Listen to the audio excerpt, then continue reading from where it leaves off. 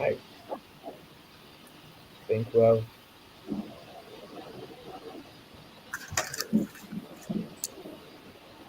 haven't quite started as yet. Um, the movements on the board. You can hear me, Inez? Yes, I can hear you. I'm hoping that they're waiting for a start for me, a confirmation.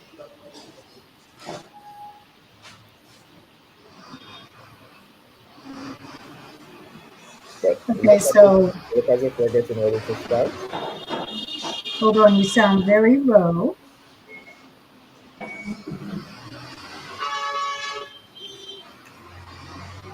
Okay, are you watching on YouTube? I do have the YouTube link open as well. Okay.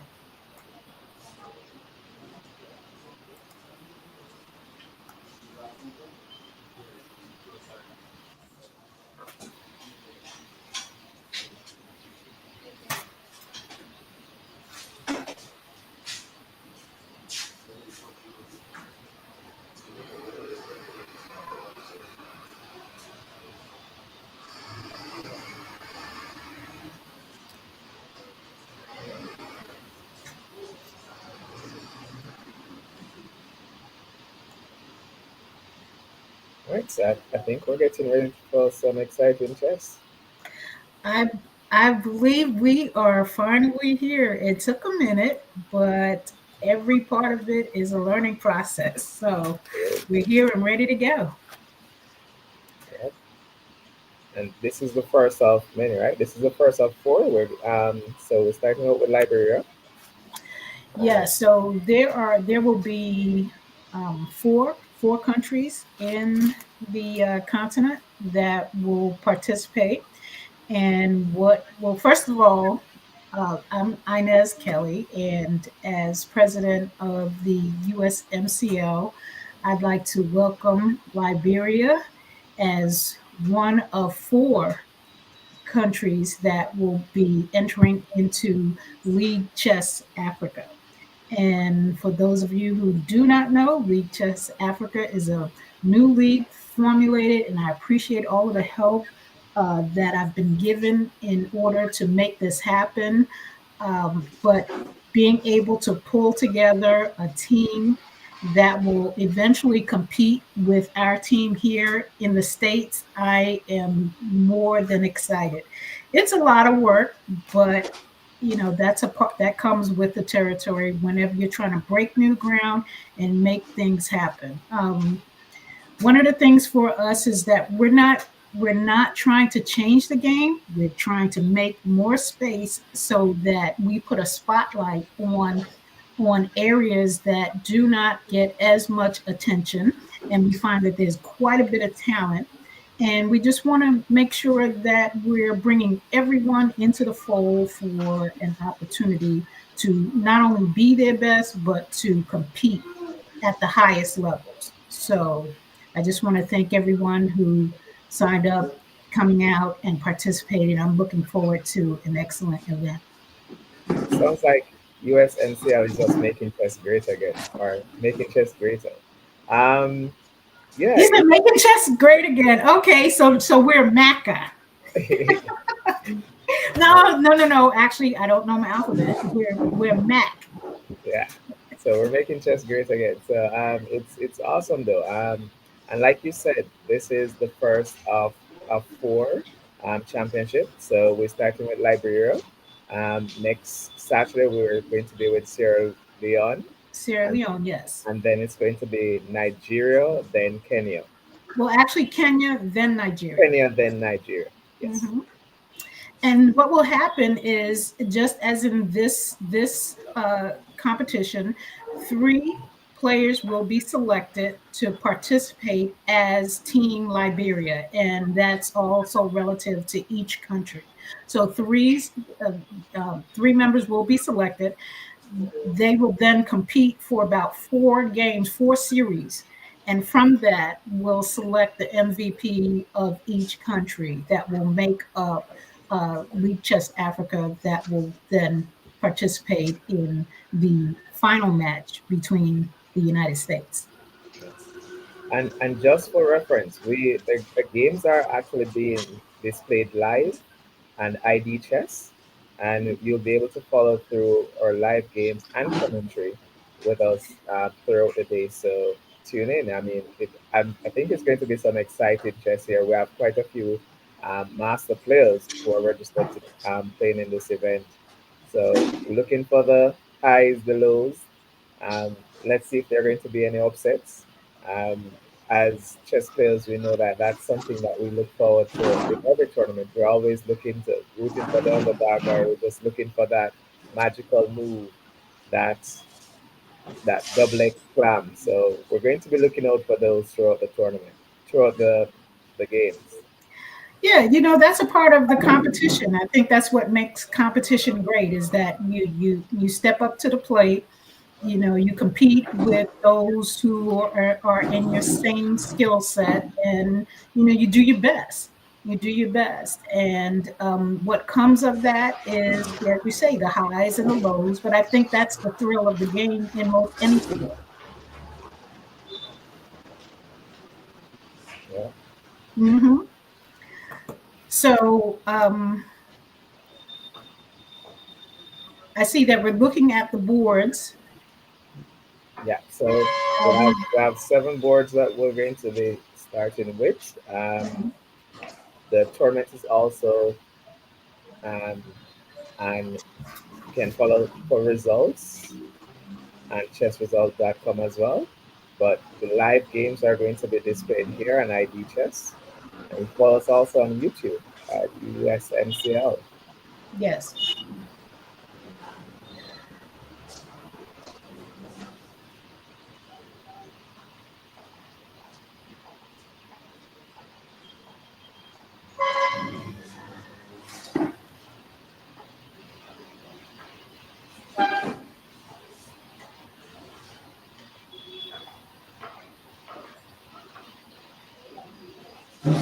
I'd like to take this time to say hello to everyone.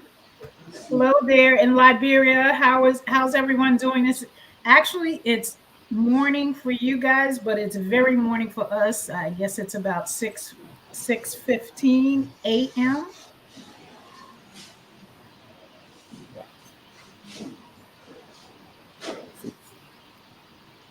It's 6:18 a.m. for you there. Okay. So Yeah. you're a bit earlier than I am as well. So it's about seven for me. Yeah. Okay. Right. So you're in the Cayman Islands. Yes. You back home? Yes, I'm back home. I'm back Okay. home at the moment. So Yeah. all right. I know you were just in New York with your team. Yeah, we're just in New York playing in the World Team Amateurs that took place in New Jersey, and then right after was in New York playing in another event, which I think I did fairly well in that one. I'm recently Hmm. coming back over the field playing some chess and really excited about that. All right, so we have some pairings up, and we have we have 10 board. We have 7 boards with pairings up, and we have names being displayed. So we will get those games as soon as the first pawn has been pushed or the knight has leaped forward. We'll have those games being broadcast to you live. So I'm excited. I didn't think getting up this early. Well, because actually I've been up since about. Well, did I even? I don't even know if I went to sleep. Well, I did get about an hour sleep. So I'm excited about it. This is, like you said, this is our first one, and we've got another one next week. So we've been working the kinks out, but we are here. We're here, and we're ready to go. Is Abs- everyone ready in Liberia? Everyone looks ready. I mean, everybody look ready and waiting. Okay. As a student would normally say, like, if you say something is interesting, they have a new thing they say, it's interested. So I think everybody's very interested right now. I'm going to turn the volume up a little bit here. So So do we need to make the move, or no, I think Our underground arbiter there is Thomas, and I think Thomas will, as soon as it's time, will let the players know, shake hands, and make your first move. Okay.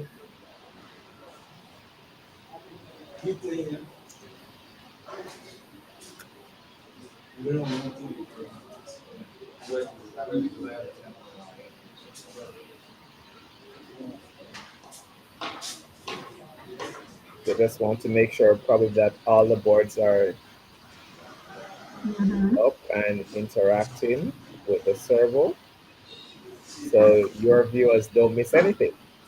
Sounds good.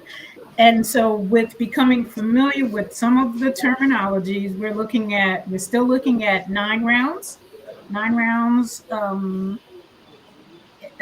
15, what is it, 15 plus 5. 15 plus 5, which is a rapid time control. Mm-hmm. Very similar to what we just had concluded in the World Blitz and Rapid, which was Okay. actually 15 plus 10 seconds increment.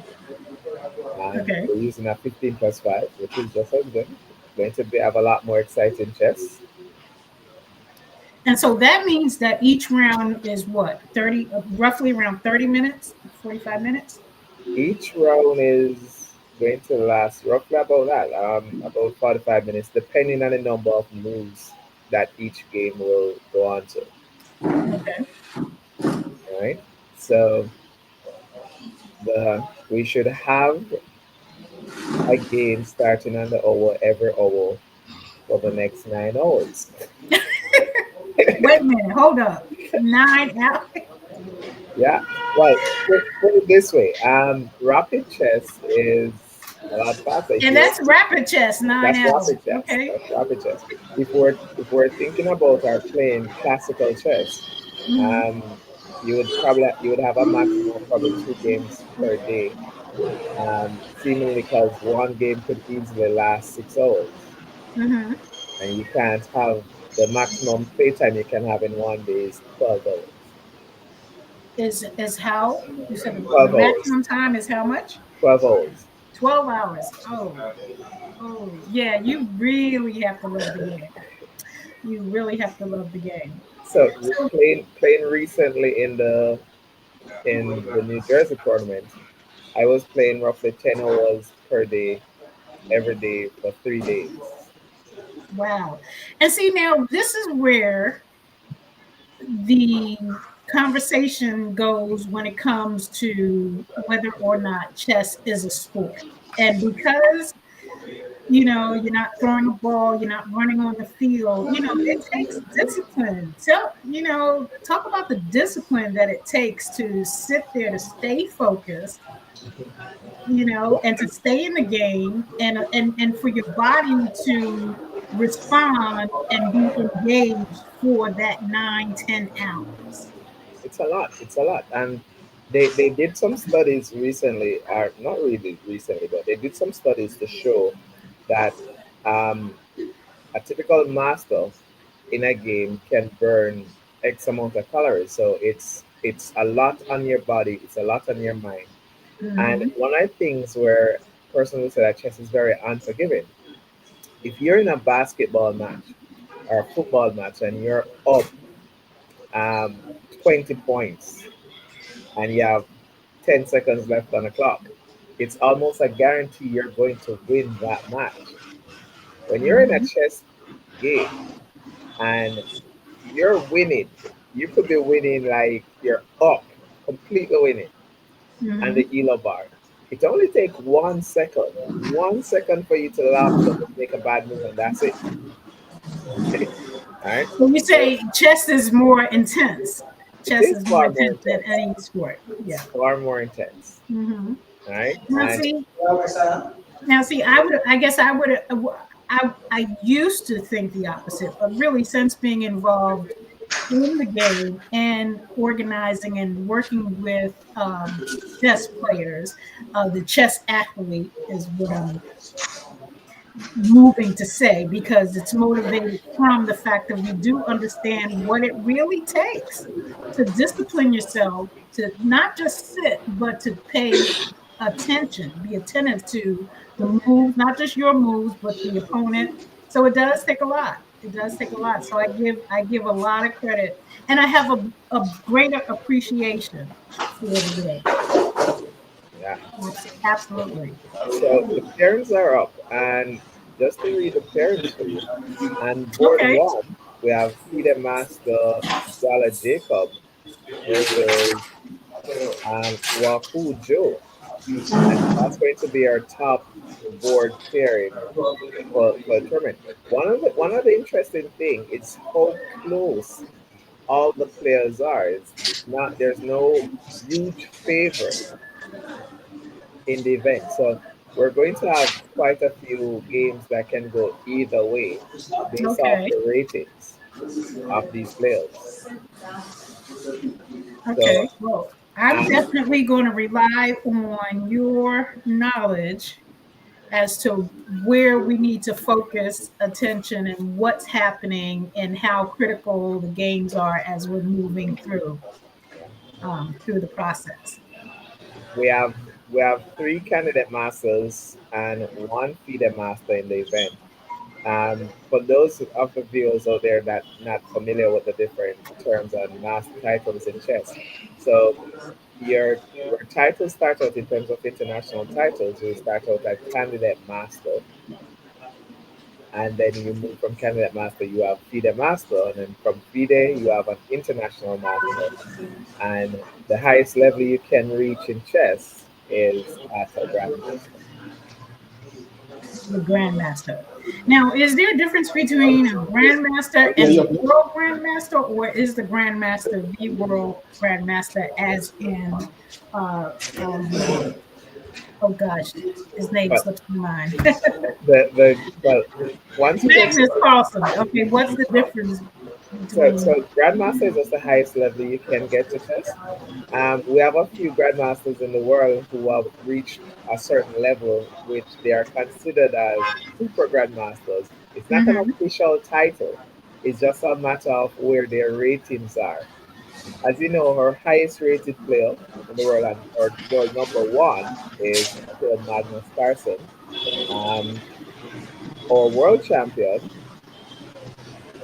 at the moment is Mukesh D from India, the 18-year-old from India who Hmm. recently became world champion after defeating Ding Liren in the 2020 tour world championship. So he he became he also became the youngest world champion at 18 years old.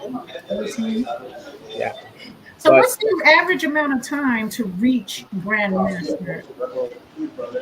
back in the days, I mean, getting to the grandmaster would have been like the record was at 16, 17 for a long time. Then it just kept going down 50. I think the youngest grandmaster we now have is 12 years old. Wow. Yeah. So it's a record that just kept going down and down. And I Yeah. think it had to do a lot with technology. Yeah. And as technology improved and you had a lot more resources available at your fingertips, Hmm. once you have that interest to study and to do chess, especially kids who are doing chess like around the clock, and the Hmm. resources are there at their fingertips, they are Hmm. able to calculate really fast. Back when I was studying chess, there wasn't the internet bubble wasn't the internet wasn't there yet. Right. So a Right. lot of my studying had to be doing to rather than search, I had to research. And you know the difference between search and research. Search is when you click a button and all information comes to you. Right. Research is when you have to go to the library and you try to find a book. And if you do find a book with the information you're looking for, then you can get somewhere. So Hmm.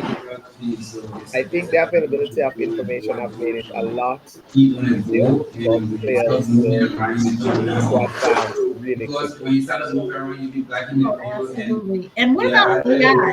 How is AI there are others doing some impacting promotional really videos. the Yeah. So they challenge start of moving the around game and from the watching human other games. And space? once that game is over, You were and talking about how try to for put it after you they watch any other game you coming want to watch through, again. After when you start watching it, evolving okay, let's through the stop moving process around that and it all of them. really just took So years we can to shake get hands inside. delivered. Now everything is not only at your fingertips, but giving you the suggestions and giving you the feedback. How does that, how would you say that impacts the quality of a grandmaster today versus, or does it Oh, today versus years ago? so the games have started, but that's a really good point. But AI has obviously made a lot of things um, faster, but the games have started. So what I'm going to do is I'm going to jump into our top board game. So if you're viewing, you realize that we now have movement on the board. So it's Okay, great. top game is Jacob and Joe. So let me just highlight that one. That's here. That's our board one. And yeah, I mean, based off our, what we're saying earlier is that they're going to start with E4, but we had a C4, which is the English, starting on board one. And as you can see, the time control is 15 plus, and both players are pretty much just into the open at this point.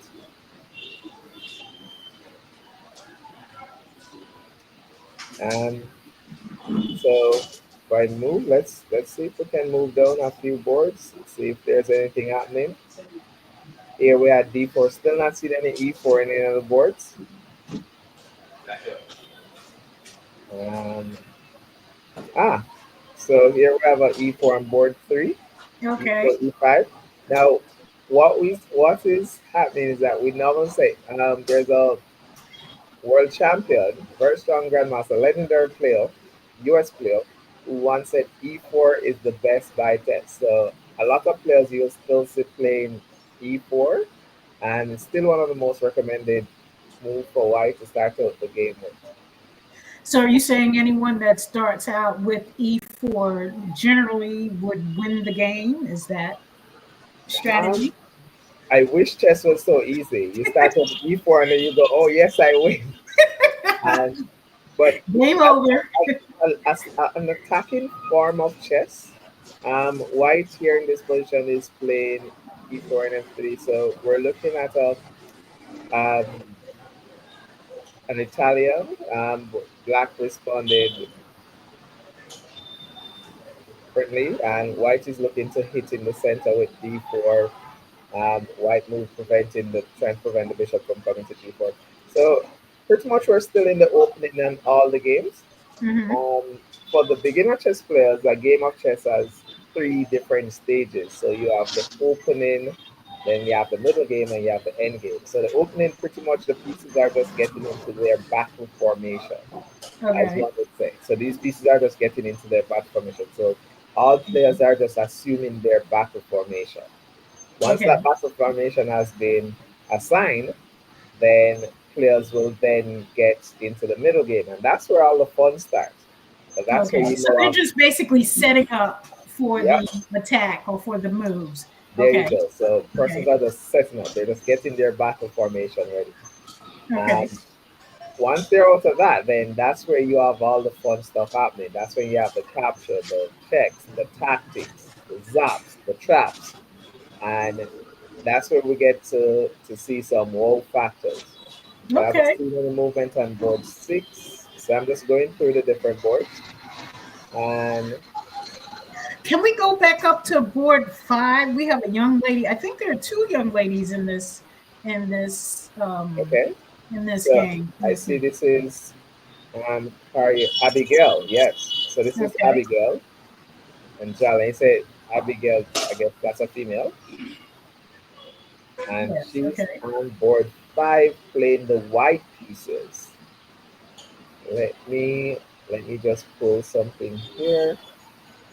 And it looks like she's got that E4 move that you were talking about. Whoa, I interesting. am such a novice, so I'm not even going to be apologetic about it. I am a novice. So anyone who is a novice at this, and at the same time, I grew up. My dad played chess, so back in the 60s, my dad played chess. So I'm very familiar with the atmosphere of the game. It was never something that was my thing, but I am familiar with it. But I've never gotten into it in this way and this deep to really understand. So I kind of feel awkward where I'm familiar, but while at the same time, very much a novice. But you were saying Abigail. Well, so Abigail actually played the Queen's Gambit, um, and I think probably a lot of persons are familiar with that recent Netflix series, The Queen's Gambit.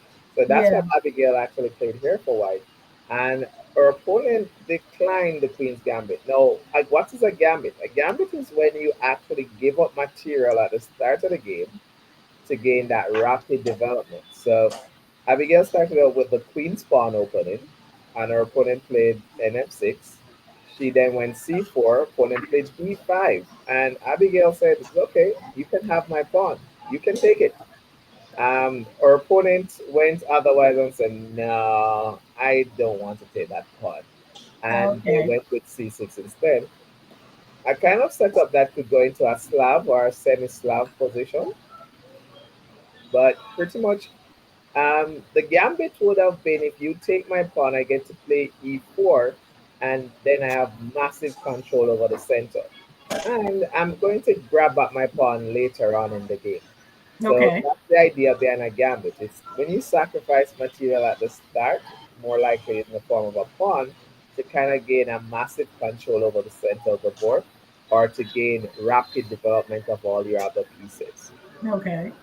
So that's what you mean by the opponent declining. So you Yeah. basically have the setup and Mhm. you anticipate that your opponent to respond, but Yeah. then they do not so they don't play with you basically. Yeah, so it's like I can give you something, and you have the option. You can either choose to accept it or you can choose to decline it. Okay. In this case, her opponent declined the gambit, so they're like, "No, I don't want your pawn. I will do that." So the game continued. Her opponent played a Slav position, where the drawback to the Slav is that you end up with this bad dark square bishop, Mm-hmm. um, and c8. If I switch to my analyzing board, you'll see that this bishop here on c8 is going to be very difficult to get into the game. Mm-hmm. Um, they exchange a few pieces, and now black castle, white castle. So pretty much we're out of the opening phase of the game, where Okay. both players have managed to get their king to safety. Okay. So they have developed their pieces, they have fought for the center, all their pieces are out, and the kings are castled. Now, in this position, black has one problem. Black major problem is this bad dark square bishop here, light square bishop here, and c8, because this bishop won't be able to enter the game so easily. And without it entering, the rooks are not going to be connected. So black needs Oh, to solve okay. that problem. It needs to connect those rooks. For Okay. white, as soon as white lifts the queen, the rooks are connected. And that's Right. actually something that you aim for in the opening. One of the Right. things that you'll also notice is is that the opening is played a lot faster because both players already have a clear idea of what their plans are in their opening setup. So this is where you'll notice the clocks now slow down a bit and persons start thinking more in Mm-hmm. the after the opening. So in the middle game is where you're going to really spend some time formulating that plan, coming up with the right plan based off the different pawn structures and where you have more space on the board. Okay. Okay. Right?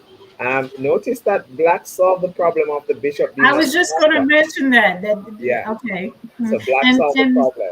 and that's because the bishop moves diagonally, and by the pieces position that he was kind of just hemmed back there, and Yeah. then causing the castle, the rook, unable to connect, as you say, Yeah. because of the bishop in between. Yeah. Interesting. So there you go. So what black did was kind of a fianchetto or fianchetto of moving the b6 pawn to put the bishop on the b7 square. Now the Okay. bishop would be eyeing this long diagonal here leading to the king. So the white bishop is now poised. If it can get these two pieces out of the way, it can create an attacking lines leading to the white king. Hmm. But if you notice, now is where both players have really start moving quickly and they're just now focusing on what the right plan is. White last Right. move was rook to c1, which intends, and it's very clear what white intention is. White is going to be attacking on the queen side. Okay. I Alright, see. so we can come back to this game. Let's see what's happening at the top. And Okay. black says, well, I'm going to challenge you. I'm going to challenge you for that file, you know? and, Don't and that's challenge me, please. and that's what chess really is. I like to say a game of chess is about two things. It's about creating problems and solving problems. It's solving So, them. so Yes. your opponent Yes. is going to their main objective is to create problems for you when they attack your pieces if they threaten checkmate. And it's Hmm. just how well you go about solving those problems. Because really and truly, if you don't solve those problems, then your opponent wins. And it's as simple Right. as that. Okay. Well, I think there's another young lady in this match. Can we see how she's doing? What's her name? I think it's Is it Georgina? Here she Georgina. is. Board 8. Board 8. Georgina. Okay. All right. So Georgina game hasn't started. Oh, okay. All right. Georgina game hasn't started. All right. So what we'll do is swing back on the board one. Okay. That's the top board. And these players are now entering into an endgame. So if you notice, the queens are off the board. Majority of the minor pieces are off the board. So they're now approaching their end game. And the end game is like we're not making up terms in chess. It's just literally the end of the game. So Hmm. we're now approaching towards the end of the game. Notice how this black king is now in the center of the board in comparison to this king that is still in a castle position, the white king. Hmm. All right. I think white is going to be looking to try and open the center. The problem with opening the center here is that you're going to create a weakness on the d4 square. So that would be one of white plan, but Okay. it's how they go about doing it. His last move was rook to d1, and you can only imagine that you play rook to d1 in order to get the d4 push in. Yeah, Okay. So is this game ended or no, this game is pretty much all in balance. Now, okay? there are See. different advantages in chess, and right now, the most basic advantage is material, and material is completely equal. So, what black is doing is black is just activating his king. Black is saying, Okay. my king is a fighting king, and I'm bringing it into the center of the board. Because he's saying this is an end game, and in an end game, an active king is going to be a very crucial piece. Okay. Okay. So he's like, if you want to go on there, if you want to go and open the center, fine by me. Open the center. I'm going to capitalize on this weakness. I'm going to have an active king. So black, in some sense, is being a little bit provocative in Okay. what he's trying to entice his opponent to do. White Okay. says, well, I'm going to open it, but I'm going to make sure I prepare. So white actually just lift the rook, and this is called taking it off the background. So you just lift the rook to e2, and I think his intention now is to play the rook on a1 to e1. Hmm. Quite a bit of preparation in order to push this pawn. I'm not sure if it's going to be worth it, but white is doing quite a bit of preparation to push the pawn. Okay. So this is going to be interesting to see how black responds to this. Does he ignore it, or does he think it's that threatening? Hmm. So if you And notice, so, black is under a bit of time pressure at the moment. hmm He has almost half the time as his opponent. and so, explain that part, the time control, because that was one of the things that was most confusing. I think I think I have a handle on it, but it still gets to be a little confusing. Like you could be winning, but then lose on time control. Yeah, So yeah. how does that work? Time management in chess is a very important aspect because you're talking about basically making all you get down. There's a 5 seconds increment, which means for every move you make, 5 seconds is added to your clock. Um, Oh, okay. you start out with 50 minutes, and from move one, every move 5 seconds added to your clock. It might seem fast, but it's a lot of time if managed carefully. And for some players who are blitz players will think that yeah, it's a lot of time, but trust me, if you get into a position where you have to think and try to really figure out a position, you realize 15 minutes runs out really quickly. Yeah. I've played games where I've been in position where I had to think for my move for far more than 20 minutes on one move. Right. These guys are getting 50 minutes for the entire game. I've Mm, spent more than 20 minutes on one move. right. And So that's the amazing part of Blitz. And then the bullet is actually faster, is a faster pace. yeah, so this is rapid. 15 plus 5 is rapid. Hmm. Blitz would be like you have several different blitz time controls. You have blitz time controls with 5 minutes, 3 plus 2. So you have several different options. Um, but yeah, manage. You have to manage your time. It's important to Hmm. manage your time. I Hmm. think White is looking for a plan. Black just played b5, I guess, with the intention of hitting the knight here, just kicking the knight away from the c3 square. Um, White moved rook to d1. I guess the intention is to give the knight a flight square. So if you keep my knight, then my knight can always run back to the square. And now we're seeing Black's intention. So Black intention is to lift the rook, double the rook, put pressure on this h2 square, and then kick the knight. So that's a very good idea Hmm. for Black in this position. And like I said, I mean, I would think that Black has the upper hand here. I mean, his king being up in the center of the board showed his intention, but he has more space. He Right. controls a lot more space, and his pieces are more active. So are you saying that by doing so, he's in a greater advantage? And are you giving away his strategy, or is does his opponent understand that this is what's going on? You think that one opponent? I mean, my explanation is really for our audience.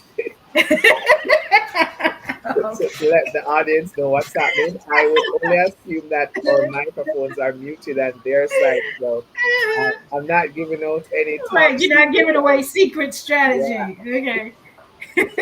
So like, oh, your opponent's about to do this now, so you need to respond. But yeah, that's pretty much what's happening right now. Um, Okay. Black just played rook to a7, and his intention is to play rook a8 and put a lot of pressure on the a2 pawn. A pawn that looks pretty much as if it's defending, but in all honesty, as soon as you push the pawn to b4, that knight has to run away, and he's winning a pawn. And in Mm-hmm. these end games, you win a pawn, and that's game. So Oh. if you look at white last move was actually wow. He played b3, and the intention is he wants to use the rook and d2 to defend the a2 pawn. But I don't think that works. That's not Mm, going to help him mm, because what's going to happen now is that after he doubles the rook, when he kicks the knight, he's going to play his rook down to a3, and then he will be able to sacrifice the rook and b3. okay. So this position is what you call active defense versus passive defense.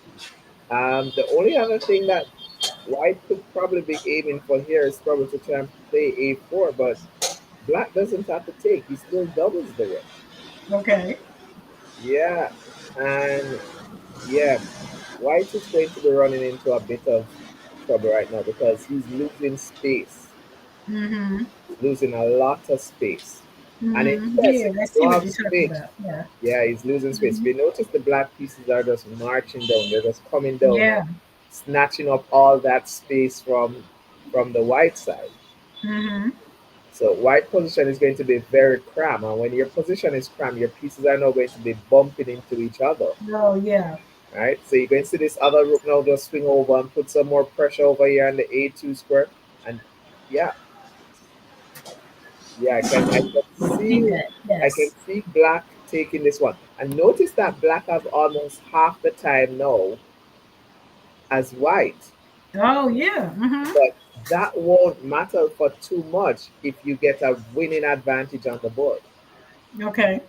So then, are we looking at white having issues with time control?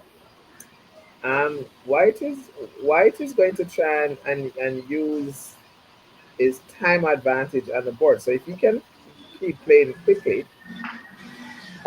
what he would be considering to do, what White should have probably done is he should have probably moved the rook to drop the bishop back to b1. So have the bishop as the primary defender.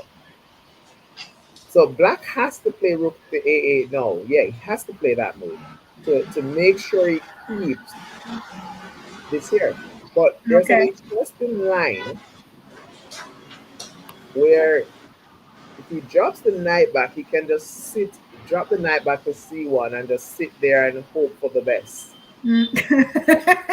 Sometimes that's the tactic. Sometimes Sometimes that's that's it. that. Sometimes that's what you have to do. You just have So to I did get hope for word the from best. Tech. There is a camera on Georgina's board, but they're having a little bit of technical difficulty. So we can kind of check Think of back and see how that's progressing. So that board is moving. It's just not being picked up. it's just So okay. for family and friends of Georgina, she is playing.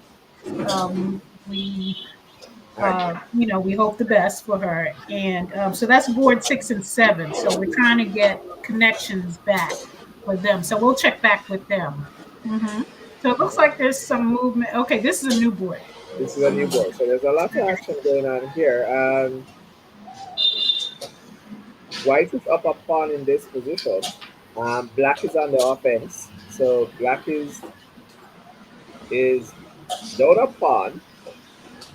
Very crucial pawn. It's actually a connected pass pawn, but getting your rook on the seventh is normally a very interesting way to continue a game. So this rook. Oh, wait a second. This is checkmate. This is checkmate on the board. Okay. That's checkmate on the board. This game is over. Um, so Bishop came back here, attacking the knight, and that's the same thing I was explaining earlier when I said your opponent create a problem, you have to solve the problem. When Bishop here was played, the idea was to try and get rid of the knight, but the knight moved willingly attacking the bishop, and when the knight moved, it allowed for the checkmate on the f7 square and the Oh, c7 okay. square. So this is what you call a smothered move. So if you So notice, white won this game. White won this game in a smothered Okay. mid fashion. Okay. So if you Yay. notice, Yeah. See the that? king is Okay. completely smothered by its own pieces. And Oh yeah. Yeah. the Yeah. knight jumps in and delivers checkmate. So that's the first. I think that's the first game finished. And board two. Okay. Board three is also over. So board three ended in. This is interesting. So black won on this board. Oh, I guess white resigned. Black is just up a lot of material. Mm-hmm. And he's about to win this pawn as well on the b2 square, making this pawn into a pass pawn. So um, And so you say white resign. That is that when that happens, what happens? white resigned when he realized the position is very hopeless. Black is now about to probably play this move here. Just knight Mm-hmm. takes pawn, and then he's protecting this pawn, and then this pawn is just going to be pushing all the way through to come out to a queen. Okay. So white resigned on that one. Board four, if you look, board four, the black is down to 6 seconds on the board. Mm. 6 seconds. That's something you Six can seconds on the board. six Okay. seconds on the clock. And something seems to be happening here because neither clock is moving. So I'm assuming that black may have lost this game. Yeah. 6 seconds on the clock. Yeah. Look at the time. What happens when the time difference is so great? 6 seconds versus 9 minutes and 27 seconds. It all has to do with the position on the board at the time because sometimes you can be down to 5 seconds, you can be down to 1 second on your clock. But if you have an overwhelmingly winning position, it's Mm-hmm. still good enough for you to win that game, even with 1 second on the clock. Especially when you're playing with increment. This game is also showing that white may have lost this game on time. So white time is down to 0. Black is up. Mm-hmm. Oh, so the time just adjusted. And you'll see time being adjusted in case someone made an illegal move or an infraction. And Oh, the arbiter has the right to readjust the clocks. okay. So this game is still going on. Oh, this is Abigail. Oh, this is Abigail. This Okay. is Abigail. So the times are pretty close, just a difference of seconds. And oh, what's happening here? So we have equal material, very much equal material, and Hmm. black time is running. Okay. She just snatched that thing off the board. Yeah. So bishop takes. More likely going to get pawn takes, and then the queen is going to drop back to attack this knight. The knight is going to come back. So still a lot of chess. Oh wow, they played queen takes. Oh my gosh. They're Oh, going this to is so move the queen. That exciting. drops the queen. What? That drops the queen. Oh, okay. So yeah, I just saw it with. Okay, so the it just took the black queen, correct? Yeah. Okay. In this position, I mean, black black just has one move. He has to play pawn takes the bishop. That's the Hmm. only move. But black, for some reason, played queen takes. Hmm. Just losing the queen. Oh my gosh. That is so funny. It's like I'm watching you get excited the same way people get excited about a football or basketball game. But once you get into it, it is Yeah, when you think about the thinking that goes into the moves, and especially something totally unexpected like that. So that yeah. was very unexpected. Now, this is Uh-huh. one of those cases though where you have white is completely winning. White is up +6, but white is down on time. So if you notice, Abigail has less than 2 minutes on her clock. Yes. As a matter of fact, she can just sacrifice the queen right here. She can play queen takes knight, pawn takes, and then rook takes rook, check. So that would be a really good way for her to simplify the game to a winning at endgame. Mm-hmm. She decided to go with queen back, but a good move here for her could have just been to sacrifice the queen for the knight, take off the rooks of the board, and you simplify the game. Now, sometimes one would say that the hardest game to win in chess is actually a winning game. Yeah. So yeah, the Okay. hardest game to win is a winning game. So a lot of time when you're winning, you just need to simplify it. Just keep it simple. No complication. And she missed that idea right here, where just playing queen takes knight would have been such a good move if she just played queen takes knight right here. If I go to the analyzing board, um, just queen takes knight, pawn takes queen, and then she just played rook takes rook, check. The king has to move, and then she just used the Mm. extra rook to Mm-hmm. take off all the pieces. Mm-hmm. So that would have been a really simple way for her to just wrap up that game. So do you think the thought of losing the queen would have you kind of double think or maybe overthink such a good move? Yeah, I mean, no, I mean she's up. She's up, she's winning, but she's down on time. Mm-hmm. So Oh, okay. that's where simplifying the game now comes into play. She just wants to make it simple, make it a lot easier for her to just um take it home, just cross the finishing line. And it Okay. would have been a lot easier for her to cross the finishing line if her opponent didn't have any other pieces on the board. Okay. All right. So there's no doubt that she's winning here. The only problem with her winning here is that the position is not as simple with the time that she has. The Gotcha. position is simple to win. It's just that it could have been a lot simpler. Right. Right. But with the 5 seconds increment, I'm expecting that she will still go on to win this. Her ratings is 18, 1900. So a 1900 rated plus. But then again, a lot of time we say, oh, this is simple, you just do this, you do that, and it's okay, you're winning easily. But there's a certain level of pressure that a player comes under while Mm-hmm. playing. And we have to factor in that as well. There's a certain level of pressure that that person is under pressure. She's Right. looking to just double her rooks now. Yeah, she's doubling the rooks, putting pressure here. Yeah. So Black, we black, do have her on camera. I believe we yeah, have her we on actually camera now. play the Yeah. knight in to hold that defense, at least get one of the rooks on the board. Black is black is playing this hence that it's not going, yeah, but force your opponent. Black should be playing the knight here.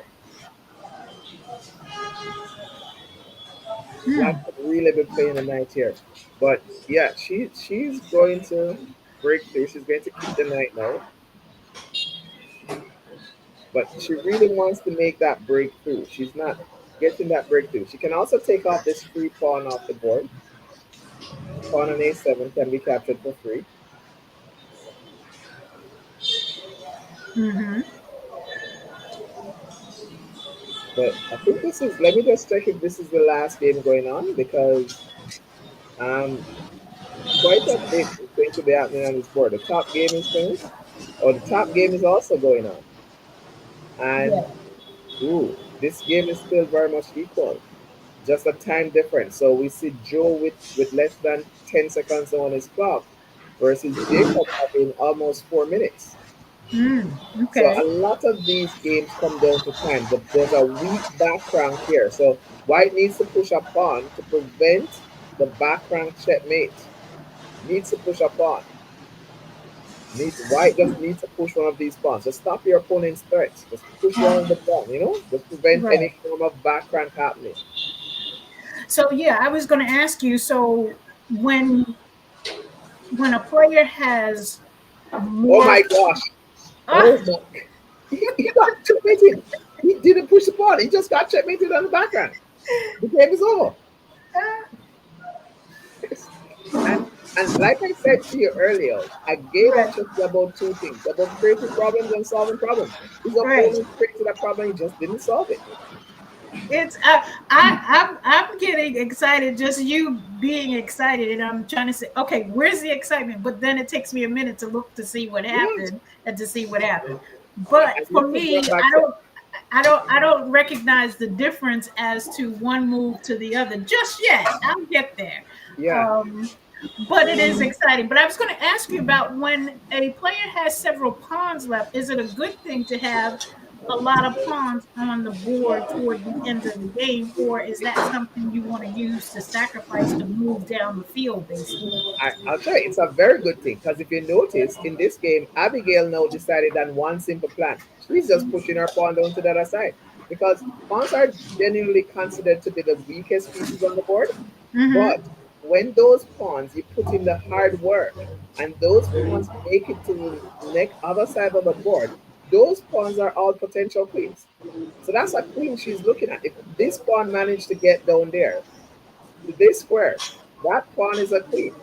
So black have to come up with a way to try and stop this pawn, prevent this pawn from going any further. But this pawn is running down to the back of the board, and if it gets there, it's a queen. Right. So black has to put. You can't just try to stop it. You have to blockade and destroy this pawn. Mm-hmm. So Okay, so now explain why is it that when the pawn gets to the opposite territory, I don't know whether it's like scoring a goal, so it becomes a queen. Why does that happen? that's a promotion. That's a promotion. Black Oh, is so you being get tricky though. Black promoted is, black because you is make it setting to the up. other side. Okay. Yeah, black is setting up a fork for the white side. So black wants to drop the knight to e2, forking the king and the queen. So black is playing very tricky, and she's down on time. So she has to look out for all of these little tactics as well, Mm-hmm. right? Because her opponent has the opportunity. So that's the thing. Losing in chess doesn't mean you're lost. Once you don't give up, you keep moving, you keep playing, Yeah. you can get out of very tricky situations like this. Okay. So it's funny because now some of the stories that that my brother would tell me, and it's funny because half the time I clearly did not understand, but he got a kick out of it because he would talk about some games that he almost lost, but just to get down to the last move, the last two moves, and just someone stops thinking for a second, and in an instant he goes from losing the game to winning the game. And so Yeah, again and that's it's chess. That's mm-hmm. chess. You know, it doesn't matter how down and out you may be or how it looks. Okay, The looks like ending is they're done. always away. Okay. And as you mentioned with these pawns just have a way. If they start going down, I mean, that's a queen on the board. And it's about Mm-hmm. material. I think something may have happened in this game because she's now down and time, or time has stopped, but neither clock's moving. So it means Okay. something may have happened in that game. Okay, so they're up. I think we're seeing them on the screen because that's board 5, correct? Yeah. Yeah, so they did the game finish. I'm not seeing a result for the. Oh yes, yes, the Yeah. game is finished. Oh, So she won. Did she she win? won. She Oh won the my game. goodness. I'm Okay. not sure how.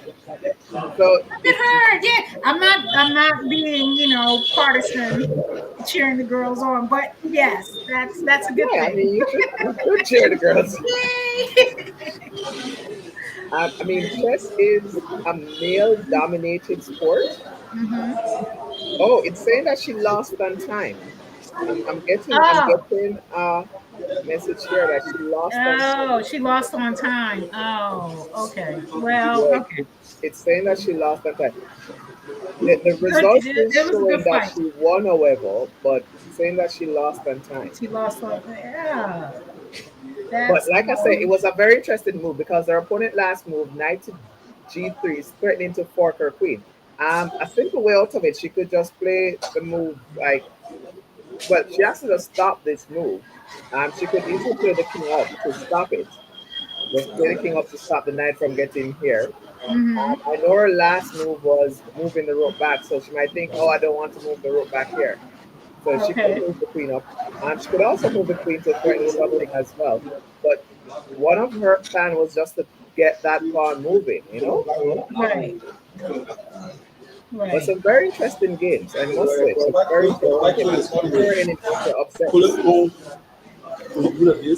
That was good. So I just want to take a minute to make sure that we are clear in our objective as we're moving with the USMCL. And so we're starting with the men's league. And we get asked this a lot of time. How come you don't have the women's league? Because we're small. We're very small. We are looking to add the women's league going into next year, but it takes a lot of promotion. It takes a lot of money. It takes a lot of support. It takes a lot of partners, and that's what we're building on now. But one of the things that we want to include as we have as our season begins is to have the women, the females that play to have the exhibition games either before the league, before the actual match, or to incorporate them into the game. So we're definitely looking forward to making the women's league a part of the overall USMCL program. So I just want to put that out there because we get that asked that quite a bit, and women are definitely coming along in the game. Yeah. And I think I was saying something earlier. When you look at female, you're going to always have that additional share for female chess. And one of the reasons is that female chess players aren't really like a big number in overall chess. It is a male dominated sport, Yeah. but females are making their way up along the ranks. And you have one of the strongest female players of all time. She has gone toe to toe with world champion who she have beaten. So Hmm. it's really good when you see female players coming out and feeling comfortable to compete against male players. Yes. And if we look back at that game that she played, I mean, it was a very interesting game. I mean, I think she missed the opportunity to convert. Oh, now it's showing the correct result that she lost on time. Okay. But she had a really good game, and in this position, she's actually completely winning. But again, in chess, winning is not enough. You have Right. to win. Right. You Right. can't just be winning. And that's within most sports. There's a time control. And Yes. so you have to factor that in because it's not just about playing the sport; it's playing the sport within the structure and the rules and the regulations by which it's set. So yeah, and and you know that the time control is what makes it also exciting.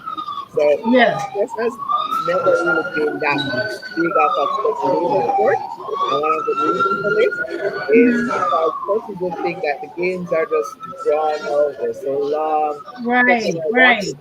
But when you're right. watching rapid and blitz chess, it's a different level of excitement, especially to a chess player or Hmm. even to somebody who is a non-chess player, just to see how fast the players are moving. I know what they're just moving off that adrenaline rush. Right, All right. right. Um, and there are lots of emotions involved as well. I mean, we saw grandmasters breaking down, crying from the last blitz and rapid. Just yeah, so it gets very emotional as well, and you're very invested And I'm in the sure the game. intensity of it because I've had the opportunity to watch several live games, and the back and forth and the intensity is so immediate and in your face as a player, as opposed to maybe a physical sport where you can walk away or you can kind of catch your breath. You're right there in the moment, so you have to react, and that raw emotion comes in. So it definitely can be an exciting experience, and maybe not the excitement that comes from kicking a field goal, but excitement just the same when you can appreciate the thought process, Yeah, and the immediacy of the turnaround of each move.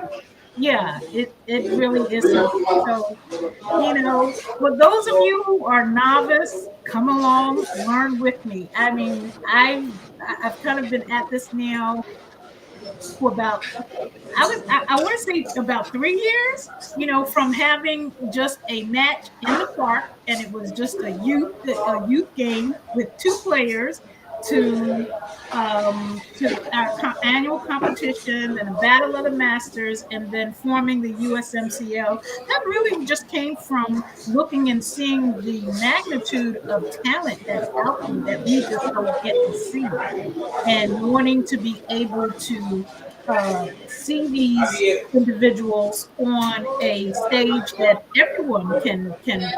I'm not saying that they're not seen. I'm just saying that I'd like to see them more often, and I'd like to see more opportunity and for you think we specific could groups get of the people. microphone muted for the venue because we just need to say what's happening. We should probably Oh, just mute the microphone for the venue.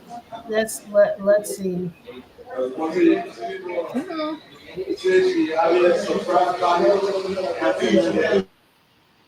All right. Okay, Um, there we go. so I think this is also a learning experience for a lot of our viewers.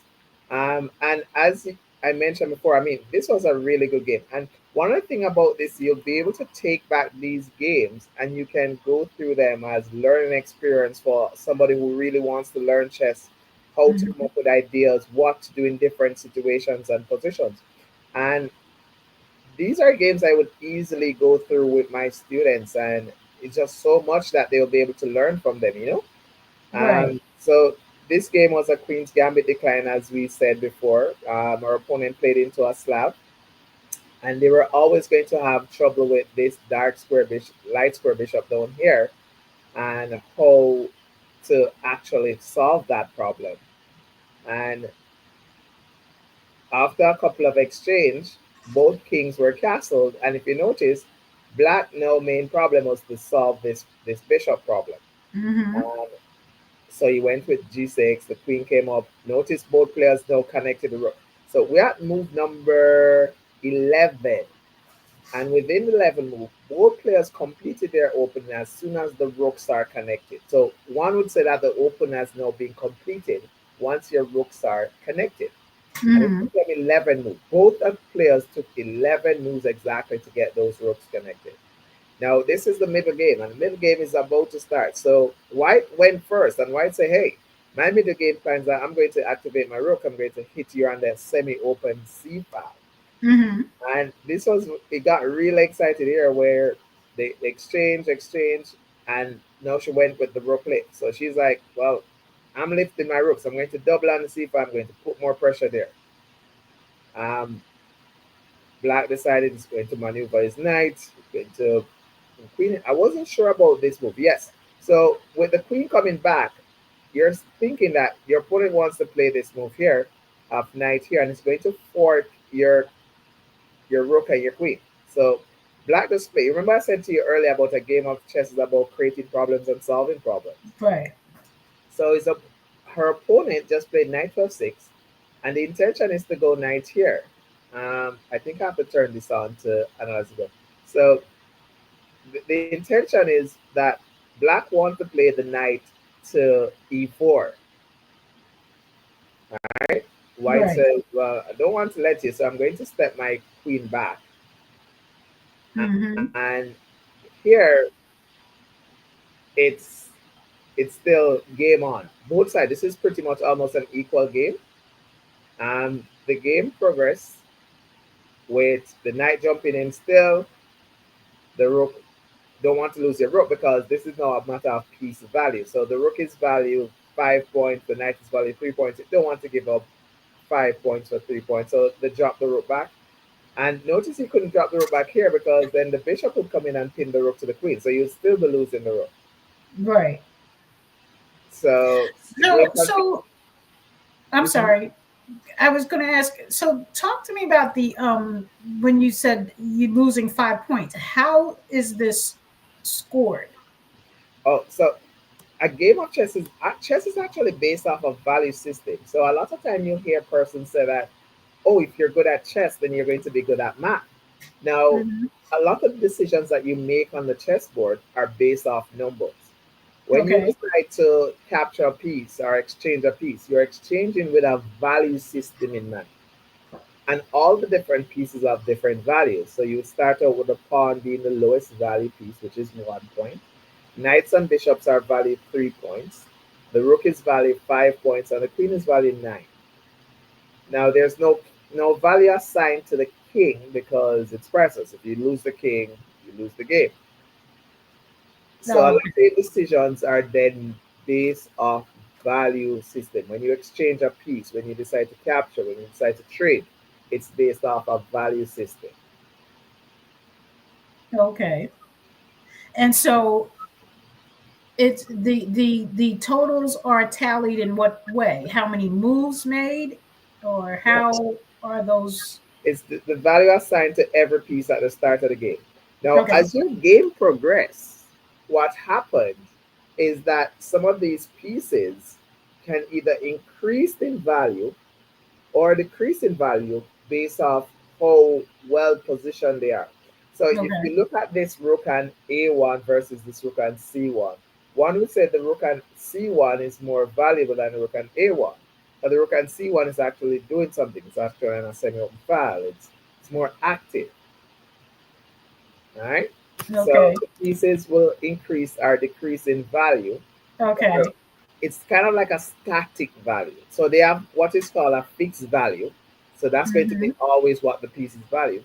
But then as a piece gets better to better scores, to better files, it also increasing its ability. Okay. And one would say that would also increase your value. Okay. Gotcha. So, Okay. So are we preparing to set up for the next round? Because this is 9 rounds. mhm. I think that by And this itself. this was this was the huge mistake made by black in the position when played bishop takes and the opponent played queen takes. So I'm not certain if it was a touch, if it was a touch move, but yeah, queen Mm, takes was just a very bad move by black. And black lost the queen right there, and this game should have been over right there. right. All right. Well, this is the one that the time was added back on because the arbiter there was an issue, right? So you're probably right about that. Yeah.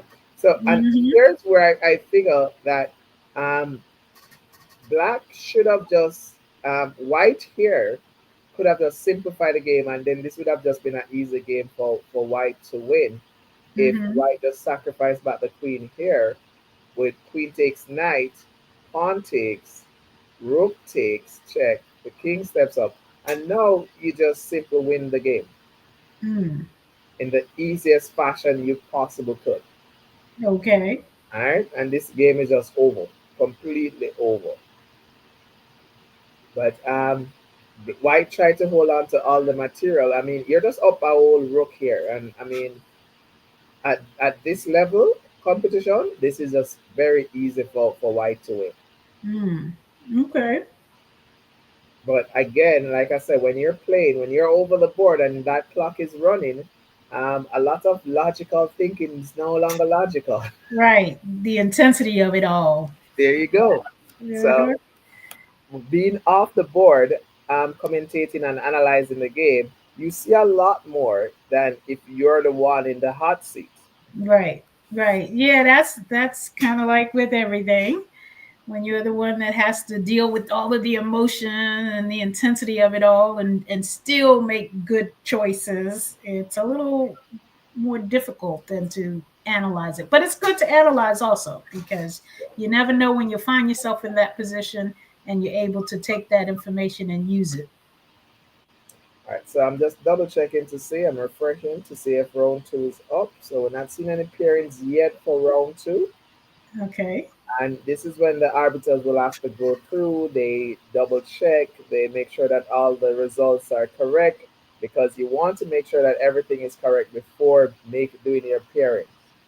You Mm-hmm. don't want to publish the wrong pairings and then you have to take it down, you know? So Okay. they Well, do while check. they're doing that, tell us about you. I know, how long have you been playing? You've been playing for a while and you're in the Cayman Islands. You're a youth director coordinating the youth in their matches and traveling around the world. Every time I talk to you, you're somewhere else at another tournament somewhere. Well, for me, it's it has been great. I mean, I started playing chess when I was 9 years old. Mm. That was a very interesting story of how I started. But ultimately, it was through a chess set that my dad had. I just saw the pieces; they looked so fascinating, and I just I just had to play with them. Mm-hmm. And my dad saw me play with the stuff and was like, "Do you not play chess?" And I was like, "Well, I haven't formally played anyone. I used to just rush home from school every day to play myself. Oh, I okay. rush home from school every day, set up the board, and I'll play myself." My dad came home one evening. I was playing against myself, and he asked me if I could play, and I said yes. And I played my very first game against someone. So my dad was the very first person I played in chess. Oh, okay. Did you And beat it? Did you beat him? Did you win? that was the first time I played him, and the last time I played him. Okay. And he decided never to play me again. Oh, okay. And but one thing that came from that was I got to spend a lot more time with my dad after I beat him my first game because he would then take me around with him wherever he goes so that I could play his friends and beat them. And beat his friends. So I could play chess. I didn't even know. And then he introduced me to a club where I started getting formal training. Um, and that was just it from then. I mean, I just Mm, found something that I extremely love doing. When I realized that I could make a career out of chess, teaching chess, and that was like it for me. I mean, I found something that I wanted to do for the rest of my life, and right. that I truly enjoy doing. And yeah, that was That's it. at 9, 10 years old. You said I'm going to be a chess player. This is what I'm going to do. At 9 years old, I started high school very early. So Okay. I was one of those early boomers. So I started high school very early. So at 9 years old, being in high school, Wait, start wait, wait, wait. Hold up. You at 9 years old, you were in high school. yeah, I What started. grade? Okay, so high school around here sometimes will start like ninth grade, 10th grade. So So, what? so that would have been junior high for you. Well, ninth grade can be high school. So I know they've moved it so that ninth graders are in the high school in some places, but so that can be junior high school also. So Yeah. you're telling me at 9 years old you were just technically in the 10th grade? No, I was in the seventh grade. So, like I said, for you, it would have been junior high school. Oh, okay, okay, okay, okay, But okay, mine would have been in seventh grade.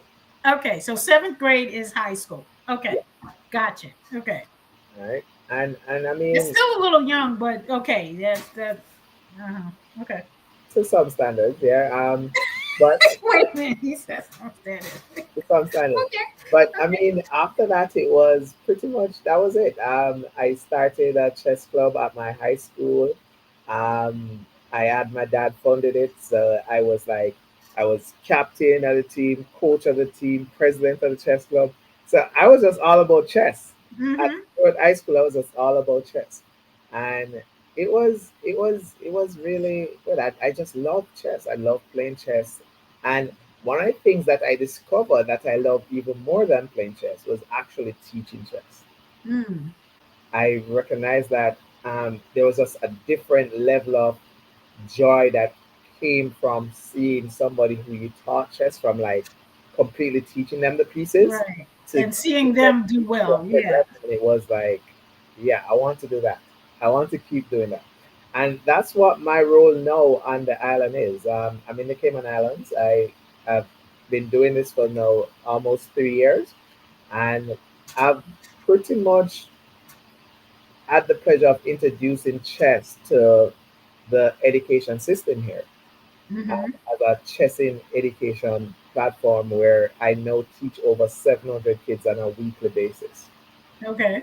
within both the government school and a few private schools. So, and it's booming. I mean, I've I was able to take a female team to the last chess Olympiad where we were able to get the silver medal at the Olympiad. And some of Mm. these girls were literally doing chess for less than 2 years. Wow. Oh, Just congratulations. getting that time. As a Yeah. matter of fact, when we got to the Olympiad, yeah, they were doing chess for about a year and 7 months. Wow. And then to come home with an Olympiad silver medal. Wow. Um, Yeah, that's an achievement. three of those three of the female players were also able Mm-hmm. to secure their woman international woman candidate master title. Mm-hmm. So it was a very successful event in Budapest, and we've been doing a lot of other tournaments, like just carrying students overseas to participate in tournaments. Our junior team just won the under 1200 section at the World Team Amateur in New Jersey. Um, there's a tournament every year. I also carry students in Orlando to participate. So the kids are getting a lot of exposure and a lot of opportunities to travel and to earn titles and earn scholarships and just be recognized for playing chess. And Yeah. it's like one of those things that USMCL is doing. It's really showing that they play for because they love it, but they can also be a professional out of play. Yes. They can make to that stage where persons are now paying to watch them play because it's a lot of time and energy and effort that goes into playing really well. Yeah. And that's one of the things that, I always tell you that I always appreciate the work that you do and what you contribute when you have time, because I know you're so busy, but what you contribute. Because for me, starting out, even though, as I said, I was introduced to chess at a young age and familiar with chess as a game, but to really get in and understand all of the nuances and what makes chess and why chess players love it so much. Why, if you say you've got a board and some chess pieces, chess folks are going to show up, period. So to understand that level and the language and the verbiage that goes with it, you were very instrumental with that. But I love something that you said at the press conference that we had, and when you talk about just the level of commitment that players make to chess, that is very rare that you have as in other sports, chess players that can actually make chess a career. And that's one of the things that the USMCL looks to be able to accomplish. So when you play with the league, players are contracted just like any other sports league, compensated not based on a tournament structure, but based on a salary structure, so that you can sign with us, not now, and pay all the bills, but we hope to grow to that place where the contracts are such that it's not necessary that you go from tournament to tournament, but that you can sign with the league and then make this a career. Yeah, So that's that it. And the that's a game changer in the sport of Mhm. chess. It is a game changer Yeah. because, like you said, in the past, or how the system currently is you have players who basically is just one prize money and everybody is competing for it. Mm-hmm. Now, with you being recognized as it would be sad to know that only the winning team at the Super Bowl gets paid. Right. Like the losers really lose. They Yeah, so it's if you're an athlete and you're a participant, you're entertaining, you're putting on a good show and a good entertainment for the right. general public, then you should be compensated You for should that be compensated. as a Yes. professional. Yes, because there are good players on both teams. It just so happened that as they say, on any given Sunday, you can win or lose. So, and those players are a part of the ticket sale. In fact, the competition itself is a big part of the ticket sales because folks want to see the battle. So it's not just the one person on one side, although you might have someone whose profile might be a little more outstanding, but still the idea is the competition. And so that's what we would like to create, that competition, and alleviate who gets the pot and who walks away with nothing, but everybody wins basically. But we can focus more on the competition itself. So yeah. But So I have to give you props because when you talk about you getting into chess, that was back when it would take what, 3 days to play one chess game. You could take back five then we had hours. analog I clocks. mean, Those it's clocks didn't use ridiculous. batteries. Excuse me. I'm Back then, sorry. I don't mean you that. I'm not saying you that. All I'm yeah, saying. I'm saying back then we had chess clocks that didn't use batteries. What? The chess clocks were analog clocks. So these are Oh, clocks okay. that you had to Just wind up just like, plug in your regular clock. yeah, these clocks were analog clocks. They didn't use batteries. You had to wind them up they had a built-in spring, and every few games or so you had to wind them up once more so that they would work. And now, when you see a game going down to like the last second, we Uh-huh. didn't have games going down to the last second. You literally would have a flag, and the clock would go tick tick tick tick tick, like the minute hand would go tick tick tick tick tick, and it raises the flag up to the very top, and then your opponent would sometimes hit the clock so hard trying to get your flag to fall. So they Right. could actually win a few seconds off you, depending on how hard they hit the clock. Oh my God. Oh my God. That is so it wasn't just a regular analog clock, back in the day, the digital numbers. It was a chess clock. There were no specific? numbers. There was a flag. Oh, oh, oh, oh, It, oh. Okay, it, now it, I it, get it. it Now had I get it. it Now had I two get it. faces. It had two faces that showed the clock, like 2 hour faces. But Oh, right. I see those when I Google for content. I see those yeah, two clocks. Oh my God. Okay. So you really had to love the game. You really had to really love had to the love the game. game, you know. You And really had only to a love few the game. persons had those clocks, so it's not like everybody. So normally, like you said, you'd go and you play, sit and you play a game for hours because there was no timer. So you were just basically there Right. enjoying the game with someone who enjoyed the game very similarly to you. Yeah. And I think that was a drawback. So growing up, my father loved the game and my brother just kind of took off with it. Well, two of my brothers actually. But for me, it was like, oh my God, it's like it's so long, drawn out. But they enjoyed it. It's like it just takes too long.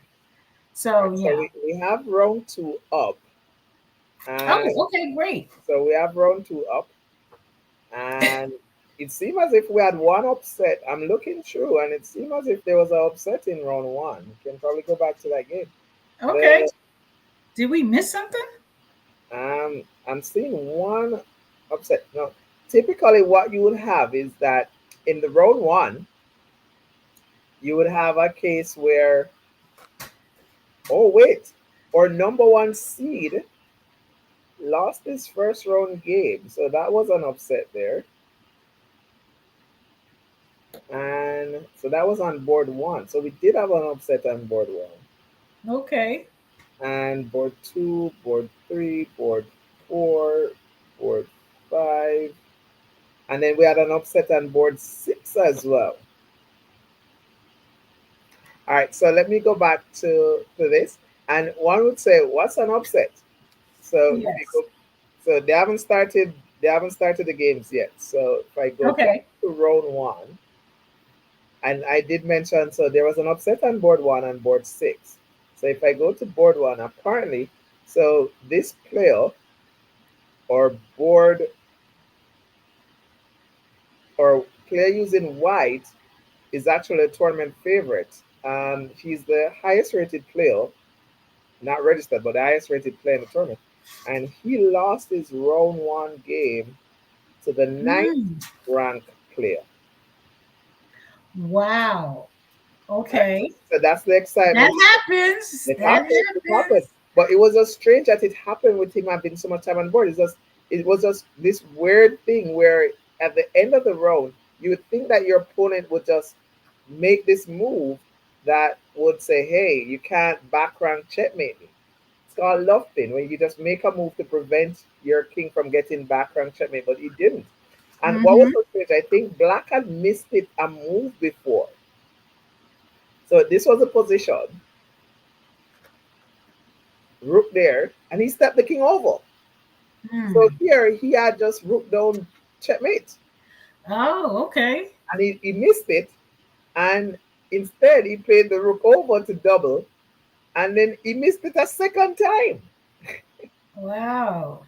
And I guess Black was not going to miss it a third time, so Black did checkmate. So that was the Mm-hmm. board. That was the upset on board one, and then on Wow. board six was also an upset. So if I go down to board six, if I go to board six, there was an upset here as well. Um, Trying to load board six game. Yeah, because remember I said that the Oh tech yeah, said board that six game didn't load. they weren't able to capture the game. There was a problem with capturing Okay, the game.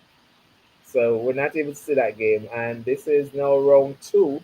So I guess the boards are loading up, and then we'll get the players on the board, so we can start seeing some more action. Okay. Yeah, but I must say, round one was pretty exciting. It was. It was Mm-hmm. pretty exciting. Well, I saw you were thrown off at least three times. So there were some moves in there that you found very questionable, and then a few that totally surprised. So it appeared to very much be exciting. So you know, I would have to say that I would have never thought that I would be sitting here today getting excited about chess, given how much I had said through my early years that, oh my God, I would just never be involved with chess. Just that comes from my, as I said, my experience of having to had learn it. All of my siblings, we had to learn how to play, and it just was back in a time when it was just a long game. So it's Yeah. like, what kind of excitement is there for a kid? But here we are. Here we are. Well, like I said, I mean, I've fallen off the chessboard a couple of times. Does um, that mean going to sleep, falling asleep? no, no, not fall asleep. Like your opponent make a move, it surprises you so much, and you fall off your chair. Oh, okay. Oh, okay. Got you. I played a game. I played a tournament very recently, and I was in the tournament. And when I finished my game, I realized my socks was off. Would it knock your socks off? Literally, My really? shoes were still on, but my socks. No. What? It was Now the that's weirdest. something. That's something else entirely. What? It was the weirdest thing ever. It's like I was wiggling throughout the game that my socks somewhat came off. They came down in your shoes. Is that what it was? It came right off. Like I was like, Okay. Wait a oh, minute. Wait a minute. Okay. So you're saying that your socks were off, but your shoes were on. my socks came off. Oh. I don't know how to explain it, but my socks came off. No, because you're not doing a very good job of explaining it. Because that makes no sense. I couldn't explain it to I mean, myself. chess is a lot of things, but I don't know. That one, I mean, you might have to walk through that one. Yeah, my You might have socks to came walk off. through that one. I couldn't understand it, but I mean, I know I That's was there. crazy. I was wiggling. I was like, it was a very intense game. This was a game played in nationals recently, Oh, okay. and So did you win? the game ended in a draw. Oh, in a draw? I mean, after all of that, after socks coming off and shoes staying on, and the only Game ended, but draw. Okay. there's a thing in chess where I say, um, it's better to draw than to lose. So You said what? it's better to draw than to lose. Oh, but oh, so do you intentionally draw a draw so that you don't get a loss count against you? Now Yeah, I've heard of people doing that. Now is that yeah. like So that it's legal? sometimes you find yourself in losing positions, and you have to fight for a draw. You have to struggle. You have to try and make sure that you don't lose. So it's better than losing. So there are a lot of times when you literally have to fight for that draw. So what about the opponent that would have counted it as a win? Now they have to take a draw. They have to take a draw. Okay. Can they complain? Is that like intentional grounding in football? Like the intentional grounding? Yeah. Um, it I guess it's like in football you'd say it is say somebody's up a goal and they're in the last second of the match, and the referee gives them a penalty, give the other team a penalty, and if they score the penalty, they equalize the match, so the match ends in a draw. Okay. So it's like a last saving grace, the last hallelujah, hail Mary. Like it's it's just something to snatch, as someone would say, you can snatch Snatch you from the joys of victory, right? or defeat. Or defeat, right? Well, for the other opponent that would have won, it's the victory. Yeah, It draws a victory, but yeah, it's a saving grace. Okay, it's all a right. saving I grace. guess I guess every sport has it. Every sport has one. Hmm. Okay, so are we Yeah. coming along here? Okay, so we see the cameras are back on. Okay, folks are napping. Look, you guys, no time for napping. We've been up since what, 3 o'clock? Yep, yep. 3 o'clock? Almost going 6 hours now, right? I know. I know. Okay. All right, so round two is getting. So more likely, we're going to have half the tournament today and half tomorrow, based off the scheduling. Okay. And I know we did get a little bit of a late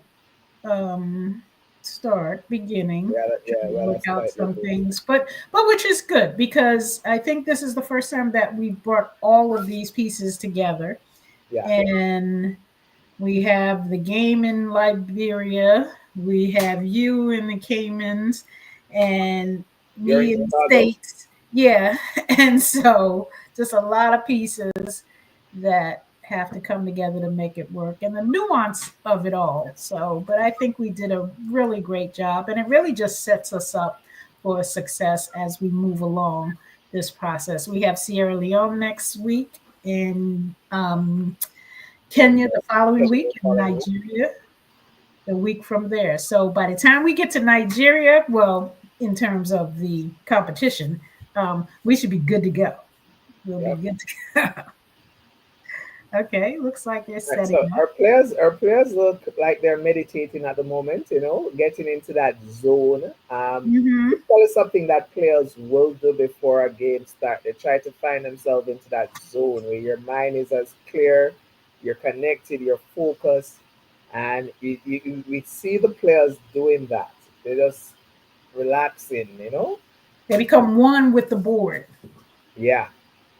Okay. So you have players that have different ways in which they will um, pretty much get themselves into that zone, into that frame Hmm. of mind. So Hmm. before gameplay, Okay. Well, hopefully that zone they don't zone out because they look quite comfy. believe it or not, there's a time when you actually. I used to do this quite frequently. I used to fall asleep at my chessboard, but it was like short naps. I would take out the board to Oh, okay. think about the position to just get myself settled and reflect. There are times Right. though when you take those short naps and they end up being a little longer than you would want to, and you end up getting under time pressure. But Hmm. I used to do it when I was much younger. I used to take very sharp naps at the board. Yeah. No, you're right. Sometimes all you need is like 10, 15 minutes and you're ready to go. That's a lot. 10, That's 15 a lot. minutes and you end up into Oh, deep you talking sleep. about less than that? Yeah, with 10, 15 minutes, you easily end up into deep sleep. That is true. That is true. So you don't even want to trust yourself to close your eyes. Like, let me just stay I'm going awake. to ask you to send me that promo that we're having on display now. To send what now? Send that to me. Send that to me by WhatsApp. Okay, what am I sending to you? What we have on display now, where the containers are. Oh, okay. Oh, okay. Got you. Got you. Okay.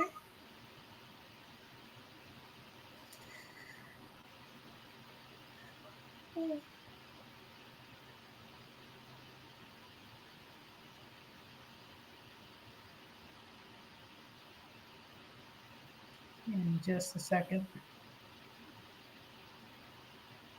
I think my phone is tired too. No, it's too early to work.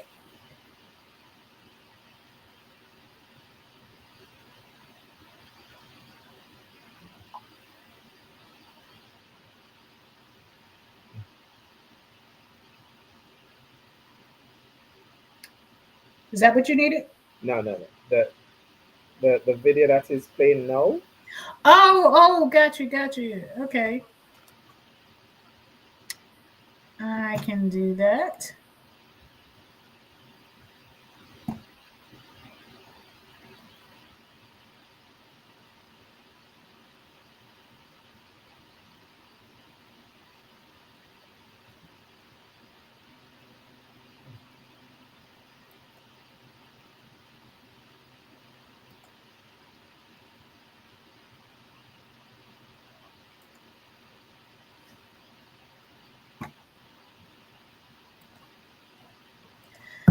So I'm in my Gmail. So if I look like I'm just doing something on the screen, I'm not just zoning out. That's fine.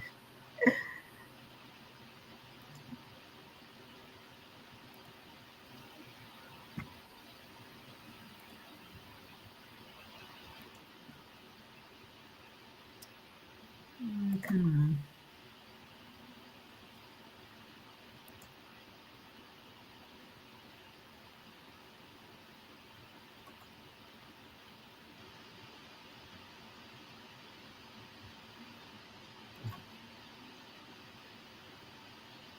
Want to make sure I'm sending you the right one.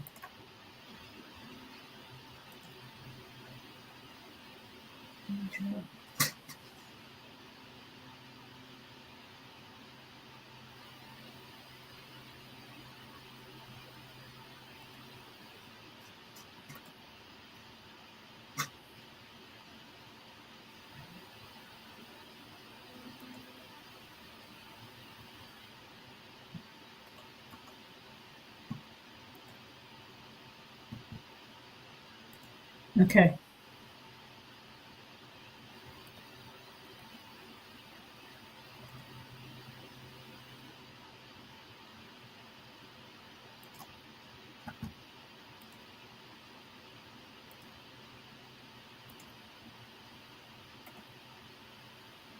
Are they set? Okay. It looks like they just have one more board.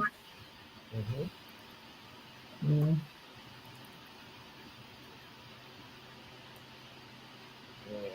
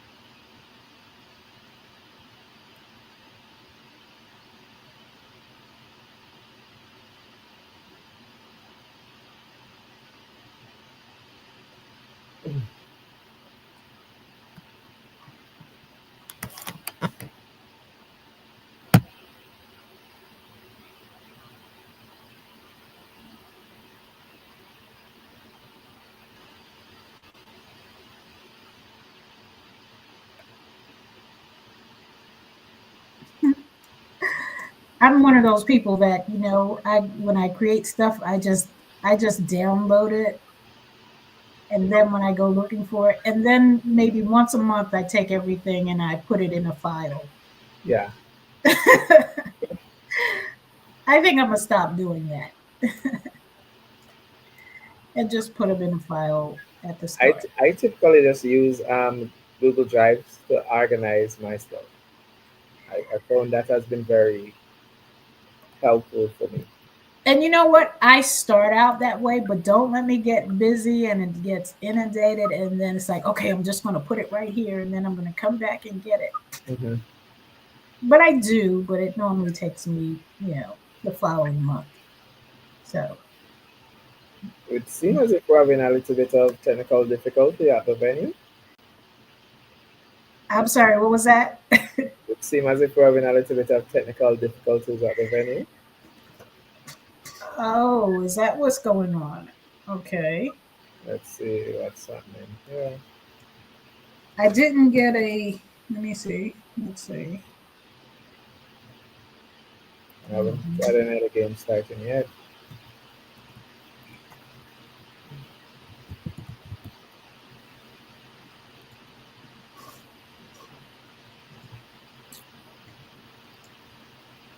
Okay, so no.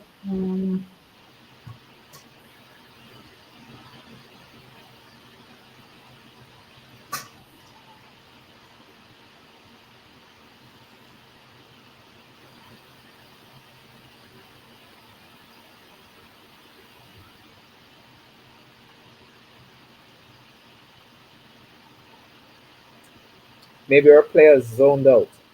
Like, I told you they look pretty comfy to me. so waiting around till players are. Yeah. I'm kidding. They are very So responsible. our underground arbiter is saying that the players are ready. They're waiting, just waiting on the tournament director. So the hall is quiet, but the tension is high. So I assume that the players it's very tense there. Right, So we should see a lot more. And especially when it comes down to some of the games ended just now. right, Some of those games ended where it just came down to just that intense pressure where Mm-hmm. a player, and that's chess. Chess, you can blunder. Like I said, it can be very unforgiving. You can play a really good game and you just make a simple blunder, you know? Right. And then you got to spend a certain amount of time kicking yourself. Yeah. Um, And you can't kick yourself in the middle of the tournament because you start kicking right. yourself in the middle of the tournament and you Right. realize that it's not going to help you with the next game or the next game after that. You have to be able to just get over that psychologically, just deal with it, just put it behind you, Right. and just deal with the next game. Because if you take that baggage into your next round, it's only going to be weighing you down. So it's like you're now trying to swim with a sandbag attached to you. Right. And You your head is still in the Your head previous is, game. yep, still focus on the mistake. And when you Mm-hmm. focus on the mistake, you can only see more mistakes. So you have to be able to just get that clear mindset. You know what? That happened in that game, but Right. this is a new game. It's a new day. And we have to take that approach to life from time to time where we just Right. accept I bad was things just gonna say, happen. yeah. Mm-hmm. But this is a new day, you know. No, nothing bad happened today yet. Well, don't say Yeah. yeah. Nothing bad happened today. There's We'll nothing bad start. happened today. So yeah, Mm-hmm. I can't Yeah. use yesterday's past to spoil today. Can't ruin today. Right.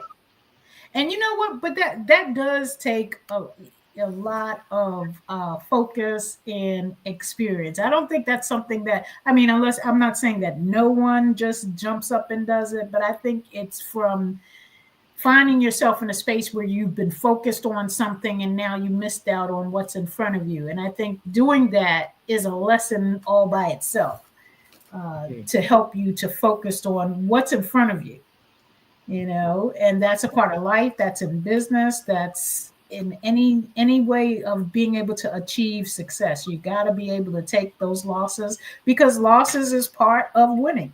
And so you Yep. got to be able to take those losses and learn from them. And sometimes you got to learn from them right on the fly, like instantly, right now. Got to take that. You can dwell on it later, but right now, let's put that behind and let's move on with the next game. So There you go. You have to. You just have to.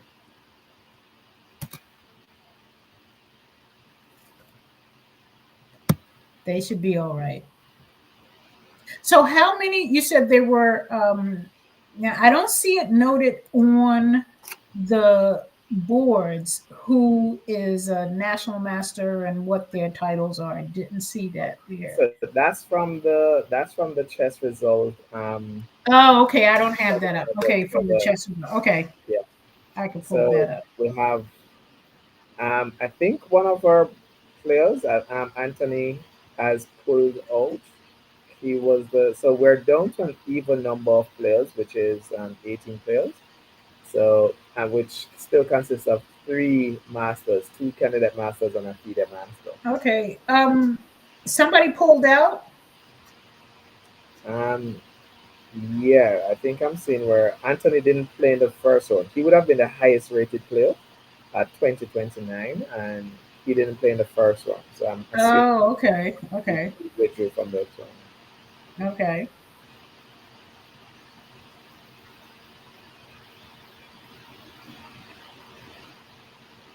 So I'd say saying this one. All right, so round two has started. The games are on the way. Okay. Yep. It's moving. And now this is The also piece one is of the moving. interesting things about playing in a Swiss event. So games, as the rounds progress, the board one game becomes a lot tougher and tougher as the games progress. Because now you're having persons who won their game playing against persons who also won their game. So the game Oh, okay. intensifies as we go up. So and board one will always have the tournament leaders. Okay. So you notice a lot of times in tournaments, persons are always going to be a lot stronger focus on the board one game. Here we see where so we're seeing another Queen's Gambit, but this wait a second, yeah, with a setup looking very much like a transposition from a London system, Mm-hmm. right? So and again, at the start of the game, persons are just literally just getting their pieces out, developing their pieces. The action doesn't get started yet, so just assuming their battle formation, and that's it. We you Okay. typical to see at this level where somebody just come out swinging like, I'm just going to create this little tricky line or a trap or a zap for players. So most persons are going to be very cautious coming out playing very thematic openings theory. And a lot of these games you'll say have been played many, many times. Board two, you say where both players have already castled. Georgina, you did mention something about Georgina. You said this is the other female player in, right? Mm-hmm. Yeah. So Georgina is on board two, which means that she won her first round game. Okay. So she's now on board two, and she's playing against Kennedy, Congo Zane Kennedy. So let me see. Just double checking the ratings here to see how much this one is. This is round two. And yeah, this is a pretty close match in terms of ratings, 1978 and 1948 between players. So players are also very evenly matched. Mm-hmm. And pretty straightforward game here. Both players are castled. Rooks are now coming to the file. Like one rook is saying, "Hey, I want your file," and the other rook is saying, "No, we're fighting for it." But c4, a very ambitious move. White says, "Hey, c4, I want to fork you. I want to push my pawn to c5, where I'm now attacking your knight and your bishop." Mm-hmm. Black is just not going to allow it. Black Black capture the rook, queen captures, and again, I'm not going to allow you to fork. So the threat is still there. So you drop the bishop back. Drop the bishop back, preventing the fork. Um, okay, the queen left, and I guess the idea here is to bring your other rook to the file. So black wants to play rook to e8 and Mm-hmm. challenge the queen on the file. Um, White just brings the rook to the line of the queen, to the d file. Very interesting move. A very straightforward move as well. Just saying to your opponent, well, guess what? You want to attack me? My rook is going to be in line with your queen, which is somewhere I always tell my students, put your pieces, put your rooks especially, in line with your opponent valuable pieces. Okay. Just put them in line. Someday, somehow, the door might open up where you can benefit from it. Right. So there's nothing wrong with just putting it there. You know, be hopeful. Mm-hmm. It Mm-hmm. will happen. It may happen. Just put it there. Now, Right. as soon as the rook comes to e8, white has this little move here, queen to a5, which hits this pawn. Um, so this might be why black is considering or reconsidering playing the move immediately, rook to e8, which seems like the most natural move to play. You're bringing the rook to the file. Problem is that, yeah, so went with a5 instead. So instead of playing the most natural move and allowing for the rook to come to a5, played a5. But now a5 is going to be like a very prominent weakness. It's going to be there for a while. Mm-hmm. Bishop now comes in. The queen swings over. Okay, Okay. this Okay. is heating up. It's going to be a little bit interesting now in terms of what's the plan here. There are some weak points that black could definitely go after trying to attack. I think I would probably give black pieces seem like they have better functionality here, like bringing the final piece in, which is the rook, and improving this knight's position. Mm-hmm. Bishop is bad. All right, so this is what we talk about: bad piece versus good pieces. If you Okay. put this bishop here and b3 in comparison to this bishop on f4, you realize that the bishop on f4 is a lot better because it has more mobility, it has more activity. While the bishop on b3 is kind of stuck Right. behind the pawns, can't really do much, Mm-hmm. right? And that's when we refer to as activity for a piece. Like the pieces want to try and be active. So I think we both gotten up a little early today. I see you. So does the value of the piece go down when it's caught up in the traffic like that? It does. It does. Okay. There's a term for it called the quantitative value versus the qualitative value. So Mm-hmm. the quantity remains the same, but the quality will then differ. Okay. So the quality of the piece can increase or decrease, but the quantity will always remain constant. Okay. Gotcha. Black now to the queen off the line of file. So black is like, yeah. Then if I jump back to board one, and again, as you see the pieces come off the board, you start getting that transition to the end game phase. Um, Notice white still has the king in the center of the board, and white would be completely fine if white somehow exchanged the queens off the board, then the king is going to be perfectly fine in the center. As a matter of Mm-hmm. fact, the king is going to be better in the center if you manage to exchange the queen. Wait a second, did black just blunder a knight? It's showing that the last move here played was queen here, but then Mm-hmm. this knight is hanging, where the queen can just take the knight for free. So something is happening there. Yep, Oh, there you go. there you go. That knight was hanging. Now, Now why would someone do? Was that a mistake? Would you say, that would more or likely be a mistake. miscalculation? I Let's should see say. how we got there. Yep, that was a mistake. That was a mistake. Complete mistake. Blunder and black spark. So knight in, attacking the bishop, pawn push. Now I take the bishop, the knight now takes, and now I play pawn takes attacking the queen. Discover attack and the bishop. Oh yeah. Mm-hmm. So it was a tactical error from and black's part. Mm-hmm. And black just lost the knight. But for some reason it seemed as if the clocks had stopped. So I'm not sure if there was a dispute in what happened, but yeah, this is one of those games where black is losing.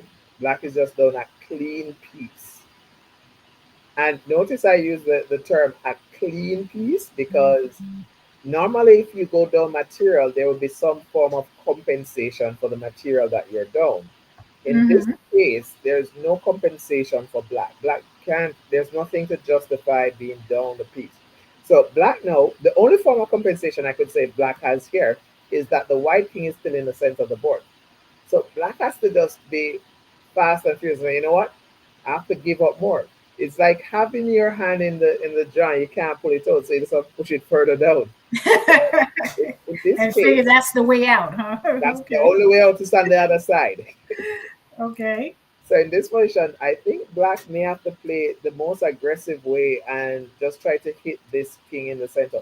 Just try to hit the king in the center of the board. So it's black again. I see the clocks are stopped, so I'm not sure what's happening here. The clocks are Okay. stopped, but black played the move rook over. And again, in positions like this, you can't be worried about the pawn. You just have to push. You have to try and hit it. You have to just try and hit it. Allow your Mm-hmm. opponent to try and do some casting, and you just sacrifice that pawn. Try to Mm-hmm. get the lines open up against the king, and that's how you're going to try and create any form of compensation Mm-hmm. for the piece that you're down. All right. So are you saying the pawn can actually take the king there? But no, what you're trying to do is that because the king is in the center of the board, right? I just meant okay.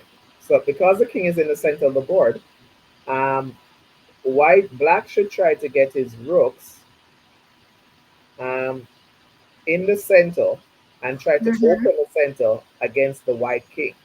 And like I said, Okay. that would be a form of compensation Okay. for the black side. Trying to You're really just trying to win back the piece or to allow for your opponent because the queen is stuck here defending the knight. So if you do something like probably a move like rook here, with the king castle, then you go pawn push. The king takes, Mm-hmm. so you go rook here, and all of a sudden you're getting back this knight and the d2 square because Mm-hmm. your opponents still have to get their king to safety. But like I said, something is happening on this board because the game is stopped at the moment. So we're going to move to the next board. This is Georgina. So back over to Georgina board. Again, material remains equal, but it seems as if white has definitely freed the position. So white pieces aren't looking so badly now. Getting rid of the central pawn, and now white is the one with this pass pawn in the middle of the board. And remember, we talked about pass pawn earlier, saying that when you get a pass pawn, your objective is to try and get it going down the board because that pass pawn can easily become a queen. Okay. So white has this pass pawn. The only problem with this pass pawn is that it's isolated.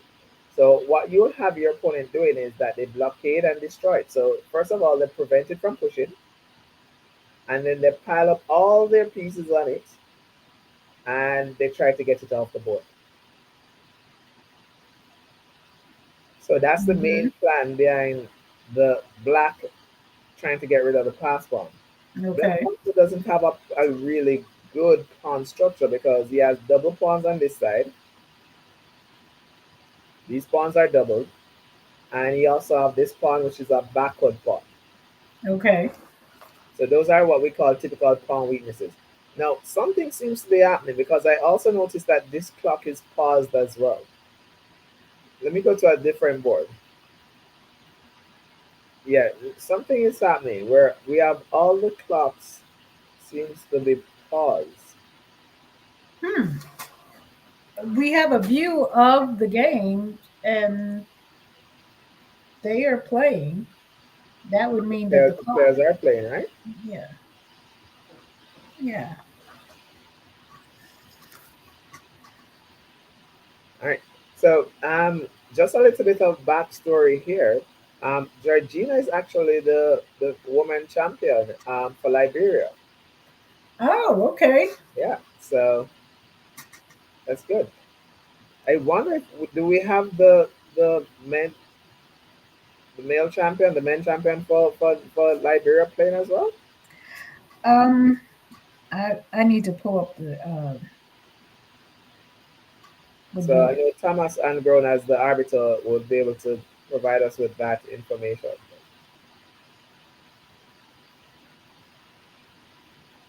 Mm-hmm. So the clock's moving. Are they still? Let me go back over here.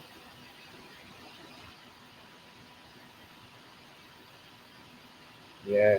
We have some movements. We have some movements. So we have clocks moving again. Okay. And yeah, black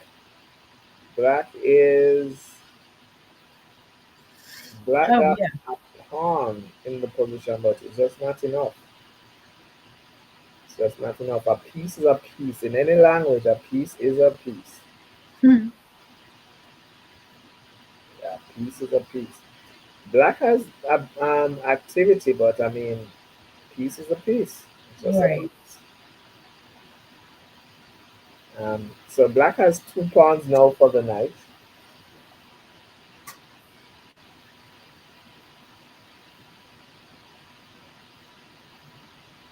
And one of the other benefits is that the rook is active. So the rook is on the 7th rank, which kind of limits your opponent movement, but still a piece. It's just a piece is a piece. Like someone would say in any language, a piece is a piece. So um, we'll see. Mm-hmm. Sometimes you'll have games ending in a draw. I mean, 1 pawn, but I mean, this is just 2 pawns for a piece. So white is just up Right. plus 2. It's a whole piece. So does this appear to be a draw? Now, As this is typically what would say this is winning for white. oh, okay. All right, this is winning for white. This is an equal game. So going back to Georgina game, no, yes, going back to Georgina game, it's black is black is looking to trying to improve the pawn structure. Trade Mm-hmm. out pieces. Black really needs to get rid of this pass pawn. Just pile the pieces on it, get rid of it, eliminate that pass pawn. Um, It's interesting. We're seeing some back and forth shuffling right here. So the knights came off the board, Mm-hmm. and interestingly enough, when the knights came off, I Hmm. realized that black didn't take the use the option to try and take with a pawn. Right. Play queen takes. I guess queen takes the idea to hit this here, but okay. Queen takes bishop there. Yeah, expected. The queen came back. Bishop there, and didn't go for trading the queen. So black is trying to avoid all trades at the moment. But I think Mm-hmm. if everything, if you visualize all these pieces trading off, like the Right. queen, the bishops, the rooks, this pawn is actually now a weakness. So black could actually aim for those trades, and the king would be able to get rid of that pawn, Mm. right? But again, that's a lot easier said than done. Right. And what's happening on board three? We have board three. Black is up. White is up one pawn. White is up a pawn, but the pawns are double. Black, seeing as if he's in a position, can take. But wait a second. This game is looking very tactical. Mm-hmm. Looking very tactical because the last move played by Black. Wow, wow. This is getting very tactical. Bishop here, queen here, setting up yourself for a discovery. Um, But then Black says, "Hey, I'm hitting your rook. Mm-hmm. Like just bam, I'm hitting the rook. I'm just using my bishop to hit your rook. If you try and take my knight, I will take your rook. But wait a second. I think Black just blundered. I think Black may have blundered. I didn't see the next move. Um,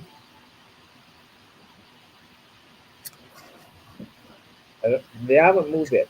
White is still thinking, but it Oh, looks okay. So when you said the blunder, you're talking about a previous move. I thought you were talking about a no. I move. was looking at that. I was thinking that probably this was a blunder by White's Mm-hmm. side, but probably not. Because it take, check. You get to take this, but then the bishop comes back and takes. So you're fine. And you'd have been on a rook. So yeah. This is a very interesting position. Probably just move the rook. Just what you Mm-hmm. do. Again, your opponent created a problem. You just have to find the simplest way to solve the problem. Well, sometimes not the simplest way, but the Right. the The fastest most way. effective way.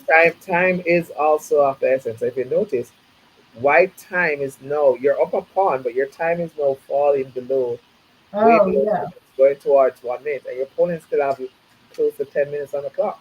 Mm-hmm. So you realize that this is going to come back to haunt you. You might be looking for your best possible move, but Mm-hmm. sometimes it's not your best possible move. It's just to make a move. You have to make Right. that move. It might not be a move that wins the game on the next one, but it doesn't lose the game.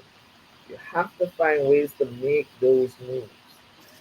And so it appears that this person is still pondering a move because he's Yeah. almost down to a And minute. sometimes your opponent will make a move that just Mhm. completely catch you off guard. And I think one of the things that probably White was contemplating is like, do I have knight takes? Do I have to save my bishop? You know?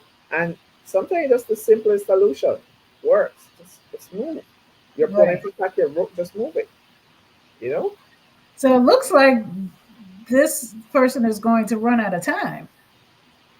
Unless a move has been made on the board, but we're not seeing it. Right. That's what it's looking like. And you would think it hard for somebody to have 2 minutes and your opponent made a move and they take the entire 2 minutes without making a move. So it's Yeah. chances that I'm thinking that more likely they would have already moved. That probably the clock or something not picking it up, but I'm assuming that they would have moved that Mm-hmm. one. All right. It's down to less than 10 seconds. Let me see if the game will show a win or a loss for either player. But I'm sure that's not what's going to happen. As a chess player, you typically don't just sit down and watch your time run by. Watch the time run out, right? All right, so So do we're something. seeing movements. So not seeing any more movements on this one. So I'm just going Hmm. through the games. Yeah. So on some of the games, we'll see where their movements have completely stopped. Okay. So it's if we notice that there's movements completely stop on the board, then I'm going to assume that it's more of a technical issue or something happening at the venue or with the clock. All right, Hmm. so we're seeing something else happening here, and we've seen a check. So white has a clear plan. White is going after the pawn. Once white gets this black pawn on a4, then his pawn becomes a pass pawn, and it's a very straightforward win. The pawn pushes down to the other side. The rook has to sacrifice for the pawn, and then you just use your extra rook and you capture all the pieces. So it's a very straightforward win in this position Hmm. for white. So this is a very straightforward win. Yeah, I think so.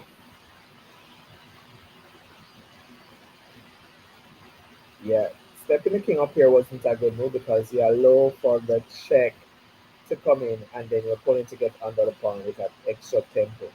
So what happens is that you want to make sure as soon as your opponent moves their rook from under the pawn, you're able to attack their pawn. So, but that didn't happen. Okay. So the tempo was lost there. So white is just completely winning this position. Yeah. So white is going to capture the free pawn and then move the rook back and just get the pawn marching down. And it's pretty much ABC. That's pretty much ABC. So can you see what board we're watching here? Who we're capturing? This is board Who? one. Oh, that's board one. This is board one. Oh, okay. Who we're watching now play? Yeah. So Okay. this is James, Thunder James and David Debley and board one. Okay. And so if we go to board two, the clocks. One thing I will come back and look. The clocks are moving. Yeah. So sometimes we're seeing the move. Oh, the clocks are moving now on this board as well. And black is now up a pawn. And I think the black idea is very tricky here. So black has Hmm. this very interesting idea. If you notice when the queen captured the pawn here, the queen there's nothing protecting it. So black Right. would love to move this bishop with a check. So black last move, the idea is really to push the pawn to attack this bishop. And if the bishop captures the pawn and you play bishop back check, winning the queen, and so the bishop doesn't take the pawn and just move to a safe square, you still play bishop back. Because after queen takes queen, you play bishop takes queen check first. Bishop takes Hmm. check first, and then you take back your queen. So a very interesting idea from black in the position. Ah, but white would have actually have this resourceful move to play um, queen block, sacrificing the queen. Because now you have to play bishop takes and the bishop takes. So very interesting idea. Hmm. So this idea probably wouldn't work if white allowed black to try for it. Nice. Right. But sometimes you just try to stop your opponent's whatever they're playing, just stop their threat. There was one world champion that did this better than anyone else, and that was Karpov.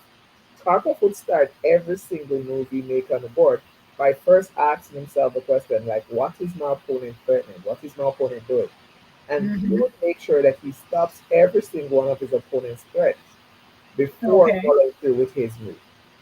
Seemed like a very meticulous way of playing chess, but it's what got him to world champion. Right.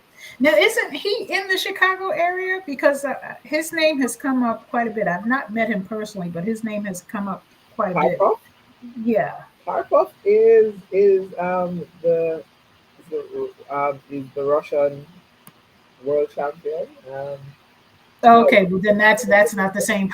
That's definitely not the same person. definitely not the same person.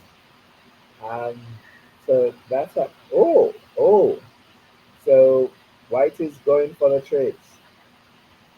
White is all about the trades. Mm-hmm.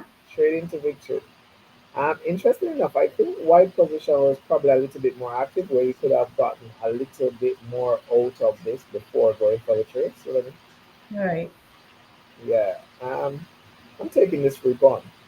Oh no, you can't take the pawn. See, that's what chess is. You snooze, you lose. Oh, yeah. You can't Mm-hmm. take this pawn because if you take the pawn, then rook here skewers and you lose your bishop. You Mm-hmm. snooze, you lose. You snooze, you lose. Mm.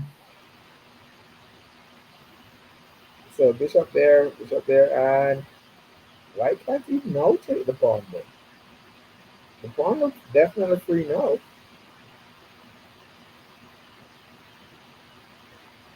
I think it's free. Looks free. That was a, oh, I mean, black is very tricky.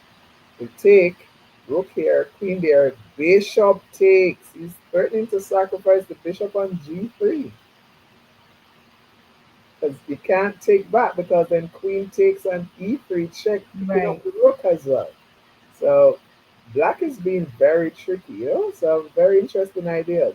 And again, white is just going after the trade. So this is what Right. we said.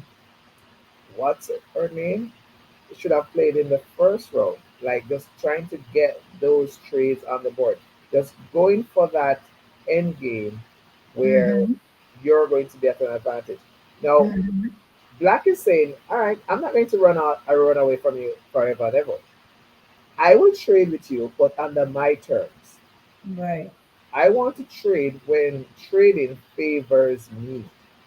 So black is doing that exact thing. Like you notice these two queens have just been dancing around here. And Yeah. neither queen, both queen could have captured each other at any time, but neither queen wants to capture Mm-hmm. because they really want a case where whoever trades, the person who trades should get the advantage. Like you want to trade with an advantage.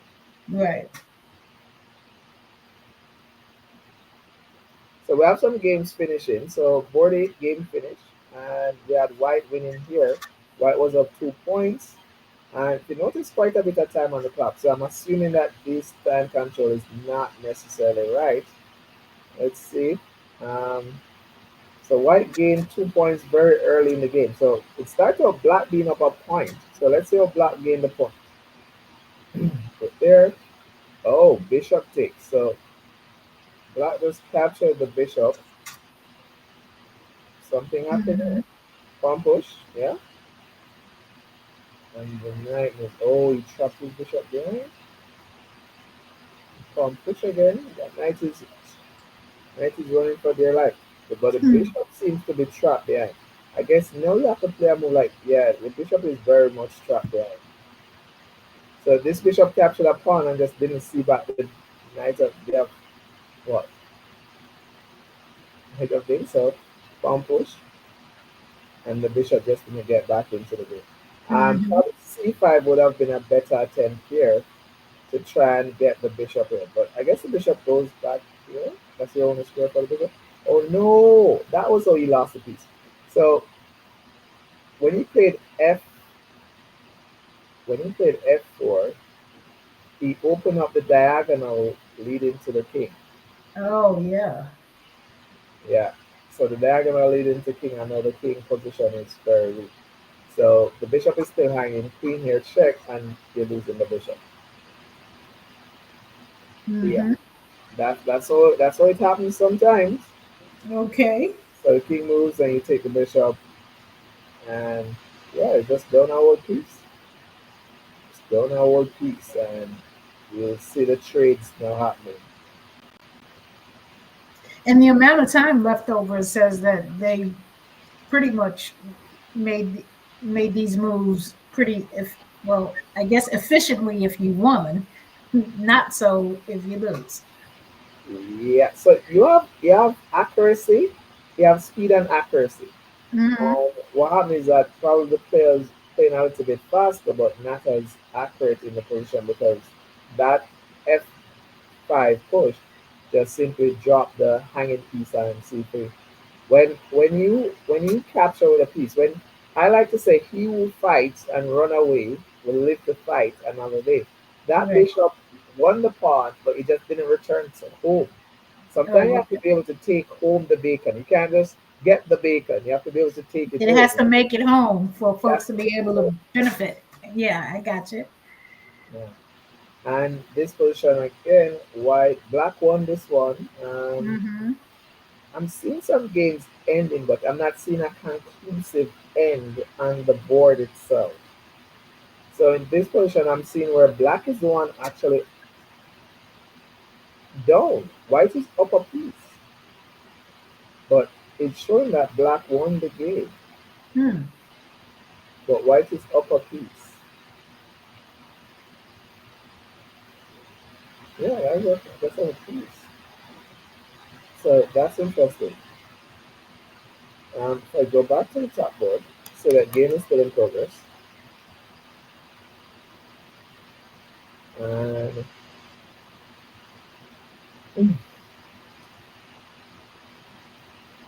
so we still have this case where white is trying to promote this pawn, but no, black has gotten a pass pawn. How did Mm-hmm. white allow for black to get the pass pawn? Yeah, so he has to get rid of this pawn. He Okay. has to get rid of this pawn. Problem is, well, I think you get rid of it now with rook here. I think a better move would have been to put your rook behind the pawn, then start pushing it. So you definitely get rid of the pawn now with rook here. The king comes over, then you just push your pawn. If the rook moves to try and stop your pawn, and you get knight check, and you pick off the pawn. You just have to use the advantage. So this pawn is a lot closer to being promoted. I mean, obviously, Mm-hmm. it's one, two steps from getting Right. to the background. And the game itself kind of transformed as the game progressed. So in the opening, your main goal is to get your pieces into their battle formation, their starting position. Right. But then as the game progresses, your main objective now becomes to try and promote. We're seeing where white is running out of time. So I'm not sure what white has done here. White was always the person up a piece, but white doesn't move. Mm-hmm. Just put the rook behind the pawn and try to. You can't too focus on to save this pawn at this moment. You have Right. to stop this pawn from promoting. There's only one simple way to do it. You have to play rook behind the pawn.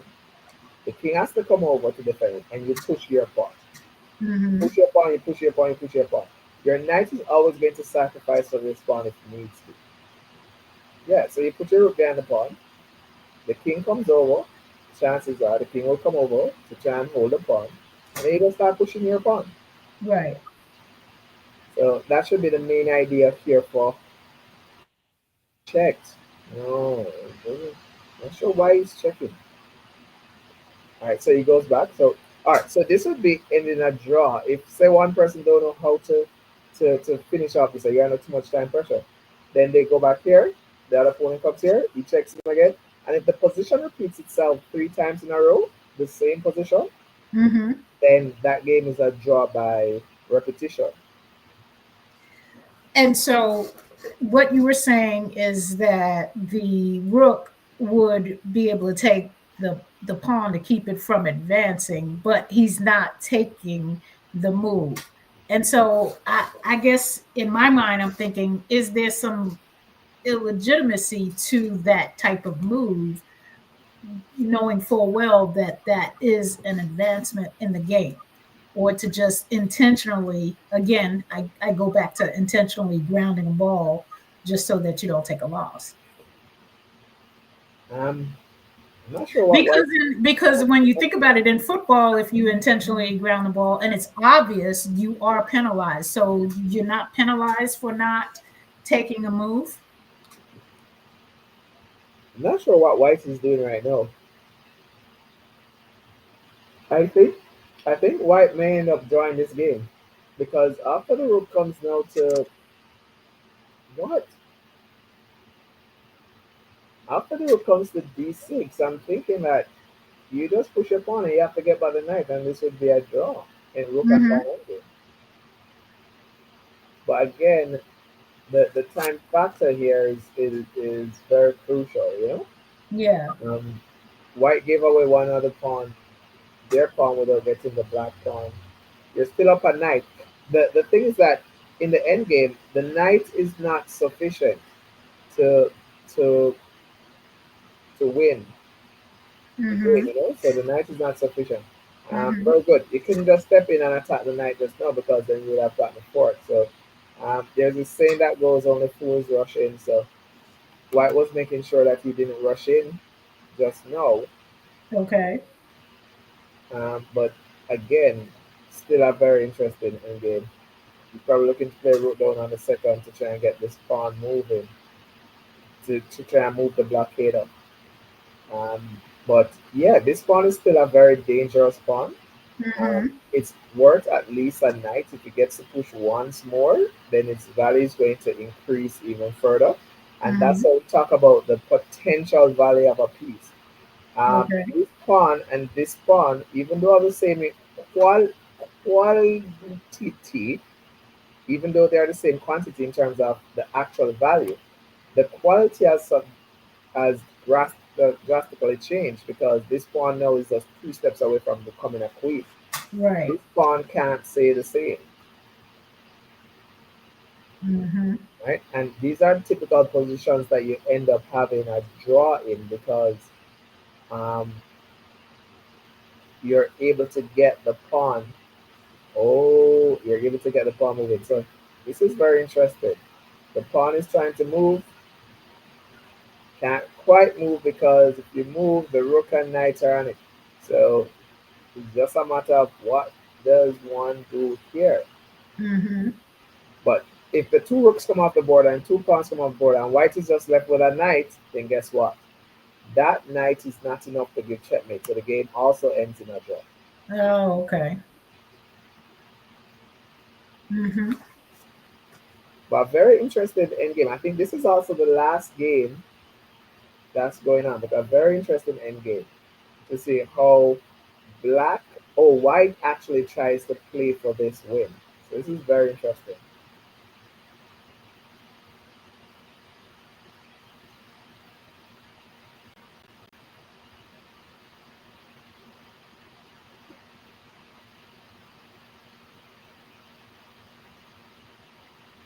Mm.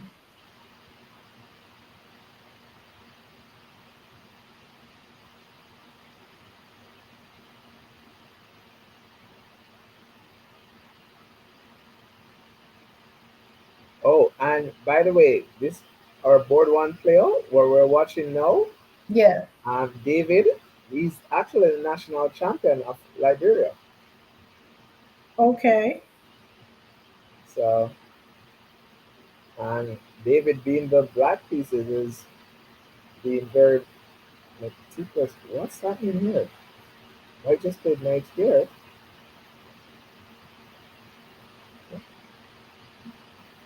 Is he not root this? I don't know. So root check. Oh, what's that? Okay. Oh, I just missed how he won the pawn. So he won the pawn how? So he played. Oh, he stepped the king down and he allowed for the knight to fork the king. And that's one of the things with chess. Something you just have to hold. You just have to sit there and just wait. Your Right. opponent that can't make an improvement, you don't allow them to improve either. So right here, black wanting to improve so badly, move the king forward and allow the knight to fork. Um, I think keeping the rook here and just going back. Something you have to understand when the game is drawn or where you can try and hold that draw. You have to hold that fortress. And I think just holding the rook along the line, the pawns Mm-hmm. won't pass, just keep going back and forth. Put the pressure back on your opponent to try and find a win. So he lost the pawn and then that just really complicated things. Oh, and he missed the fork. Oh, okay. Oh, he missed the knight fork because the knight could have forked here on c4, but at this point, under the time pressure, so he went for the rook check. Ooh, and he gave up the rook for free. Oh my gosh, the time I didn't take it. Oh my gosh, I don't know if this rook is there. The rook is there. He didn't take the rook. There's the rook. And I can say, I mean, sometimes the pressure, Right. sometimes we don't see everything. Under the pressure, we don't see everything. Uh-huh. We just don't see everything. This is wild. Ah, oh my gosh, he gave away the rook again. He didn't take it. This is wild. Yeah, this is yeah. Right. So what is this, a draw? No, this And I is wonder if this is a delay. This is a this is delay. no, Okay. this is completely waiting for white. No, Mm-hmm. white could just simplify the position by doing rook check, rook take, knight takes, king up, Mm-hmm. knight back. It doesn't matter, and just win with the extra pawn and the knight. He went Right. knight there, king went up, and now he's trying. So now he's losing one of the pawns. So if you lose the other pawn, then it's definitely a draw. If he loses the other pawn, then it's definitely a draw. So the game is still in progress, though.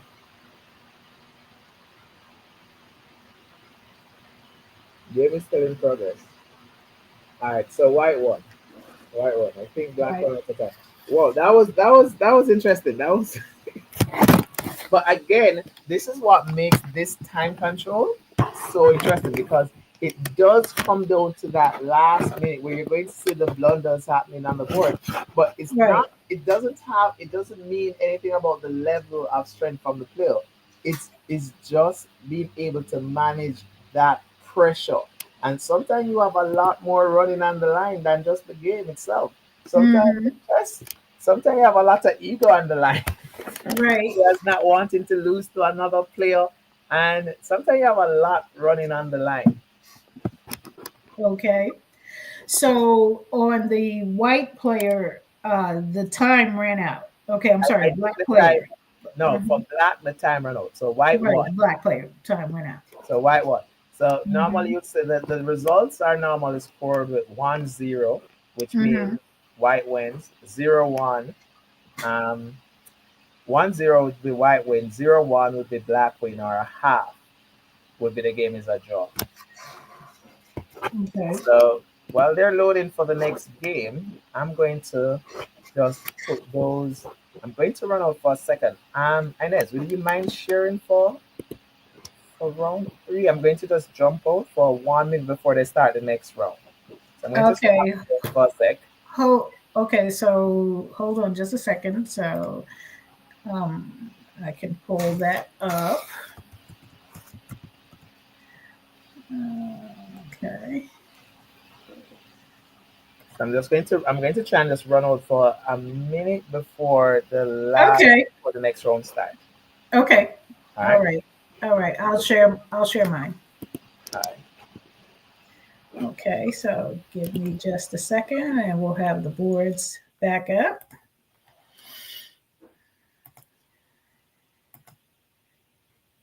I believe this is it here.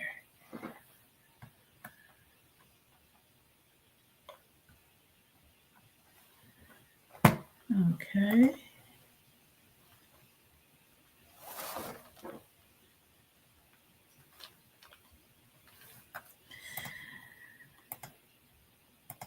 So one of the opportunities in learning is not only using the ID chess platform, which I absolutely enjoy working with because you can still have the live games and capture, um, as we are here in America, and games being played in Liberia, while at the same time having the benefit of still having the uh, game live games and still be able to capture it and see it across the ocean. So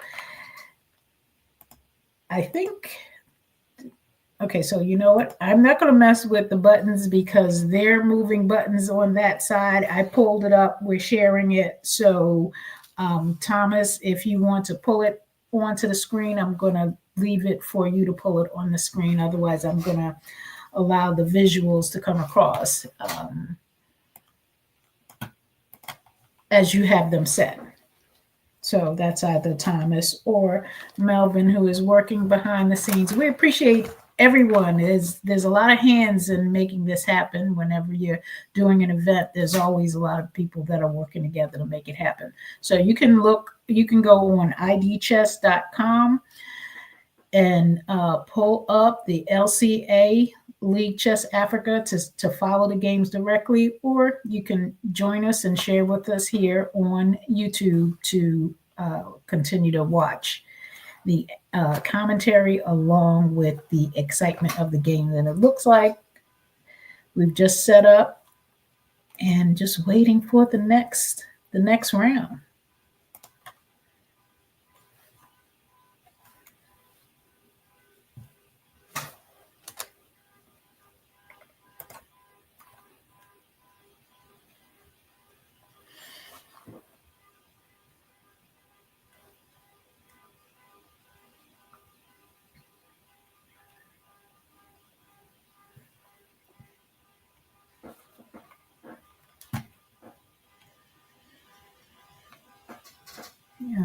Okay, that's a nice view. Um, we're looking at the Liberian Chess Federation, one of the chess clubs, and it appears that all of the rounds are completed at this point. And are we in preparation for round 3? 9 rounds. I have to give it to chess players. I have found that they are probably the most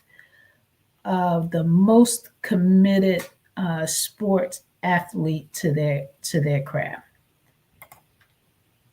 And in some ways, it allows me to understand my family members that play chess. You always think, okay, something's just a little strange, something's just a little off. But the commitment to the game of chess is unmatched. I think it's unmatched to any sport. Maybe golf. And golf is kind of similar in the fact of its being able to gain the entertainment and the spectatorship of the sport. And that's one of the things that we hope to be able to gain, is to bring the spectator into the whole process. And I think it helps me personally as as president of the Usmcl, how to develop that for those of us who do not play. Like I said, I grew up with chess in the household, but I did not play. It did not interest me in the least bit to play chess. But being around it and finding a new way to look at not just the game itself, but really what all goes in to get to the heights that some of these players play. I mean, it's just uncanny the amount of time invested, and not just the time in playing the game, but the time in the tournaments that are played, the money, the investments that are made, along with most of these individuals. They continue to have to work a regular job in order to be able to take care of their living expenses, for them to be able to live, while at the same time investing money into travel, entering tournaments. And just because you enter a tournament does not mean that you're going to walk away with with any of the winnings, or a portion of the winnings that would be allow you to continue to sustain yourself. So I just think that it's just miraculous, really, that anybody continues in this sport. So you really have to love it. You have to love it, and you have to have a commitment, and you have to have a level of desire that continues to drive you to continue to participate. And I think it's the competition. The mental stamina. That's what it is. Yeah, the mental stamina of and the competitive spirit. So I give it to chess players all over the world. No matter what level you play at, there is a commitment to move forward in the sport. So we're just waiting for the next round. I believe it's round 3 that will be coming up. I'm looking at the boards here. Okay, not set up just yet, so we'll wait. In the meantime, we're going to put on a little bit of music and we will be right back.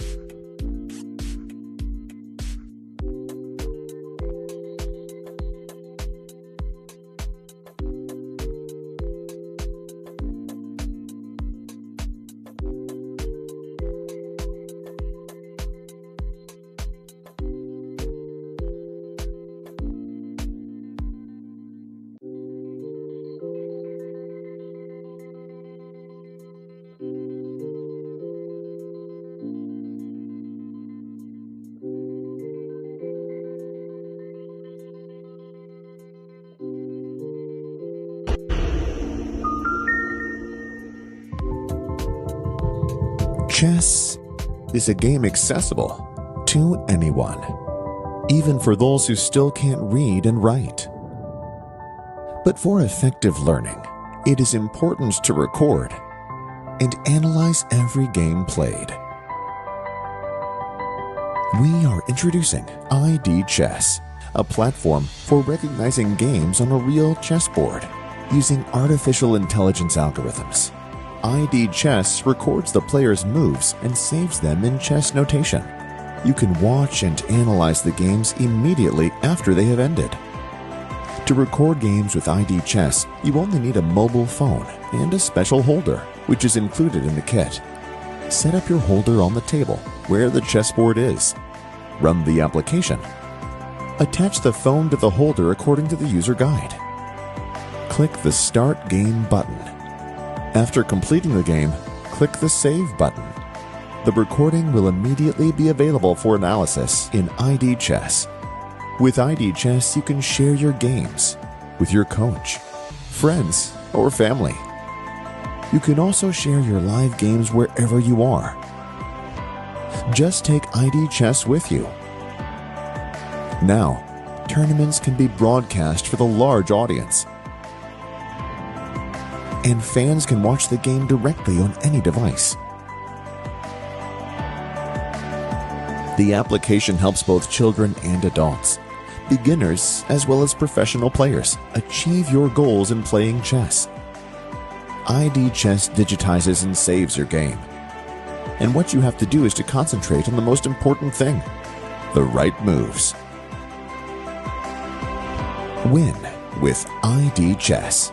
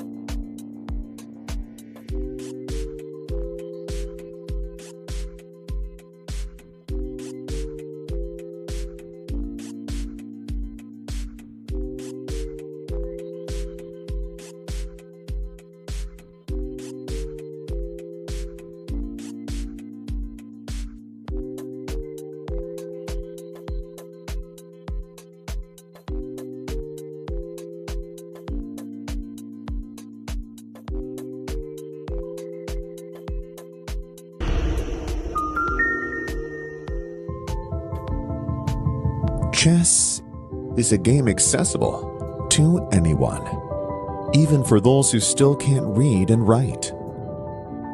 But for effective learning, it is important to record and analyze every game played. We are introducing ID Chess, a platform for recognizing games on a real chessboard using artificial intelligence algorithms. ID Chess records the player's moves and saves them in chess notation. You can watch and analyze the games immediately after they have ended. To record games with ID Chess, you only need a mobile phone and a special holder, which is included in the kit. Set up your holder on the table where the chessboard is. Run the application. Attach the phone to the holder according to the user guide. Click the Start Game button. After completing the game, click the Save button. The recording will immediately be available for analysis in ID Chess. With ID Chess, you can share your games with your coach, friends, or family. You can also share your live games wherever you are. Just take ID Chess with you. Now, tournaments can be broadcast for the large audience, and fans can watch the game directly on any device. The application helps both children and adults, beginners as well as professional players, achieve your goals in playing chess. ID Chess digitizes and saves your game. And what you have to do is to concentrate on the most important thing, the right moves. Win with ID Chess.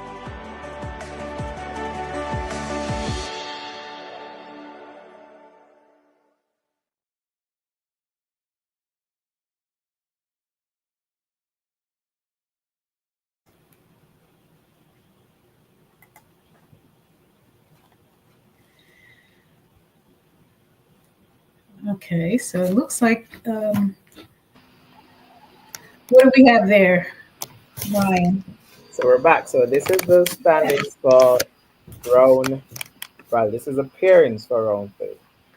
So again, as you'll see within the pairings and from my screen as well, what I'm sharing is you'll see the players at the top who pretty much those persons on 2 points playing against those persons on 2 points. So this is what we call scoring groups. Okay. So the first scoring group we have here is 2, the second scoring group is 1, and the final scoring group is 0. You could have also have a scoring group of 1.5 and 0.5. So we don't have any draws there, so none of those scoring groups are accounted for. Okay. So if I'm looking at is this Tondo James? Yeah. Okay. So he's in the lead. Is what I'm looking at? Yeah, so Tando is on they're on board one. So Tando is playing Kennedy on board one. They both scored two from two so far. Okay. And if you notice, you also see a seeded number beside Tando's name. So Tando actually came into the tournament ranked as the 8th seed in the competition. Okay. Kennedy came in ranked as the 4th seed in the competition. All right. Okay. And you have Wallace down here who's also on 2 points. So we have a four-way tie at the moment for first place. So all four of those players are tied for first place. Wallace came Okay. into the tournament as the 10th ranked seed, and John came in as the 6th ranked seed. So one might ask, where's the number 1 ranked seed or the number 3, 5? Some numbers are missing here, you know? And that's where you have the upsets. So if you look down here on board 8, I mean, that has been a major upset for Joe, who is the number 2 ranked seed in the competition, but he has yet to get off the mark. But Oh, okay. competitions are like this at times. Sometimes you have a player who jumps off the mark and get up and running real fast, and then you have another player who basically is slow and steady. But in a Swiss competition like this, you normally have that first round Swiss gambit, Mm-hmm. where you give up the first round point and then you come from behind and you just steamroll ahead. But giving up 2 points as the number two seed is very hard to come back from. So we'll see. The highest person we have up there with the, well, as you can see, the 1900 rated players are really holding it. Um, Mhm. we also had an upset from, I think that was an upset, David. David in his last run, I think David played James in the last run, if I'm not mistaken. And James won that game. David is the national champion for Liberia. So that was probably a big win for James there. Okay, so David, that was the board that we were talking That was about. the board that we were Okay, watching, yeah. okay, yeah, So that was definitely a big win for James going okay. to round three, taking on the national champion. And the national champion is normally regarded as the best player in the Mm-hmm. country. Mm-hmm. Okay. But it doesn't take losing one tournament to get knocked out of championship, does it? It say again. I was saying it doesn't take, or does it take one tournament to knock you out of the championship? It depends on the event that you're looking at. Because I mean, if if we look at, if a national championship is just one event, and that event you have to make sure that your best game is on display, because you can be a tournament winner, you can win all these tournaments back to back to back, and then when they're doing the national championship, if you don't have your A game on at that time, probably Mm-hmm. just not going to be the national champion. So you have to save your A game for the national championships. Mm-hmm. Okay, But so this is the pairing for round three coming up. yes, this is the parents for round Okay. three. So I guess we'll start round three as soon as everything is settled on the ground. And I'm here talking to, I don't know, still preview.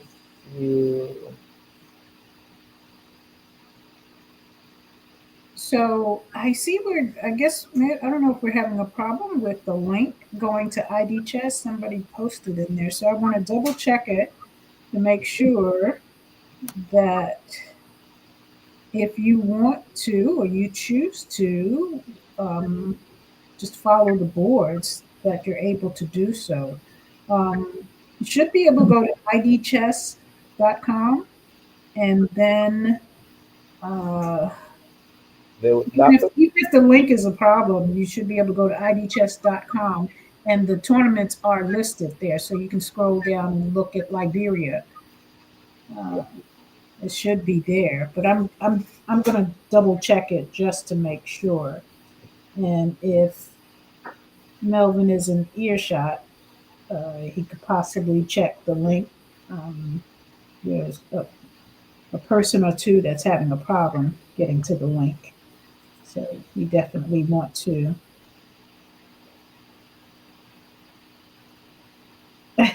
We definitely want to make sure. I'm sorry, texts are coming in at the same time. yeah. Um, uh, okay, we'll get it. This is our first go round. I think we did a good job. What do you think? so getting some insights and some of the players here as well. So remember we said that Anthony David is Liberia national champion. Well, James is the former national champion. Oh, Yeah. okay. So so James is the former national champion, and Kennedy is actually the current Blitz champion. So we have at the top there is quite a battle of champions. So these guys would have had a lot of history together, Mm-hmm. playing Mm-hmm. against each other in different championships. So like So I so said, they have scores to sell. they have, Is there what you you're go. So saying. a lot of time when it comes down to that last minute, last second on the clock, and you see Mhm. those blunders even hit harder. Like it's it's not like you blunder to somebody that doesn't mean that. Like this is somebody who you have probably played so many times, either they have beaten you, you have beaten them. So Mm-hmm. it's like a constant count of these victories and losses that are adding up. Right, So right. yeah, so a lot of time it comes down to the emotion and a lot of other aspect, the psychological aspect added to it Mm-hmm. creates a Mm-hmm. lot more pressure on the player. Because, like I said, when it came down to the last couple of seconds just now, you're seeing a few blunders which are far below these players' level. But again, the psychological pressure can cause that to happen on the chessboard. So, Mm-hmm. Mm-hmm. Mm-hmm. Yeah, absolutely. Again, all of the elements of good competition. yeah, It boils down to good competition, healthy competition, you know? Okay, so hopefully the links work. As I said, idchess.com. The tournaments are there on the first page. Okay, someone is so kind as to put a link in. I'm going to check it just to make sure.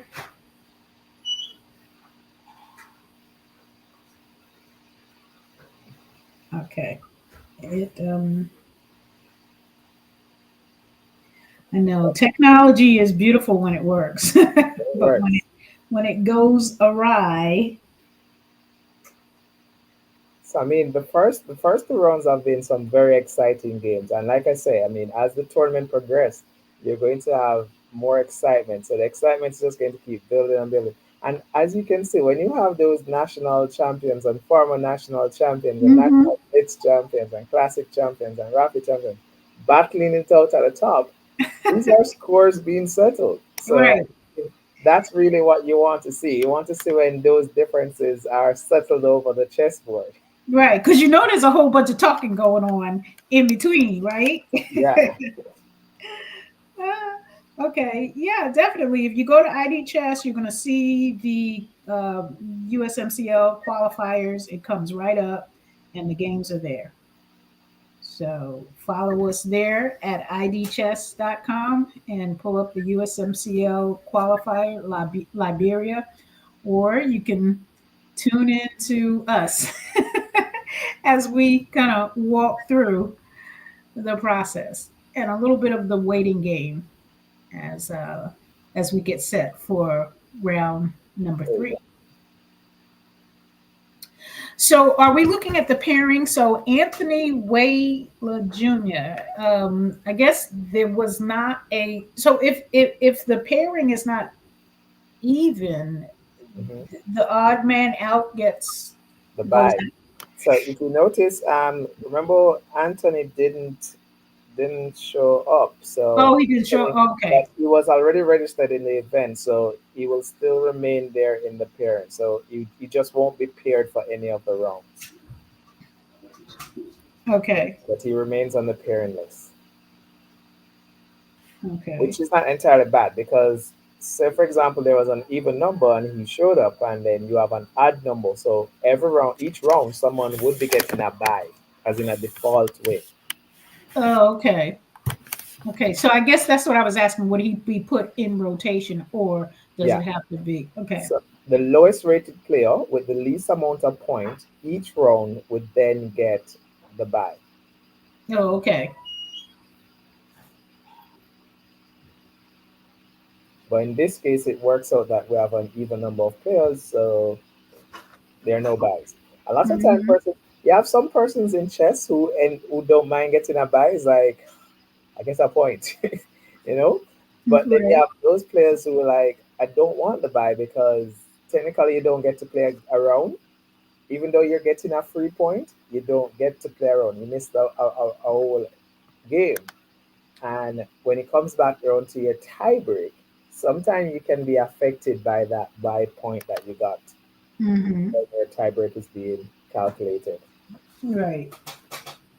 And then you're out of the loop for a little bit in terms of energy level, would you say? Like if you're continuously playing, that energy is there as opposed to sitting that round out. Yeah. it works. It works two ways because I was just gonna say, I guess it could work the other way too. That yeah, you because get you that could get a rest. I mean, you right. have to remember that these games are really tiring, and if you're constantly going, you realize you can run out of steam. While if you Hmm. got a bye after 3 rounds and somebody's like, "Well, I just got a break," you come back a lot fresher than the other person who have been playing consistently over and over. So Right. it worked two ways, and like you say, it's kind of like having that cool leg. Like they do it in tennis Hmm. where if you're on fire, you're hot, and then your opponent tries to get you to get that cool leg or that's they Right. call it. Right. So they just try to stall you. Hmm. So the bike could work in that form as well. If you're hot and then you get to sit out a round and you're like, wait, I lose my streak. So keep it going, keep it moving. Yeah, Okay. Well, it's nice. I think they had a nice turnout. So that's what 18 people, 18 players. Yeah. 18 players. Yes. So who do you think the final three would be? Ooh. Okay, you're going to Put be me on on spot, record. but I'm You I don't think know. it can go either way. I think from previous, I saw a game with John. I think John game was really good. I saw a very good game from John. Um, there's some fighting spirit from James as well. Like James seemed to. I think that was the last game we were watching between James and David. Yeah. Hmm. So I've seen some solid games. Yeah, to be honest with you, it could go either way. Yeah. Um, I'm also going to be cheering for female chess to be up there. So Georgina, I Oh, mean, absolutely, absolutely. yeah. So I'm cheering for female chess, and my preference in chess is junior chess. So I don't know the age of the players, but I'm Hmm. always going to be rooting for junior chess. Hmm. It's it's like a pleasure for me to watch younger players Hmm. beating older players. So I'm always cheering and rooting for junior chess. Right. So I think it's just when you see, very young people adapt to a process and then get good at it and beat it for the most part, especially when you're talking about the older players. So it kind of like helps to what even the playing field. It's one of those sports that will even the playing field. It doesn't matter how big you are, how old you are. You just have to be able to sit there and make the necessary moves and outthink your opponent. yeah, and I Hmm. mean, I it takes me back also to when I was a junior playing, and the fact that we weren't allowed to pretty much sit a lot of the time at the senior table. So Oh, okay. it's a So lot you of was at the paper. kitty table. You was at the kitty chessboard. The little plastic, like the board that I have, like the little. Well, actually, it's plastic now too. So those boards are what, about $20, Yeah. everything included, if that much. Yeah. So as long as the pieces represent, but I don't want to bring any flashback to you. So Are you able to see my screen that I'm sharing? yes, Okay. you talking about the round three. I see round three. Yeah, that's great. So that's the round three pair. Okay, all right. Well, let me go back here and see what else you are sharing. Okay, so yeah, we need to change. Yeah, There so we that's go. round three pair. So similar to what we have Thomas sharing as well at the venue. Um, this is the round three pairing board by board as well. Okay. I think the players went on a little break. I know we started a little late, and the rounds have been a lot of the rounds went down to the very last second. So Mm-hmm. they were pretty long rounds as well, even though it's a rapid tournament, rapid time control. The Yeah. games have the each round have really been taken roughly an hour. So, like I said, 9 rounds, that's 9 hours. And if you factor in an additional hour for a lunchtime break, that's 10 hours. So it'll we're looking at around 6, because I think we started at like 6:30, 7 o'clock. Uh, yeah, well, we've been on from, yeah, yeah. Mm-hmm.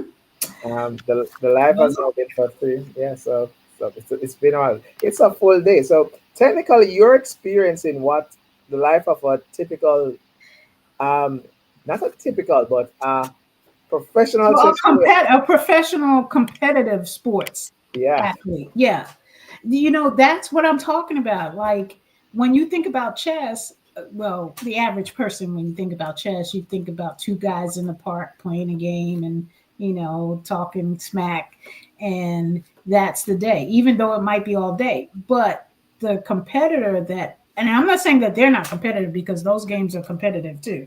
And then they have a lot of programs now that have chess in the park. So, but besides that, I think people that do not play chess have a very limited, very, linear view of what it means to be a chess athlete, and not to really appreciate really the hard. I mean, I got to give it. It's a lot of work. It's a lot of commitment. yeah. You All know, right. Put it this way. Put it in perspective.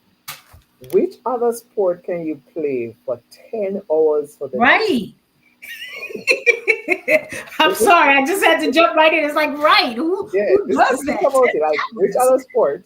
hours. Right, And that's just one day. And think about doing that like 3 consecutive days. right. 10 hours, 3 days Hmm. in a row, or 12 And hours, some three will days in a row. say, okay, well, you're not running around or anything like that, but still, just the drain on your uh your mental Yeah, state, your energy level. The yeah, it's a lot. it It is a would be a lot. lot. It is a lot. I wish I had my quick facts here. I could pull up, but so it is, like I said, there were some studies done that talked about just how much calorie does a grandmaster burn Yeah. playing high level chess, like within a competition. I think I read that article because I was shocked. Like they had it down to a science as to, not just the calories and that sort of thing, but just what it takes in terms of stamina to stay focused, and Yeah, what the brain power that is used in order to accomplish this. And all of it sounds silly, and it sounds like, oh, okay, but just think about it.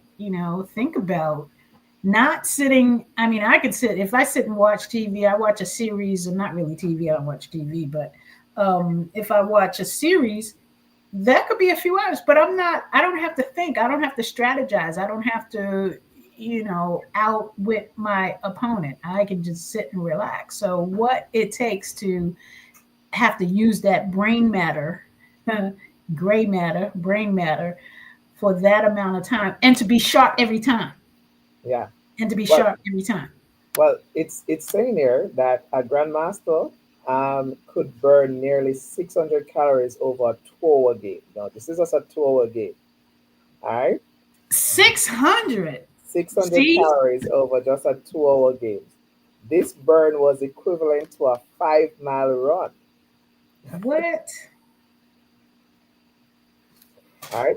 Now, apparently, the calorific burn comes from increased heart and breathing rate equivalent to blood pressure, which could add to weight loss. So, Okay, so wait a minute. So what they're saying basically is the heart rate and the breathing rate, based on that, if you were running, this is what you would burn. Not if you're sitting there playing chess, you're going to burn 600 calories.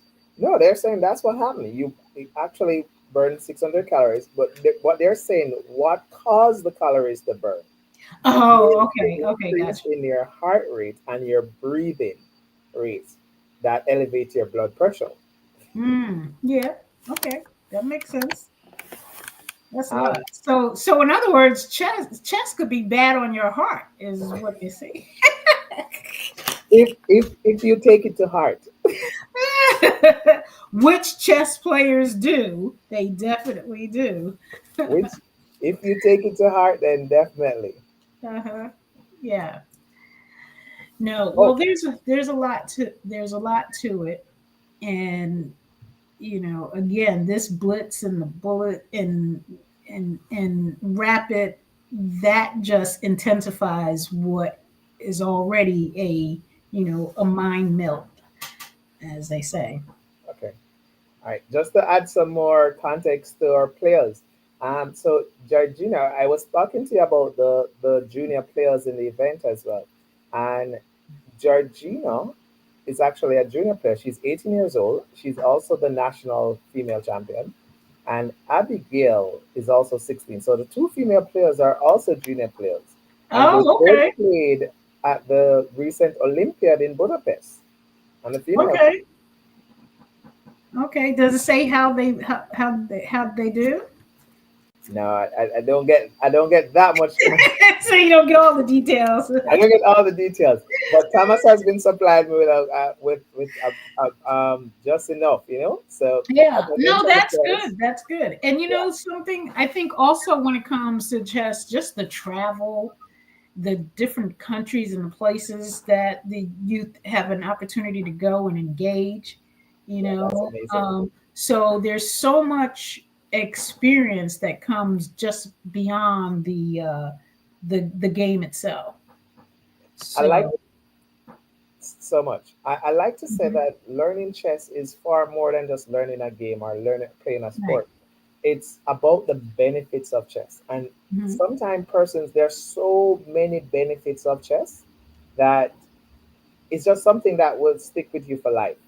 mhm, And you have some persons who, I mean, the benefit for them is I want to win my games, I want to do well in tournaments, but there are just so many more benefits there, yeah, you know?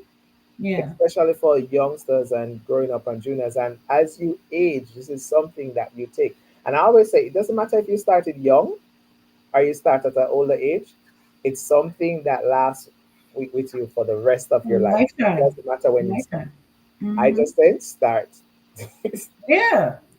And Start. you don't have to be a master or even expert level. Just playing the game casually, just like with anything, definitely adds to um, I think the thinking process, the problem solving skills, uh, healthy competition, and that honestly, in this day Sportsmanship, and age, that is camaraderie, very much there's so needed. many. Yeah, It is there's very so much many needed. things that you benefit from. Hmm. Yeah, they say nowadays the commodity is attention.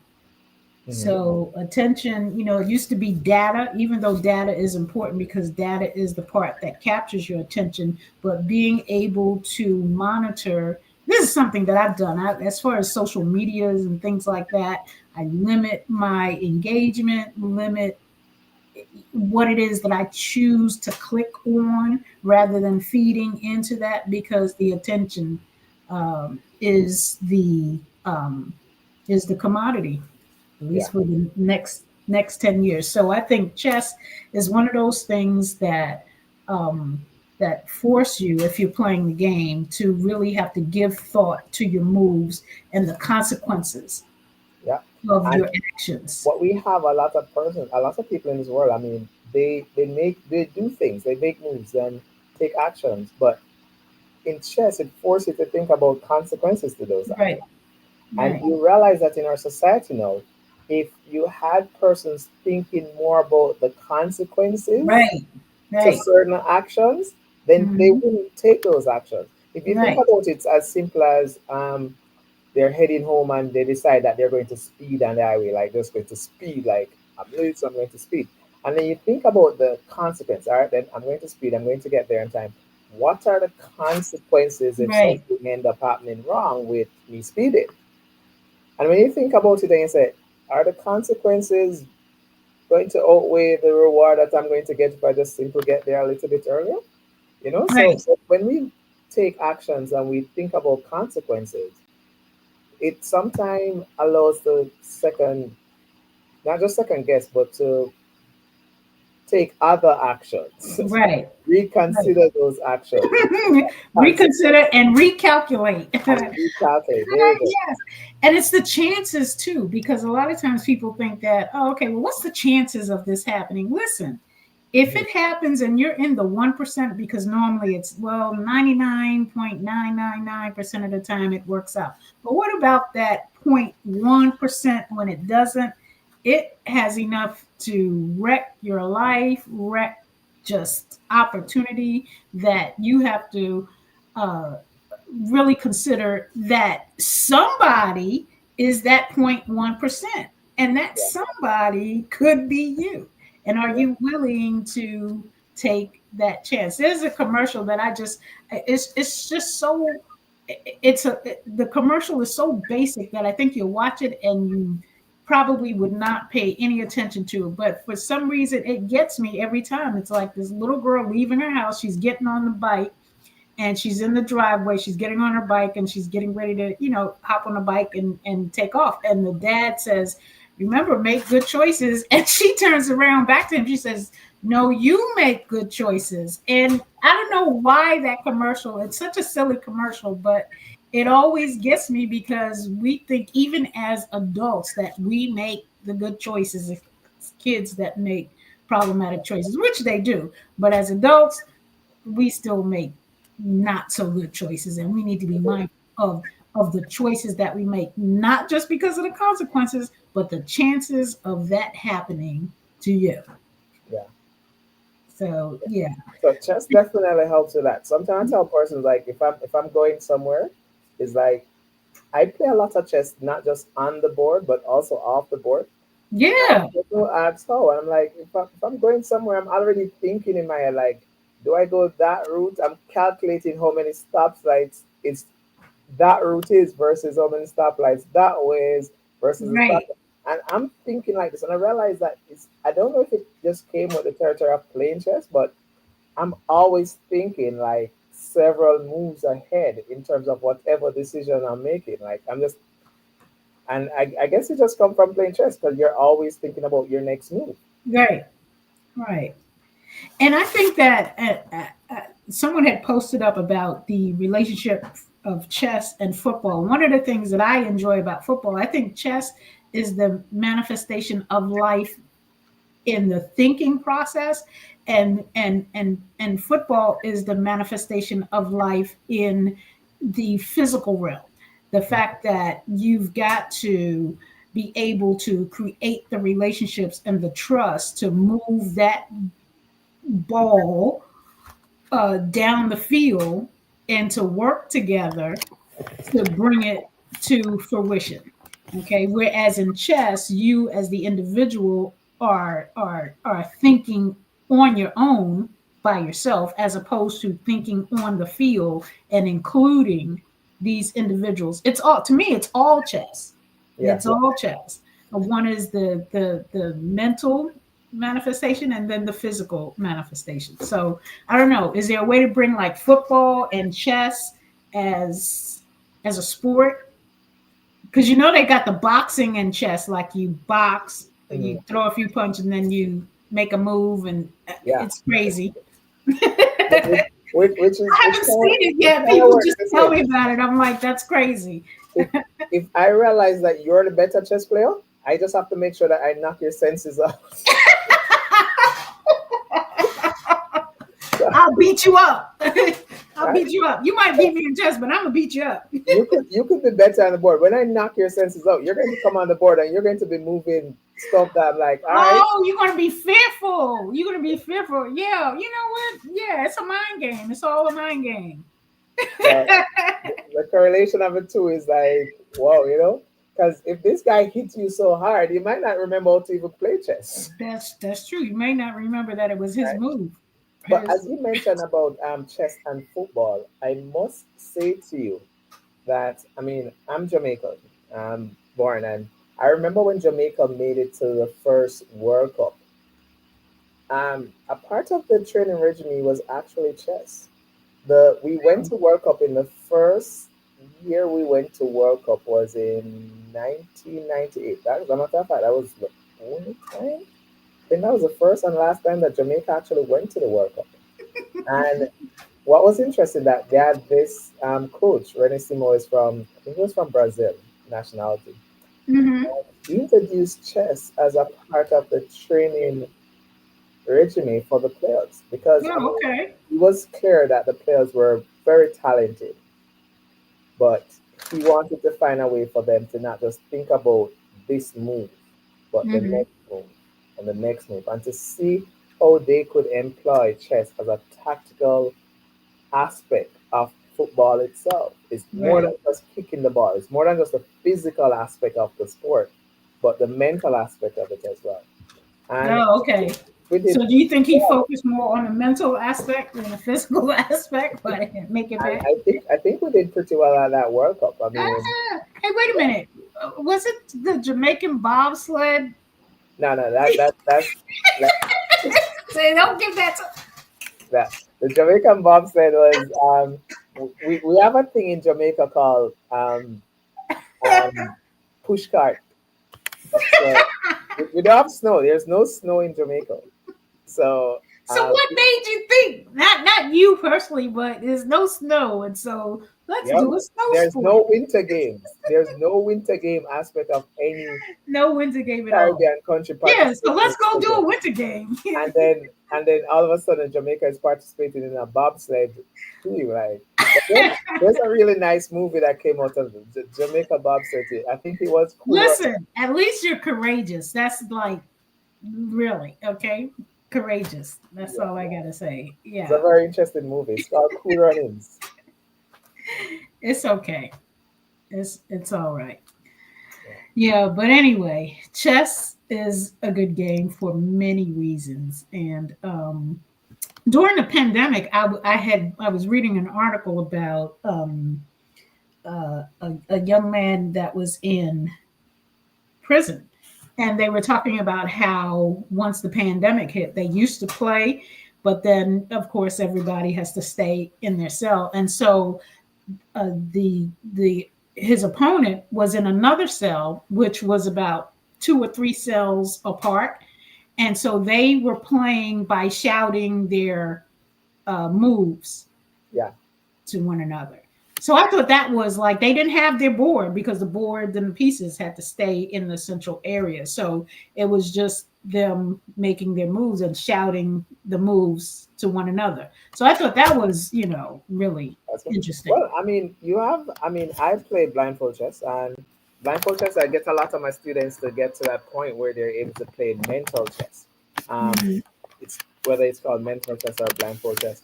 I remember like there are times when I'll be testing my abilities. Like this is training for me where try play mental simultaneous games. Mhm. Where I'll be playing multiple games at the same time while being blindfolded. Um, it's it's it's a pretty difficult thing to do. I mean, playing one game is not that hard, blindfolded, but when you start playing multiple games, blindfolded, Mhm. it becomes a little bit more difficult because now we have to be memorizing not just one board, but two, three, four, five, six boards, Mhm. depending on how many persons you decide to take on blindfolded. So it's a really good workout for an advanced chess player. Right. All right. That's a Absolutely. lot. So when you move, you're calling out the moves. Is You're that just what calling your that? moves. Okay. And your opponent would call back the move to you. So now you have a clear understanding of what the positioning now is on the board. And Mhm. but then when you have to move to another board and you have to remember, oh, this was my plan on that board versus this Right. board versus that board. So the more boards you add to the whole exercise, the more difficult it gets. One Mhm. person who is extremely good at this is actually the world number one, Magnus Carlsen. So he Mhm. will play blindfold games against master level chess players. Wow. So That's quite. I think maybe, and I'm saying I think because I've never done this, so I'm not speaking from experience. But in understanding just the process, the thought process, um, I believe that the more I learn about chess, the more it becomes systems, and systems follow a particular route. And so it's mastering, not so much by memory the route, but mastering the Principle. efficiency and the right the physical and the efficiency of that route, how the pipes come together, how these things come together in order to get you, and then what obstructions would likely Mhm. be found in the journey. And so that's, I guess that's how I think of it. Yeah. Well, that's how I actually teach chess. I mean, you can always figure out different routes, but you just need to be guided. Mm-hmm. And if you're guided by principles, like solid principles, and if you learn that way, then what it means is that you're always able to make decisions for yourself, Yeah. regardless of whatever situation you find yourself in. Right. Too often you have persons who play this type of linear chess where they only can see things happening in this particular direction. So when they get to that crossroad, it becomes very hard for them to even continue the game or to make decisions based off the new positions in front of them. While if you master certain principles, then you're always able to make a decision. It doesn't Right. matter if you come up on a crossroad, if you come up onto multiple directions, it's like you're Mm-hmm. able to make a decision for yourself at that point in time based off a principle. Yeah. Like there's always Important in there's mastering. always an option. There's always an option. It's just a matter of money. And sometimes the option, we want the option to resolve the problem, whereby you might have to take two or three more steps to get onto the road that's leading you to the resolution.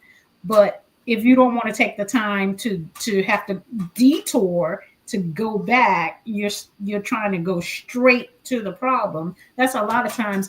I'm not talking about chess so much because I believe that chess is like that, but again, I'm not an expert, so I'm not going to say that's what it is. But when I think about that, and I think about chess, and life is the same, that we try to go right to the solution, and but the solution requires the detour and the gaining of expertise or experience in order to then reach the resolution. I don't know. You might Yeah, not have time in it's, chess to do all of exactly what you said, and chess is exactly like that. that. Sometimes it's taking a step back to see the bigger picture, and when you're able to see the problem, solving a Mhm. problem first recognize it starts with first being able to understand what the problem is. You cannot solve a Mhm. problem if you don't know what the problem is. And to recognize there is a problem, because And to recognize that there is a problem. there's some people That's that do not recognize there's a problem here. so when you take a step back, you're able to see the bigger picture. You're able to see the complete problem. Then you are able to start tackling the problem. But Right. like you say, it's sometimes not just going full speed ahead, Right. but taking a step back. And believe it or not, it's one of the most difficult thing for a chess player to do. Mm-hmm. Moving their pieces backward to solve problems. Most Mm-hmm. times, especially when they're attacking, because it's like there's a mental block that if you're moving backwards, you're losing. You're losing, right? If you're moving backwards, you're not making progress. Mm-hmm. And it's just a mental block. But then you have to remember this bow effect. If you think Mm-hmm. about a bow effect, in order for the bow to get any kind of strength or velocity, any kind of kinetic energy from the bow, you have to pull it back. Right. All right, you Right. can't just push a ball forward. You have to pull it back. All right, Mm-hmm. so it's the same thing as what you call the bow effect or the slingshot effect. In Mm-hmm. order for you to get momentum or mass from it, you have to pull it back. Right. All right, and that's actually a theme in chess as well. Mm-hmm. Sometimes you have to step back to go forward, and Right. when you take that one step back, you're now able to make yourself catapult yourself to two, three, four steps forward. Right. And it's all a part of the route. The route includes the step back, you Yeah, know. And so when you don't step back and you move forward, you're actually losing ground, you are. because you're going to wait till you get 5 or 6 steps into it before you have to come all the way back to go forward again. There you go. So There when you you go. recognize it's a step back, take the step back, take the breather, and I, then I keep think you moving. play more chess than you give yourself credit for And now, you you know? know, I play chess in the mind, and then try to use it in life. Listen, when you come across enough hurdles, you start to learn. Okay, hold up. That's that step back. Hold up. Let's reevaluate. Let's really look at what's going on, and then choose your choices from the facts. So yeah. All right. So what's happening on the board now is that so we had an error with the parent for round three. So as soon as that is corrected, we can jump. But wait a second. I'm seeing here that we may have actually just I'm seeing round four here in progress. So did we miss out on round three entirely? The boards are not being displayed at the moment, and so I'm not sure. We're having some real technical difficulty because it's showing that we may have just missed out entirely on round three. How could that be? Round three was completed. I mean, we got caught up in talking about chess. We didn't realize that the Yeah, chess but we didn't even see it. I didn't see the pieces moving. yeah, it's not being reflected on the board. And the other thing is that I understand on the ground that they would definitely need the rounds to be progressing. So I'm Okay. not sure if it's a case where round three couldn't be corrected, so the parents are in round Oh, four. okay. So I see where it says round three couldn't be corrected. So the pairing, okay, the pairing in four are for round three. Okay. Oh, um, should have what you should have probably done there is just to delete with Swiss Manager to just delete round three. Whatever pairings that were made, just delete and repair it from round two results. It's a learning curve. Because, like you said, this might create a little problem as the Mhm. round progressed to round five and six. But like I said, Okay, we solve the so problem as we get there. mhm, round three couldn't be corrected. All right, but it's not loading for me now. RDChess is not loading for me now. So we're having Hmm. some technical difficulties on the ground. But as you know, this is technology. Yep. Okay, so All right. this is round three, So round and four then is round live, four. but then this is technically round four is round three. Okay. Um,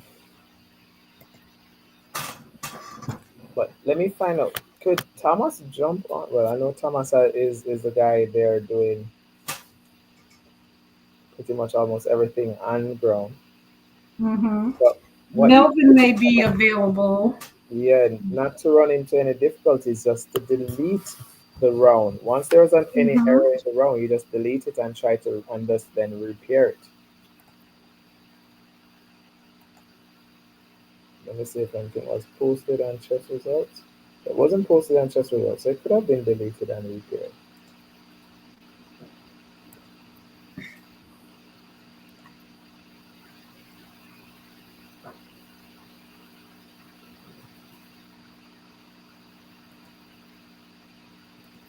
So we still don't have any games going on. Alright, so we'll wait on an update from the man on the ground or artist on the ground.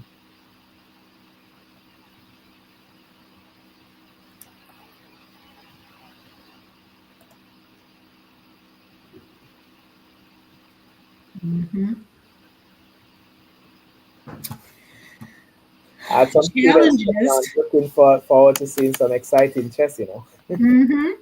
They messaged me saying that they're watching, so I know they're looking forward to seeing some exciting chess.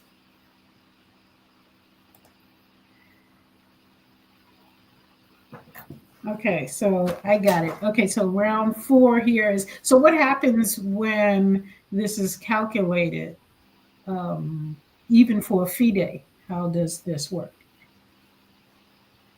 Um, the at the end of it, the Swiss manager will submit a final report to to the FRS to the federated server, and the report will have all the rounds and so forth on it. But like I Mhm. said. I would not have. I would done. My solution would have been to just delete the previous rung. Well, to just delete the previous pairing and just repair it if there's an error. Hmm. Just putting back the results and just the repair. But there, like I said, with chess, there are normally different ways to get to the desired result. So, Hmm. and typically you're going to go with the way that is easier for you or Right. that works best. So, And that's the thing about technology. Like, it might make sense. Okay, this is the way you should. But when you're in the midst of it and there's yeah, 20 other things going on at the same time, yeah, that might be the way. But the most simplest way is to do it this way, yeah, and let's move through it. And we know, that's that yeah. step back. Let's You, you, do this, and then move it forward. you're going to do what makes sense to you in that moment, Yeah, in so in that you in the can moment. continue. So you can, and it's the same thing like playing a game of chess. Sometimes you find yourself making a move and trying to delete something. Sometimes you find yourself in a position where you're making a move and realize, oh wait, it's not the best move, but I just have to keep moving. Right, right, right, You stop, you're going to run out of time, so you just have to keep moving. Right? So at that point, it's no longer about making the best move, but it's making a move that right, allows the game to continue playing. right. It's about keeping it moving. Keeping it moving. Right. And I think It is that's the what best Thomas move, is it. but keep Making it sure that it moving. keeps Sometimes, moving. and guess what? Sometimes the choice to keep it moving is the best move. Yeah. Yep. Yeah. The choice to And you keep sit it there and look for moving the is best the move. best You move. sit there, you look for the best move, and your time runs out. Yep. And that's game over. I Which have a lot which of means experience that with that. wasn't which means there wasn't a best move for you. The best move for you was any move to keep it moving, to To keep you keep in the it moving. game, to keep you in the game. Yes. So, yeah, but the thing about chess, I find sometimes, and I'm not saying this is every chess player, but chess players can sometimes get caught up in, just like you say, the move, trying to get the best move, and that's transferred in life, trying to get the best move while not moving. It looks like we have some movement. It looks like the boards are moving. It looks like we are back in the game. So whatever the move was, I think this is the best move because we are back in the game. This is round 4, and it looks like pretty much all the boards, well, most of the boards are in motion. Yes, so we have motion once more. We have games are up and running. Okay. So we don't have any motion on board one, so we're going to move to board two.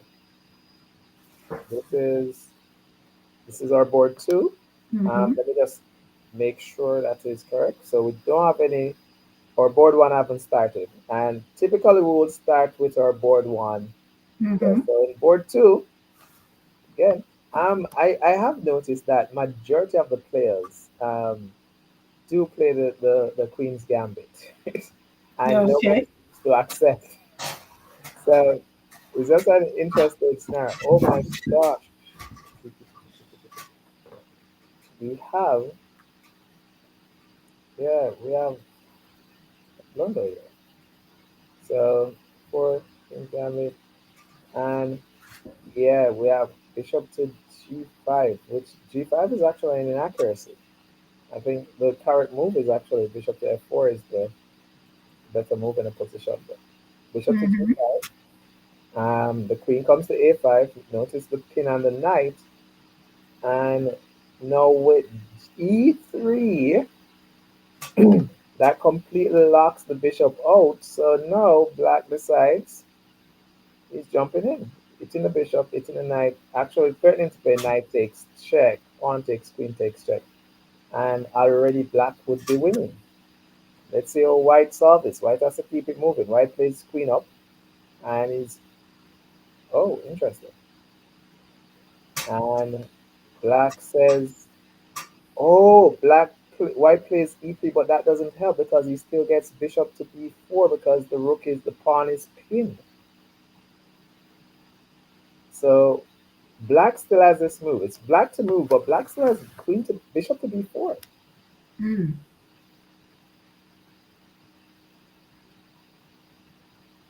Still has bishop to b4, which is actually winning material. Bishop to b4 is winning. Um, it looks like a strange move, but the pawn can't take on b4 because the rook would hang. Yep, and now you just simply play bishop takes check, pawn takes Mm-hmm. check, and you're picking up a free pawn, an a3, and black is winning. Yep, bishop takes, pawn takes, and queen takes a3. Yeah. Yep, black is winning. Mm-hmm. Right out the gate. So that's interesting so far. So um, let's move to the next board. Well, I want us to keep checking on those two young ladies. I mean, um, age 16 and 18, right? And Right. they played on the Olympiad team in Budapest. Names are and somewhat you think that at some point There's Abigail. Okay. they are playing against they're playing against each other. Oh, okay. Or you played knight takes bishop. I would Okay. have, knight was a very strong piece here. I would have taken the pawn and forget about taking bishop, but I guess um, Mm-hmm. black wanted to take the bishop first, then he'll take the pawn and a3. Okay. I like the knight here, so I would have definitely gone with just taking the pawn and a3 first. All right, Mm-hmm. so the two young ladies are playing each other. This is Georgina and Abigail. Yeah, and I think we have them on screen here. Yeah.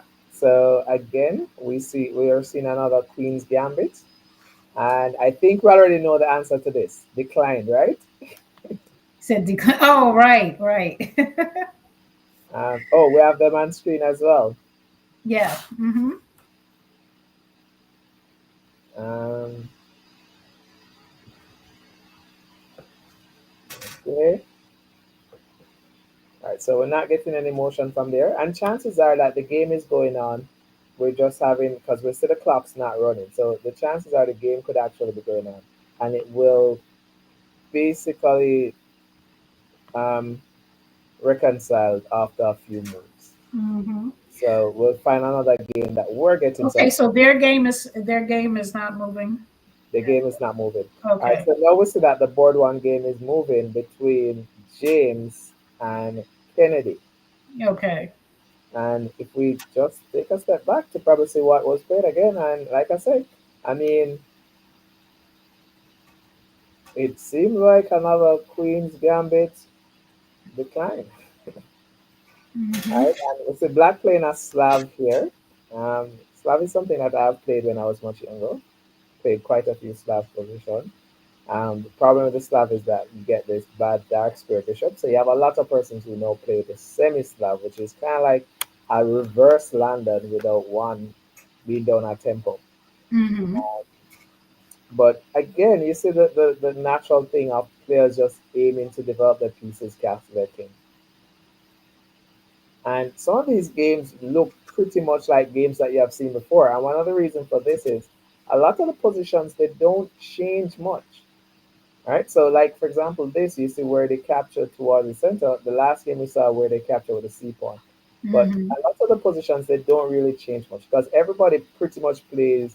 The opening is kind of like set. Like this is how you're supposed to play your opening, right? Right. So the significant changes come in the middle game where it's now my ideas versus your ideas. Mm-hmm. That's Yeah. where that's where the game get really excited because Mm-hmm. no, I'm trying to outsmart you. I'm trying to out Right. you. I'm doing this. I'm doing that. So that's where the excitement really gets going. Right. And like when you see ideas like this, like Bishop dropping back, and it's kind of clear my opponent wants to lift the queen, put the queen away, and probably say, "Hey, checkmate me." He might say, "Hey, you're having high hopes," but who knows? there, I've seen it happen. It could Mm-hmm. happen, you know. Mm-hmm. So there goes the guy's putting the queen up, and he's thinking about, I want to check and checkmate you around here. And one player said, no, that's not going to happen. Knight drop his knight back to f8. And I like to say there's this thing that goes, there's never a mate with a knight and f8. So it's just something that I teach my students. There's never a mate with a knight and f8. So the You said knight, a never what? there's never a mate with a knight and f8. Oh, okay. You have to say it, you know. If you're going to play it, you have to say it. Right, right, right, You have to right. say it. There is never a mate with a knight and f8. There's never a mate with a knight and And f8. a fate. And f8. The square is f8. So Oh, pretty much what it breaks down to, there is never checkmate if your knight is on f8. oh, okay. Oh, So F8. Okay. f8. So in short, you said there's never a mate with a knight and f8. Okay, so there's never a mate with a knife on F8. With a knight and f8. Yeah. So in Okay. other words, a lot of beginner players will tend to try and stop this checkmate by pushing the pawn, which it seems like there's nothing wrong with it. You push the pawn, the queen can no longer come there, and your bishop can always drop back. But then the move knight to f8 just permanently Right. make sure that there's no weaknesses, and your opponent is not going to be checkmating you around there. All right. So Okay. the game is progressing. And if you notice, White start rerouting these pieces. White is like, yeah, I'm going to find a way to checkmate. So he's rerouting his knights coming around on the king side. And the idea is also going to be to play knight up to h5, trying to get rid of your dark square bishop and probably start attacking you along the other square. But he's never going to get checkmate if he can't remove this knight from f8. So this Right. knight is going to cancel, is going to just be guarding this square here, which is the mating square. So there's never a mate with a knight and f8. So why would one move the knight into that space? As a permanent, it's just a protective move. It's going Oh, to be a okay. move that just protect your position. So it's Okay. going to be interesting how we watch the game play out. um Oh, so you're saying there's never a mate. So the opponent can't checkmate you when there you go, there's. there you go, Okay, got you, got now you. you understand, I now don't you know understand. why I was thinking like the same your own pieces, because I'm like, okay, that doesn't make sense. But you're talking about for the opponent, there's Yeah. never a So mate black with put the his knight knight and the face. f8 Yes, square and say, hey, you'll never mate me. right, That's it. right, because it's right. All right. Mm-hmm. So, and See, with that's what this, I'm saying. It's like systems. They're yeah. just systems that come together that create the game itself. So white took a while to play this move, but yeah, you would think that you go after this dark square bishop. Bishops are typically better than knights, especially in open games. So your opponent going after your bishop is pretty natural. Mm-hmm. The queen comes in again, one more. Okay.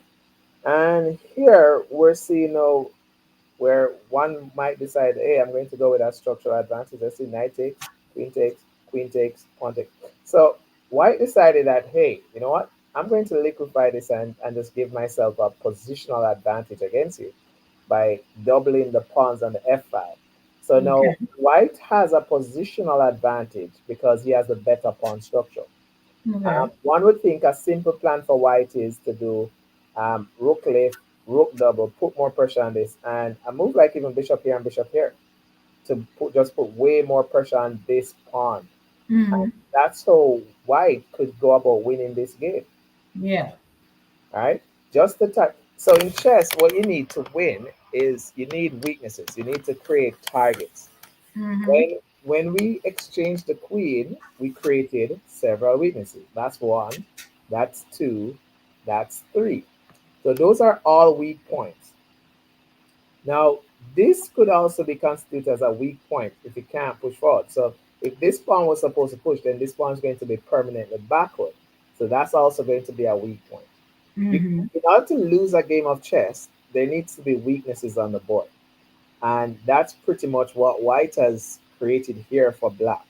So watch the game progress. So he's going after those weaknesses. We'd love to jump there and start targeting them. The bishop came back to try and stop it, but um, the bishop left. So again, the idea should be to double up and hit this pawn with everything you've got. So let's see. Mm-hmm. Bishop came there, the rook left, and again, your rook left on a light square. I would have left on a dark square, just not to block my bishop. And just left on a dark square to come over, but I guess it's the same. The pawn push, and now he takes, and I guess he's going to take, and then he's going to have another weakness over here. So the pawns are all being isolated, and as your pawns are isolated, they become targets. Yeah. So his opponent might push the pawn to prevent this pawn from pushing, and then double on the pawn, just attacking it once more. Okay. So it's pretty much how to play the game. So probably rook here. If the pawn push, you push the pawn. No, that wouldn't work. So you definitely need to prevent this pawn from pushing. And to prevent the pawn from pushing, you can either do one of two things. You can play rook over. You can push your pawn here. Probably just rook over is the more ideal move to play here for white. But white position is going to be very easy to play. Mm-hmm. So I see white winning this game. White has no weaknesses on the board. Black has all the weaknesses. He has, again, this pawn, this pawn, this pawn, this pawn. Those are all weaknesses because there's no pawn that can protect him. So yeah, the rook just double it. Okay. The focus now is that pawn. Mm-hmm. So the pawn is going to push. And what I was saying is that white could have actually done this pawn push, but no, it can't. If he does it, then I can sacrifice my rook by playing pawn takes, rook takes. Yeah, I can do it. I can simply just play pawn push because your pawn is pinned.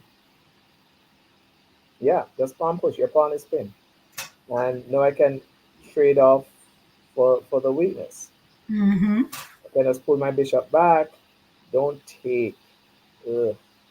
All right, so again, we have another saying that goes to take is a mistake. We shouldn't have taken the pawn because your bishop was bad behind the pawn. Like right here, the bishop is bad. Okay. Bishop can't effect change here because there's a pawn in the way. So all you have to do is just to pull it back. Mm-hmm. Pull back your bishop and regroup everything else to come and attack this again. So, but they took. So yeah, we're seeing an African. So that game is still going on. Oh, board two game has ended already. We're seeing where white won. Let's see what's happening here. We're saying that white won on this board.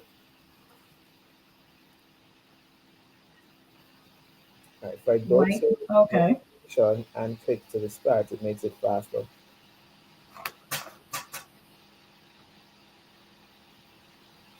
Oh, this was the game we were looking at where we said that he was able to exchange and Right. yeah, he got the free pawn, takes, queen came back, castle. But sometimes it's not, it's just one pawn. And sometimes a pawn is not enough to win the game. So let's see. So you'd have to make another mistake in the game. And remember, it was black who won the pawn, but white won the game. Mm-hmm. Oh my gosh. That hurts. That hurts. Oh, another one. Another one. All right, so that was just a tactical blunder. So here, when you push this pawn, you created some weaknesses along the dark squares, right? These squares are weak. You can infiltrate around the king. So Mm-hmm. what's happening here is that white played this move. Bishop takes knight. Now it looks like a good move, but it's completely fine. You're still completely winning. Like black is Mm-hmm. still winning. Black is still. I want. Black is still better. Black just cannot take back that bishop yet. Because if you take the bishop, the knight is going to fork your king and queen. And of course, Oh you cannot yeah. have two pieces at the Mm-hmm. same time just winning it. So all Mm-hmm. you have to do is just to play bishop takes first, right? Right. Just have to take this knight first, and that knight you'll be attacking the queen. You take the knight, you're attacking the queen, Yeah. so your Yeah. opponent has to take back the bishop, and then you recapture the bishop. Oh Unfortunately, yeah. unfortunately for black, black played queen takes bishop first, and then he got fork, and that's just grounds for resignation. Mm. Yeah, that's game over. All right, so the game pretty much ended Well, after. that seems like a simple move. Yeah, that was a very simple move. Like I said, sometimes. Oh my God! Look at me talking. Don't get me started playing. I'll really be talking, but Yeah, and then here you'd want to just like take the rook, but I mean, he decided on this. But yeah, interesting move. yeah, that would seem like that would. But again, like you say, when you're in the midst of the game, When you're under the pressure, and yeah. pressure is a completely different thing. Mm-hmm. But I mean, that's also one of the things that builds the excitement is if nobody blunders, then all games would end in a draw. Right. Right? So blundering, making a mistake is a part of chess. So it's just who can hold their composure long Right. enough not to blunder. Not to Um, make that crucial mistake. So, who are we watching on screen? we're Which watching. board? This is board number one. This is the board one. So this is the two top players. Interesting enough, I think. Is that board number one? Yeah, I think black actually had a sacrifice here now. Two more. And these are some right here. Oh, king steps over. You have this very interesting move, right? Of knight here.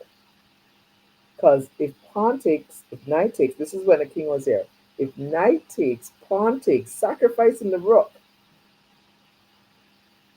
Because if rook takes, and if rook takes, you push the pawn. Oh no, you get to commander. It's a check. It's a check. Very interesting idea though. Um, this position, the material is equal, but again, the weaknesses are there. So white needs to target these weaknesses. Mm-hmm. White needs to use his rook and attack these weaknesses. Pile up, get your pieces as active as possible, making sure that every move is doing something. Right? Um, in chess, you have to blockade and destroy. What is white? Yeah, we're seeing some move that doesn't really on the board. So he's trying to go after the pawn in the wrong fashion. You want to go after the pawn where you can attack it. Mm-hmm. So the rook going down there, your opponent, and then players sometime here shuffle around and agree to a draw. All right, because neither player wants to. Okay, he took. This is interesting. This is interesting. Now you have Mm-hmm. one rook trying to stop this pawn, so this might become very very interesting because no, your opponent have the option of remaneuvering this knight to hit this rook and get the pawn moving one step at a time. Mm-hmm. Problem is that he has to hold this. So I would have given up this pawn to get this pawn moving. And sometimes that's where we have to even play rook here. Right. You can play rook here. I mean, that's his only move in the position to hold on into everything. The problem is that when he plays rook here, his opponent is going to get some knight push. So he has to play rook here because your opponent is playing. Oh my gosh. Okay. He's just giving up the pawn. Oh, you can't take the pawn. Very tricky guy. Can't take the pawn Mm-hmm. because take the pawn, he loses the knight to rook down check.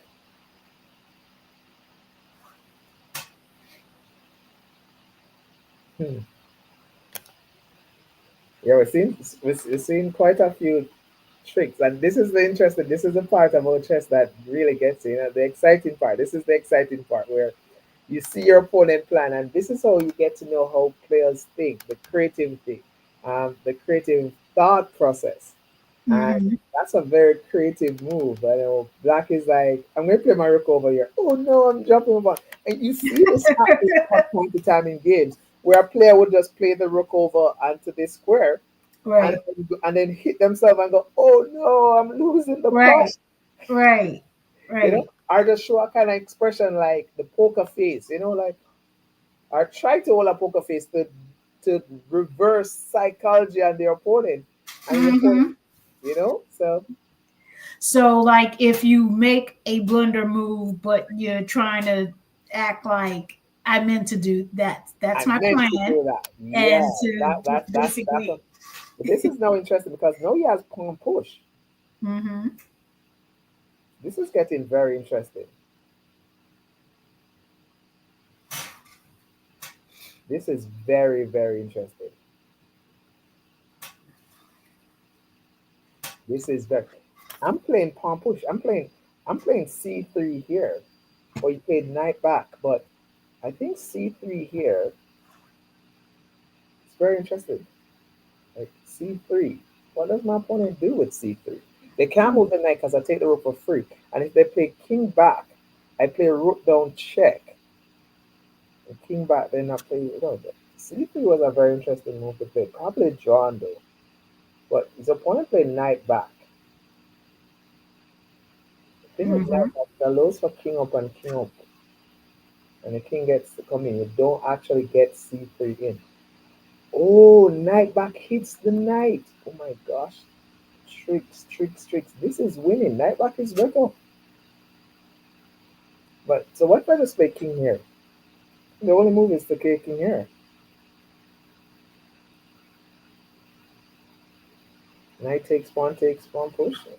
Yeah. I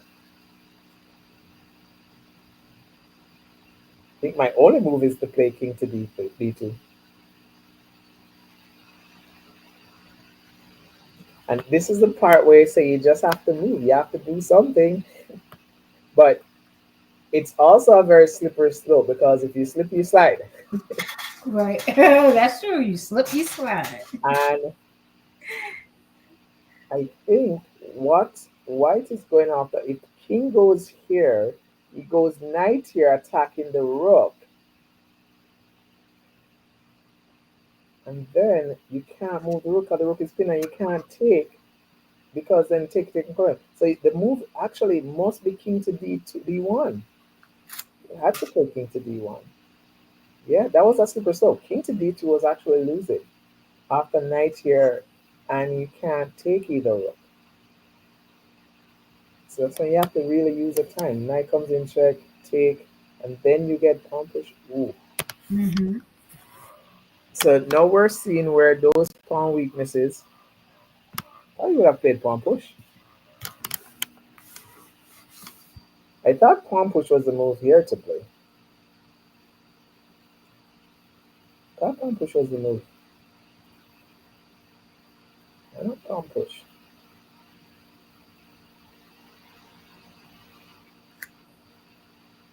We're always going to take this pawn and then try to feed off these pawns.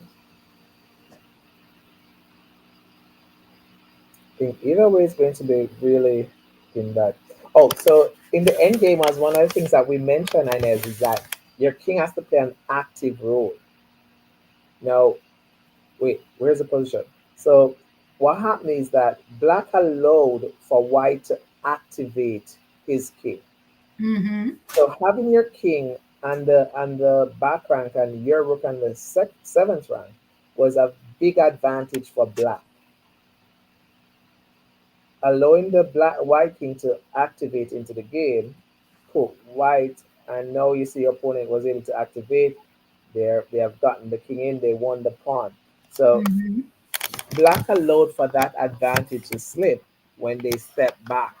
So it's strange enough that we're talking about sometimes stepping back is the bigger picture and seeing everything. I guess there's a time and place for everything.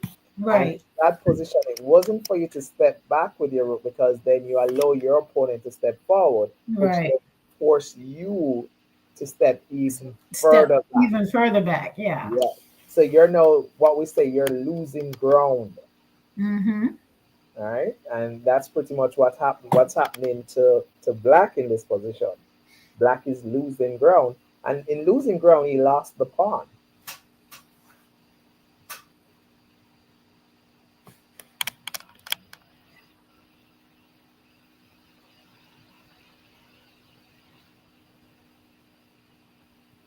But this one game still has a bit of chess in it. Mm-hmm. Ooh, don't know about that one. Don't know about that creating that backward pawn there. Right. Don't know about that one. Sometimes you just have to hold. Sometimes you don't have to step back or step forward. Sometimes you just have to hold. Stand still. Stand still. Just stay there. Hold your own. Hold your ground. Mm-hmm. But and typically, I think this come from how we were first introduced to chess. And a Okay. lot of times, I get students who think they know but don't know they don't know. Um, Mm-hmm. it's when they come and they say, "Oh, I know to play chess. I know to play chess," and you get them in the room and you realize that what they know is how the pieces move. Right. All right, they haven't really grasped the understanding of chess. Like here, king up here is not going anywhere. King is not going anywhere. Just pull your rook back. Just pull the rook back, and you're threatening to. I would have pulled the rook back. You see, you pull the rook back, it's completely different. Or if you put the rook here, now you're going to lose this pawn. You lose this pawn, and things are going to look very shaky. Yeah. Mm-hmm. Um. But what do we do? You can't push it. If he pushes this pawn, he loses this one. Ah, so now you lose the pawn because there's no way to protect this pawn now. So yeah, this game that looked drawn before is like going either way now. Mm-hmm. He's going under the pawn. He has to try and win this pawn back. So that rook needs to go under. He protected the pawn instead of going after his pawn. Okay. Yeah, that's what's happening now. So the pawns are now racing. Um, it probably goes rook takes pawn. I'll do rook takes pawn right here. Yeah. The rook goes over, attack his pawn, Right. and again, it's just a race. It's just a race to see who is more active. The pawn has to push forward. Yeah. If he's going to push his pawn forward, so that pawn is going to be pushing as well.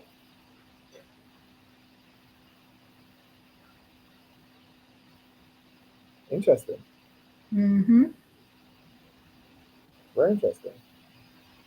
So what happens if I just put my rook over?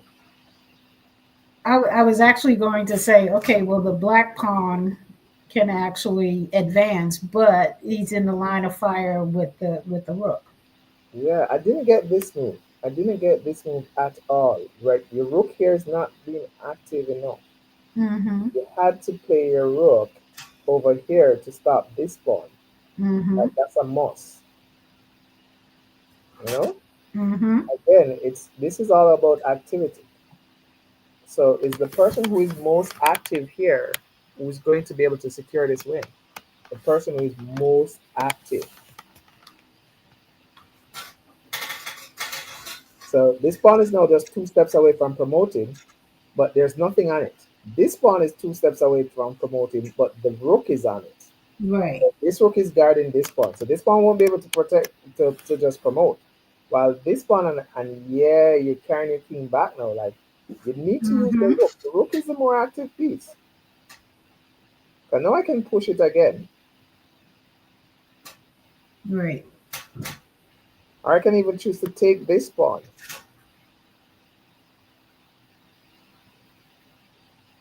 Yeah. Now I can check you. I'll probably go back under this pawn. I probably still a draw, but I mean, a lot of things can happen here.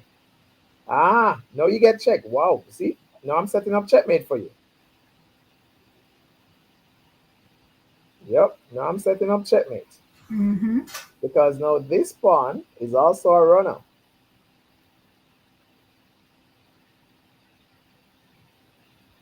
Yep. This pawn is a runner. So I have two runners. And this pawn is also being threatened at the moment. I can threaten to capture it. Mm-hmm. So a lot is happening here. But ultimately, I think this may be a draw. Um, Wait a second. If I push check, you take, you take. Oh, this one gets away. Can't do that. So I probably have to take this one. What do I do here? Do I just push? Check. Oh, and then I push. Wait, that's checkmate. The guy just got checkmated. When we missed that. After he checked, he stepped the king up. Oh, he played rook behind the pawn. He played rook behind the pawn. That was just checkmate. Played rook behind the pawn, and that was just checkmate. Wow. You saying black is checkmate? Um, black got checkmated. He just he played the rook behind the pawn and he got checkmate. So he checked the king, allowed the king to step closer. It's not the typical mating pattern that you'll see because it's not quite opposition, but Okay. this pawn is covering this square. Oh, right, right, right. Gotcha. The king is covering that square and that square. Mm-hmm. So all these squares are just being covered,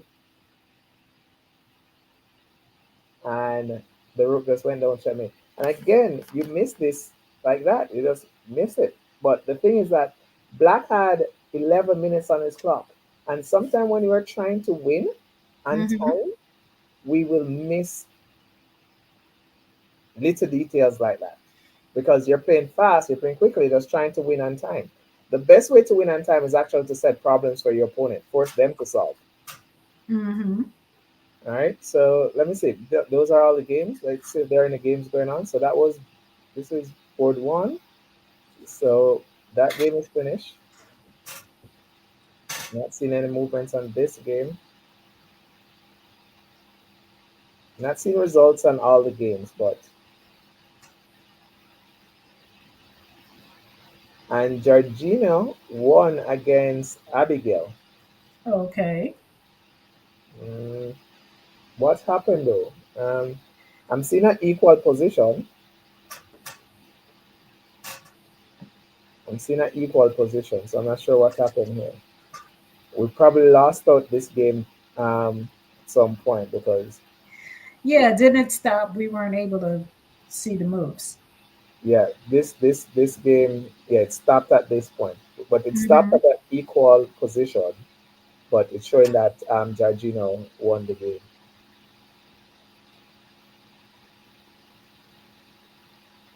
Wow, that board one game though, that board one game was something Mm-hmm. else. That wasn't it. So it was, That was a good challenge. yeah, that was a pretty good end game. That was a fighting end game. Where is it? This one. And Mm-hmm. again, between two um previous national champions. Right, Like I said, a right. lot of time these games I come guess down that's to, what you would expect. yeah, you know, these games come down to a lot of what do we Chance. say, testosterone. But yeah, it comes down to it just comes down to the very wire, the Mm-hmm. and this game could have gone either way.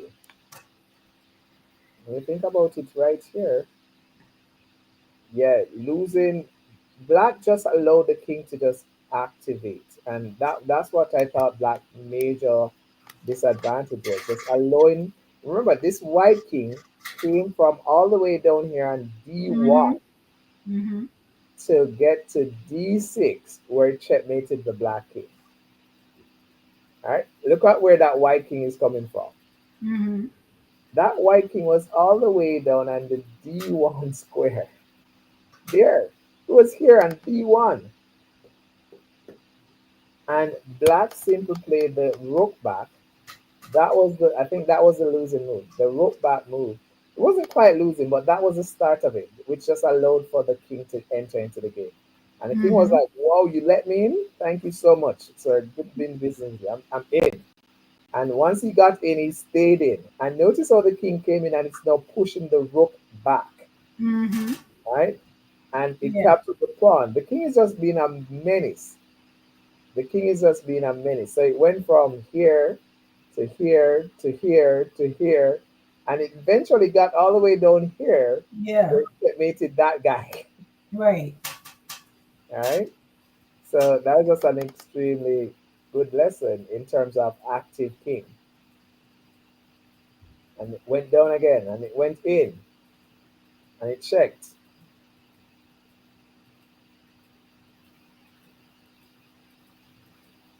Mm-hmm. And there you go. Once the black king went back again, it allowed for this king to enter even further. Yeah.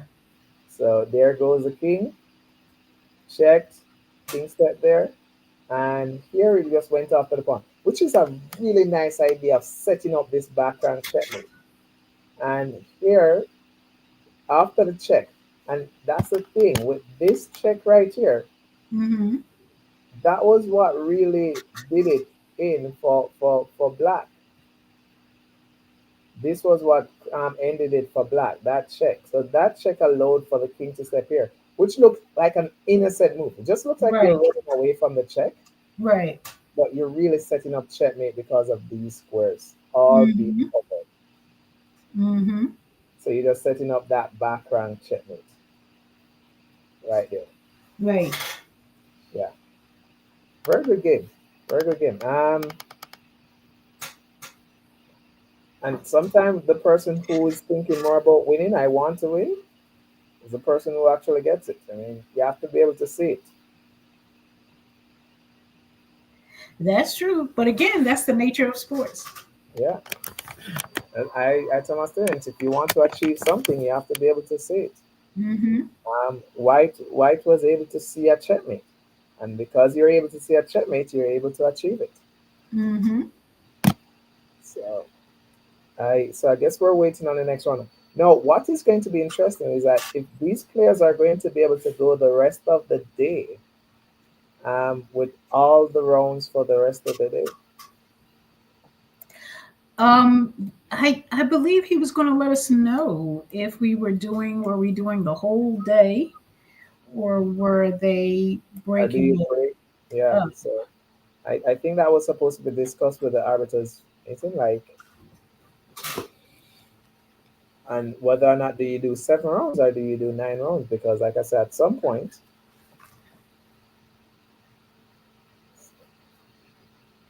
so but it will be interesting to see. Even though it's fourth round, it's the third round, so we're moving into the fourth round. Yeah. Um, So we're still only at 3 rounds. yeah, fourth round. So we have two more rounds before the break. Um, if they wanted to do the rest of the day, probably the break going after the fourth round might fare better. What do you think? Because of the time. Um, if you're doing, it's really a consideration to the players. Hmm. You really want to take the players into consideration, like what's the mental state of the players? Are they able um, to, because it's a long day. Yeah. So apart from the hours of play, you're also thinking about the fact that these players have been there from early. And what time is it going to be? If you're going to all 9 rounds in one day, like at what time are you looking to finish? Hmm. All right. So it but like I say, the arbiters on the ground would have a better idea and to be able to make a better judgment call on what is doable from what's not. Okay.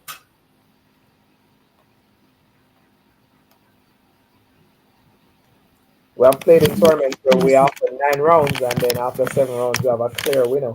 Oh, that is also a possibility. if you have someone running away with the with the first place prize after, like, say you have 5 rounds and you have one person and 5 out of 5, and the nearest person to them probably have like three points, then yeah, you get to round 7. The person is still on 7 points. The nearest person to them is 4 rounds. You literally already have a winner. Without you playing the last 2 rounds, there's nobody that can catch this person who is on a perfect 7 out of 7. You Hmm. call the tournament. Are we seeing that in the scoring as of yet? If we're seeing that now, if we look, well, we're only at round 3, and at round 3 we have 2 persons and 3 points. So we have 2 persons and 3 points. Let me tell you. So we have James, who who just won. So James is on 3 points, Hmm. and Wallace is on 3 points. So they are now considered to be the tournament leaders. Are you looking at your scorecard? I think mine went down. Yeah. So I'm just sharing this scorecard with you now. So Okay. the scorecard I was looking at was from chess results and the match results that I had. So it's not this Oh, picture. okay. Yeah, Okay. adding it up. So what we have is basically these two guys on board 1 and board 2. Mm-hmm. They won their games, so they are now on perfect score, 3 out of 3. Now they are going to have to play each other in the next round. Okay. All right, so they will be playing each other in the next round, and then what you have happening is, say you have one of them winning, they will go on 4 points, and then say that person, whoever they play on the next round, wins again. They're going to go on 5 points. So that's why you have someone running away with the tournament. So, like I said, James was the guy that I was thinking. I mean, he's from what I looked at his games, it seemed like he wants to win. I think they all want to win. Yeah.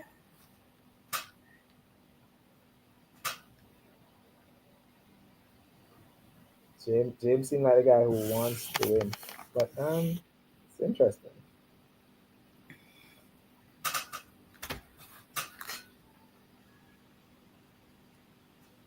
Yeah, yep.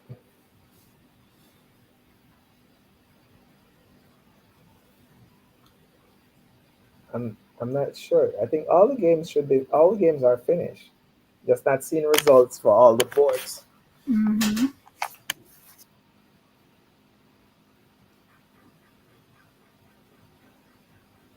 Oh, wait, I think it's showing a game that is still in progress here.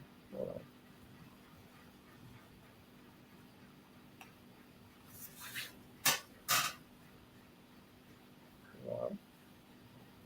Yeah, I'm assuming that all the games are finished. So we're just waiting on the results from all the boards. Okay. Well, Yeah. I am going to step away for a second. I gotta grab my charger because my phone is going. I thought I had it sitting right here with me. I'm just Okay. gonna grab it, and I will be right back. Okay.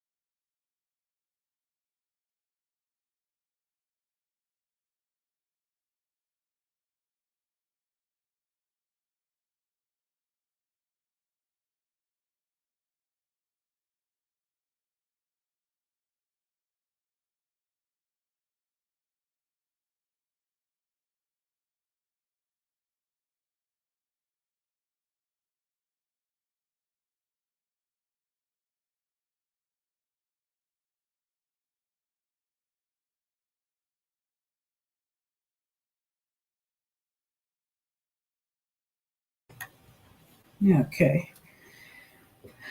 This way, I still have a phone.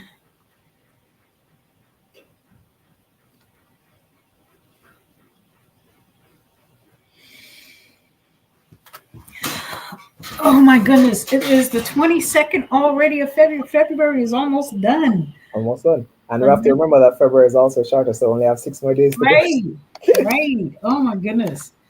Another It's not year. a leap year, is it? It's 2025, so it's not a leap year. It's an odd Right. number. No, So it's only only six more 20, days to go. 28 days. 28 days. Somebody was saying we just celebrated New Year's the other day. Where did I January go? know, that's what I said. It's like it feels like it was just Christmas. All of this snow that we're getting. I wish I'm one of those people. I love snow, but I love it like during the Christmas season. I want to see the snow covered grass, the trees, everything. So it's snowing now. It Yeah. Christmas was like a blank basically when it came to snow, but now it's nothing but snow and cold. And we're gonna send some package up some snow and send it to Sent to town. Just Liberia, right? I'm pack sure it they up. wouldn't mind that. I know. I had some. I saw some kids coming off the plane in Cayman when I came back the other day, and they were like, "Oh my gosh, it's so warm. Did they have a heater on the outside?" What? Oh, the kids from New They're York. coming from New York. Yeah. So I think that was probably their first time on the Cayman Islands. So when Right. they came out of the plane. They were like, "How is it so warm? Why is it like this?" Like, I know. Well, it's funny because when I first moved here to Chicago, oh my God, the cold is just crazy.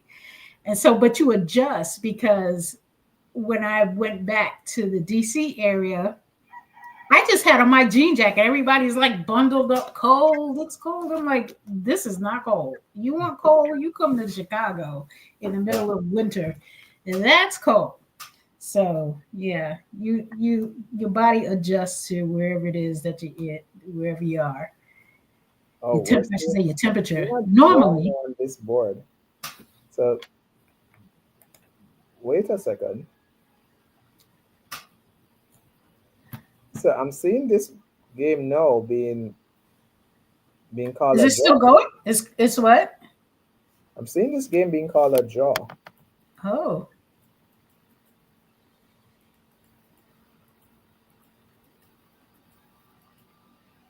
Oh, so apparently, yeah, because I saw something where the king stepped here, but so no, it's that's what I was going to ask as far as him the king moving. What is that? F7. yeah, that was interesting because now it's showing that the game is a draw Mm-hmm. because I think, yeah, so Yeah, that's what, because from where the queen was, then she moves a space in each direction, which had it covered. But the spot where the king is now, that seemed to be yeah, the only spot that wasn't. Yeah. yeah. So he now has an escape zone. So this was Mm-hmm. it's saying that it ended in a draw. Okay. Mm-hmm. So before it was showing that white won with black actually getting checkmated down here. So I was like, that was very interesting, you know? Hmm. So does the system catch that, or the arbiter catch that, or how does that? Chances are um sometimes you would move a piece to a square, but you didn't let it go, and then you correct yourself. Oh. So the ID chess could have probably picked it up that he moved to that square. It's just the sequence of moves that follow afterwards would have been playing with the guy being on the other square that ID chess would have picked up. So that's interesting. Hmm. But we saw where the game played out to a checkmate. Mm-hmm.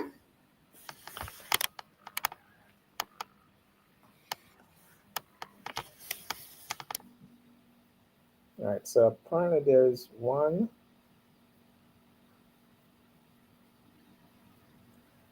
It would seem as if there's oh yeah. So Yeah, all the results are that's the not paired yeah. So we person. have all the results in. Okay. I didn't realize they would show a board for that pair. So we have all results in. I'll refresh on the on the chess results server to see if the pairings are up. So we're not seeing the pairings yet for round four. Mm-hmm. Okay. The good thing is that all the results are now in.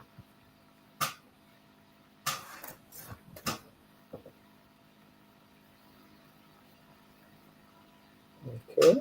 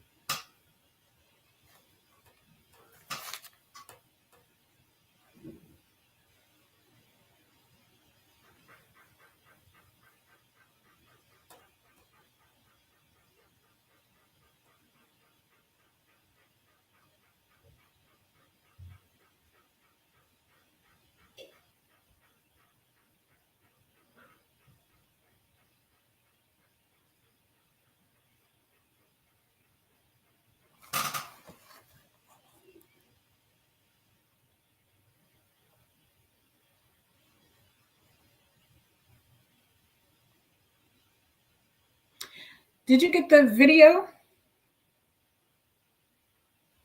Oh, you saw.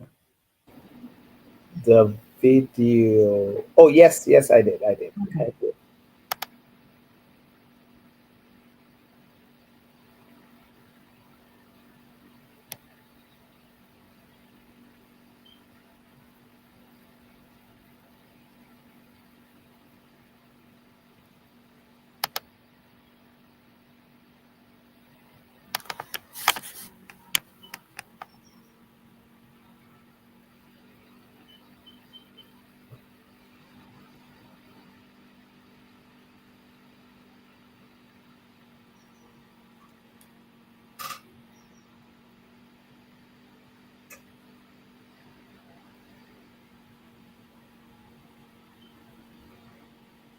So if I pull up the chessresults.com, is that up to date? What would I look at? Because I see the listing. Let me send you this. So with Swiss Manager is directly linked to chess results. So once you refresh, once the pairings are done and it's paired, then it automatically updates on chess results as well. So Oh, okay. I'll put so I'm going to put that in the In the chat. chat. Yeah. Okay. And if you just click the link, so each time you refresh it, then it will show you round by round the Oh, okay. I see. Yeah. Am I seeing that on my? Okay. So for whatever reason, I don't. It's not coming up like that on my phone. Mhm. Mm, okay. So that last round that we're looking at is round three of nine. And so once the results are in, then we'll all right. So it's saying showing that round four is now. So you're seeing round three results, and it'll say round four here. All right. So yeah. So that game apparently was really a draw, and we now have Wallace playing Kennedy on board one. Okay.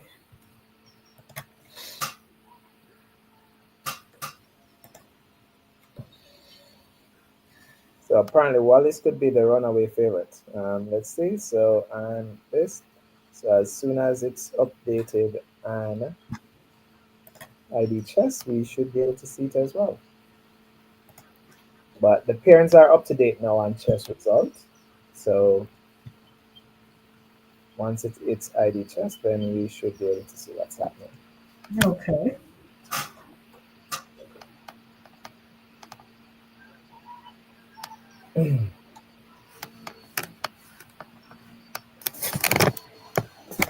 Yeah, but I don't think we're going to have a runaway favorite.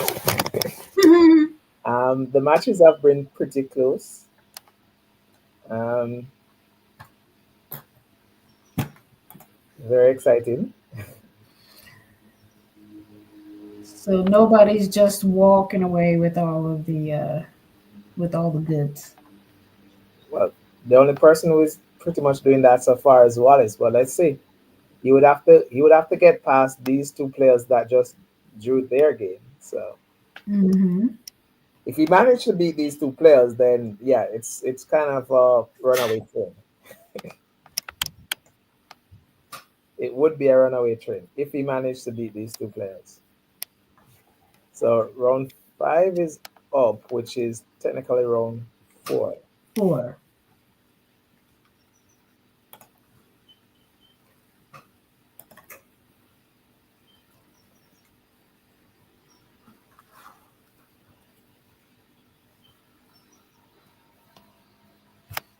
Okay.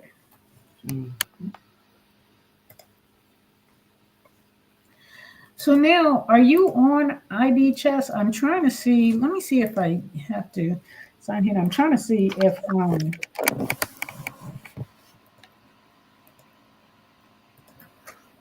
if I see the game on the. Do I have to go over to our? Okay, here we go.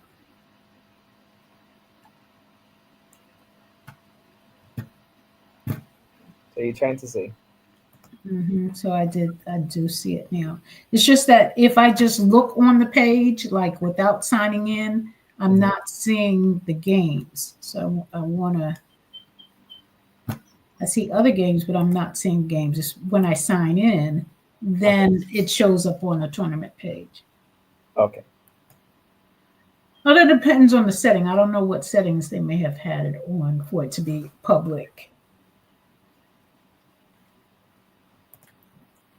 Um,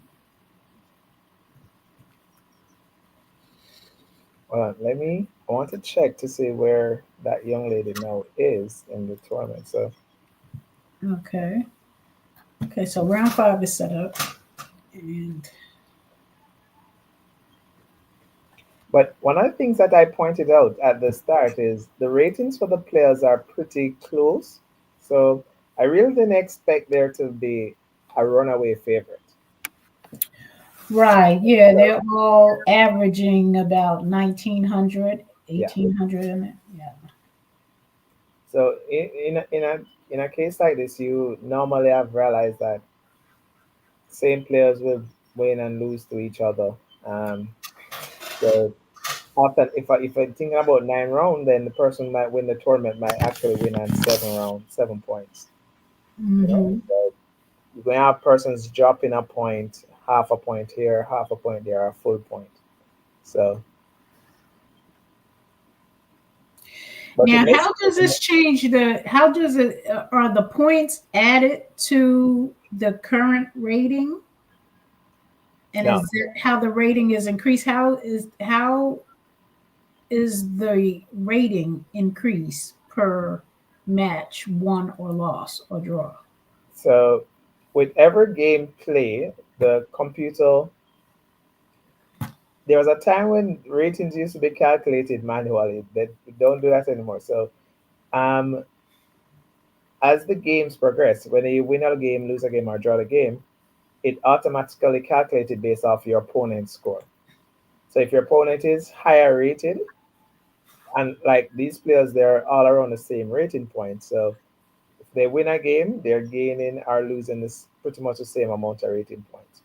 Um, with chess result, it's very straightforward. Like at the end of the tournament, you click on a player and you can see exactly how many rated points they have gained or lost over the course of number of rounds. But If you win, you gain rating points. It's calculated. Sometimes it's six, eight. It's not a lot. Mm-hmm. Depends on your K factor. Oh, as I just mentioned, K factor for the junior players Mm-hmm. when they actually win games, they gain a lot more rating points from the senior players. Hmm. And they have this K factor, which is I think K factor 40, and they have it up until their 20th birthday. Okay. So it's kind of like a multiplier. So they gain more points if their opponent is a female? No, they gain more points. Junior players. So this is not race or female. No, this is just junior players. Oh, okay. So junior players gain more rating points than senior players. Oh, okay. I see. Mm-hmm. I guess one would argue that all senior players were once junior players as well, so they had that benefit too. But a lot of players started when they were not juniors. They actually I was started. just going to say, what about the ones that started after they're Yeah, considered junior? you still get a K. You still get a K factor within your first number of games. Oh, okay.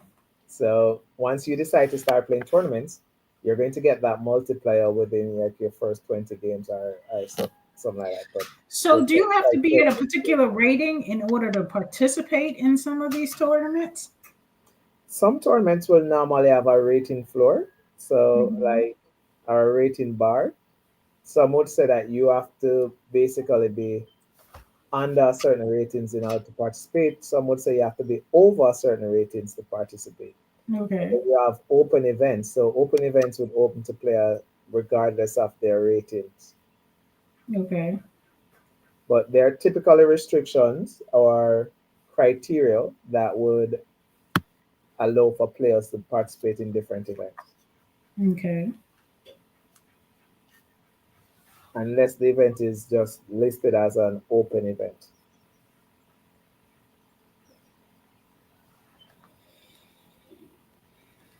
I'm hoping the players are not on break and we are not taking our break. Would Well, let's message. hear from Sometimes when they do this, they're having problems. And if you see here, this game is not broadcast, so it's probably not connected to a device just yet. So I know they were having some issues with that. So that's probably more or less what it is, getting the boards connected. yeah.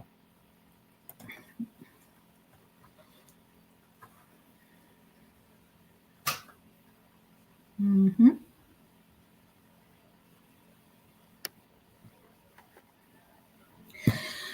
Boy, I'm glad we finally had gotten the issue with the holders squared away, getting those done. Oh my goodness.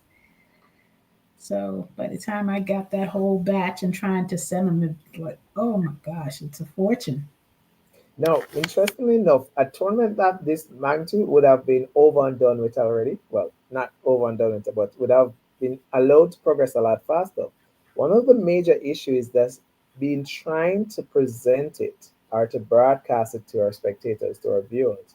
That is Hmm. what really creates a lot of the delay because you would think that a round is there, the round can be played, but guess what? The spectators are going to miss out.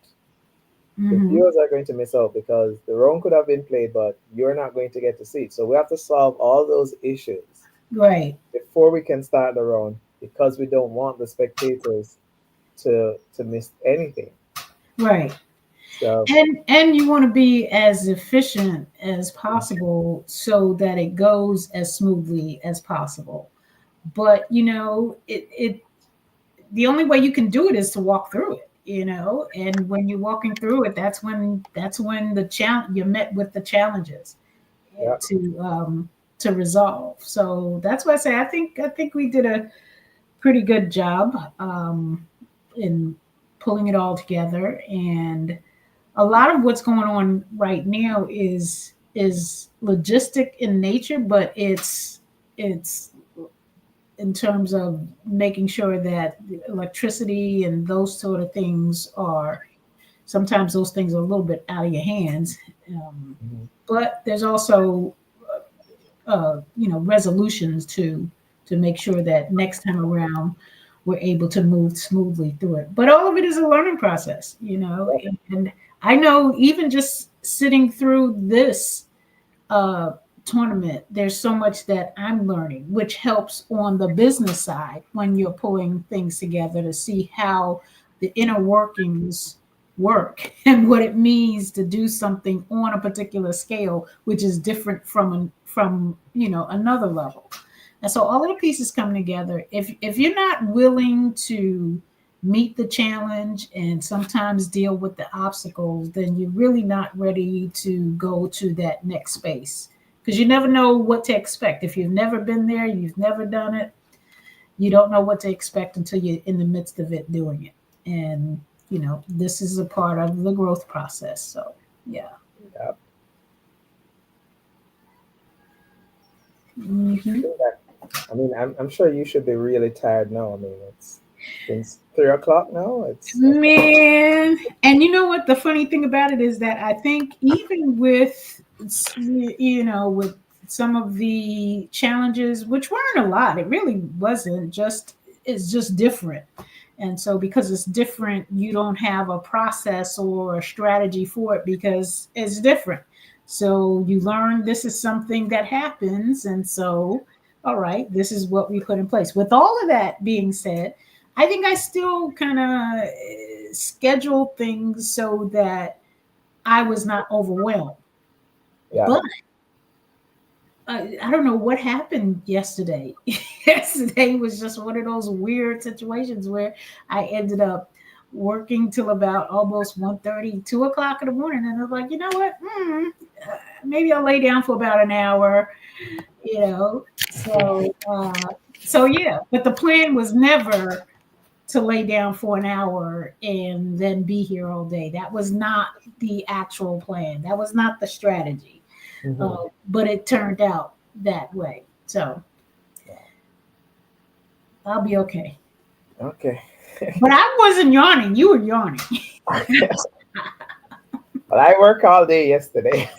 Oh, you did okay. Plus, you did fly in what a day or so ago. Yeah, That jet yeah, lag is real. yeah. Jet I mean, lag is I real. landed and I was off the class.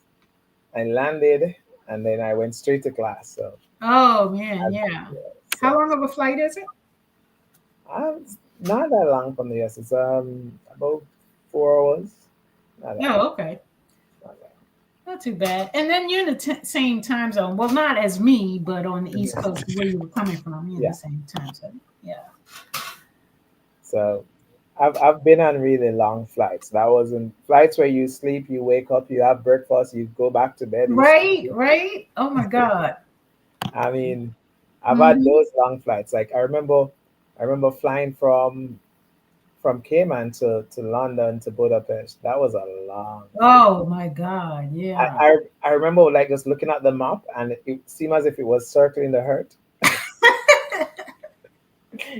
And so it wasn't one of those typical long flights, but I've been on long flights. Like, yeah.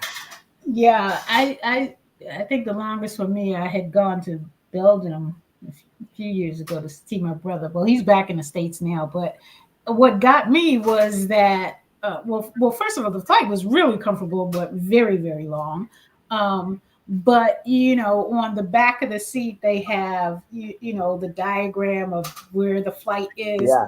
and you see the land, and then you see the part where the land ends, and then it's just water. I mean, You, just for the whole you flight, just just water. And I said, now's the time for me to just go to sleep. I'm just going to go to sleep hmm at this point because I am not going to sit here and terrorize myself looking at this map.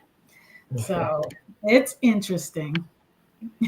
that's probably what sailing is like. Is hoping to see land, right? Yeah, from one piece of land to another. Yeah, That's it looks good. like they're pulling it. They're getting it together here, so it's getting Yeah. connected. They're So doing an awesome job. I yeah, tell you, I was working with several of the young men that will be handling the technical aspect of delivering the games, and of course us being able to broadcast on YouTube. And so it's a lot. I'm really impressed with how they were able to pick it up, put it together. But they do this. It's like Yeah. their generation pretty much grew up with technology right there from the start when they started talking. Not to undermine their skill set, Mhm. um, but they definitely took a few weeks, a few little bit of training, and able to pull it all together. So yeah, Yeah. That's good good. job. Kudos. Yeah. To those persons working behind the scenes, Yes. persons that you don't see who Right. making sure that it can happen and making sure that it works.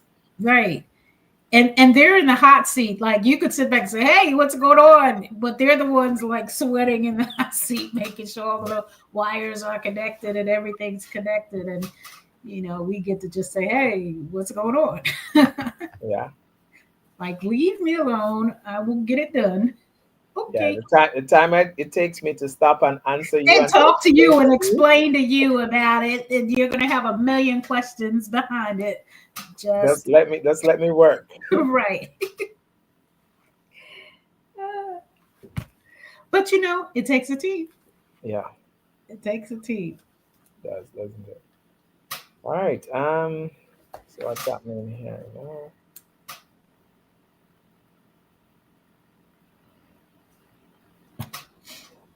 Right. So let me double check about this schedule to see, because I'm still seeing from the schedule. So the link that I sent in the chat, you will still be able to see the schedule. And the schedule is still saying Mm. all rounds today. Oh, it does? Okay. Yeah. That would require another 6 hours. It's almost noon around here. So yeah, 6 o'clock.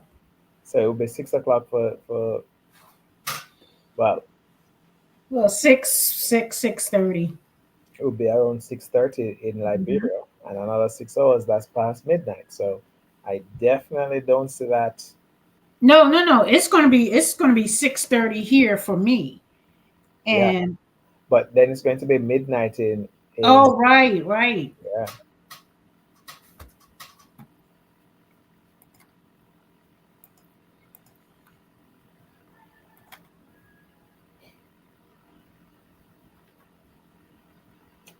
All right. I'm going to hop off for a sec. Okay. Coffee break. Okay. You know what? I might just do because they're still loading. Yeah. So I'm gonna do the same. I'll meet you right back here. All right. Cool. Okay.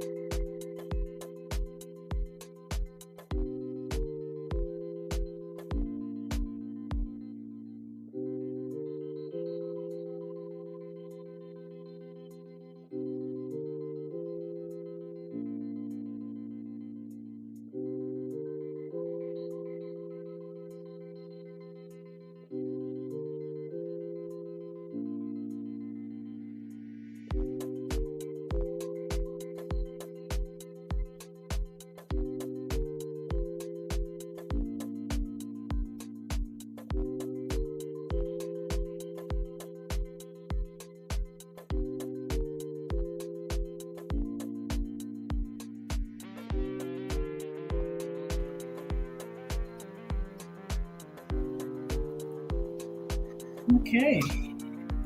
We are into what is noted as the fifth round, but it's actually the fourth round. We have cameras on inside.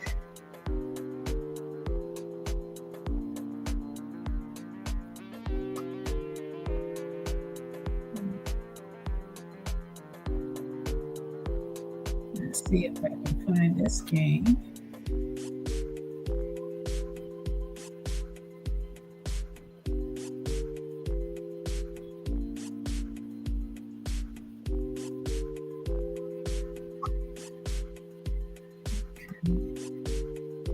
This looks like it might be board number 3. I think it's board number 3.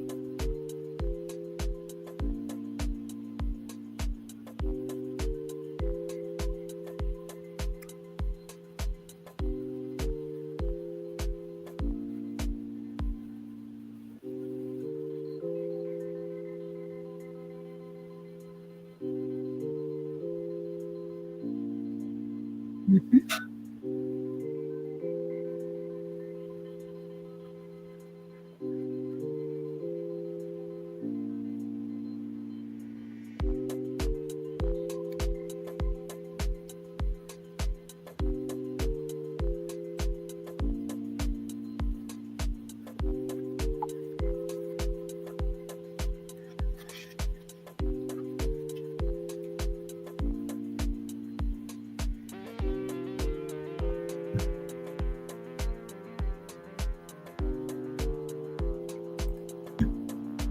Mhm.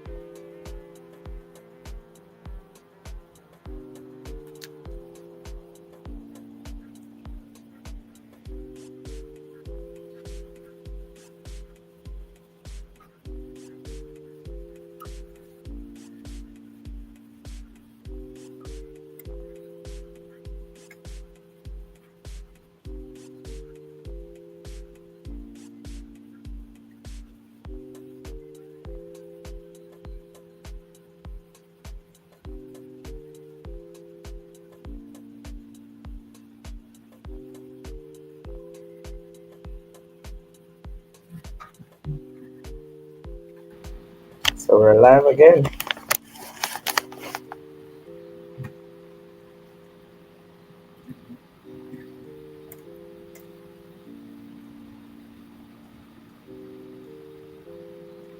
So board 1.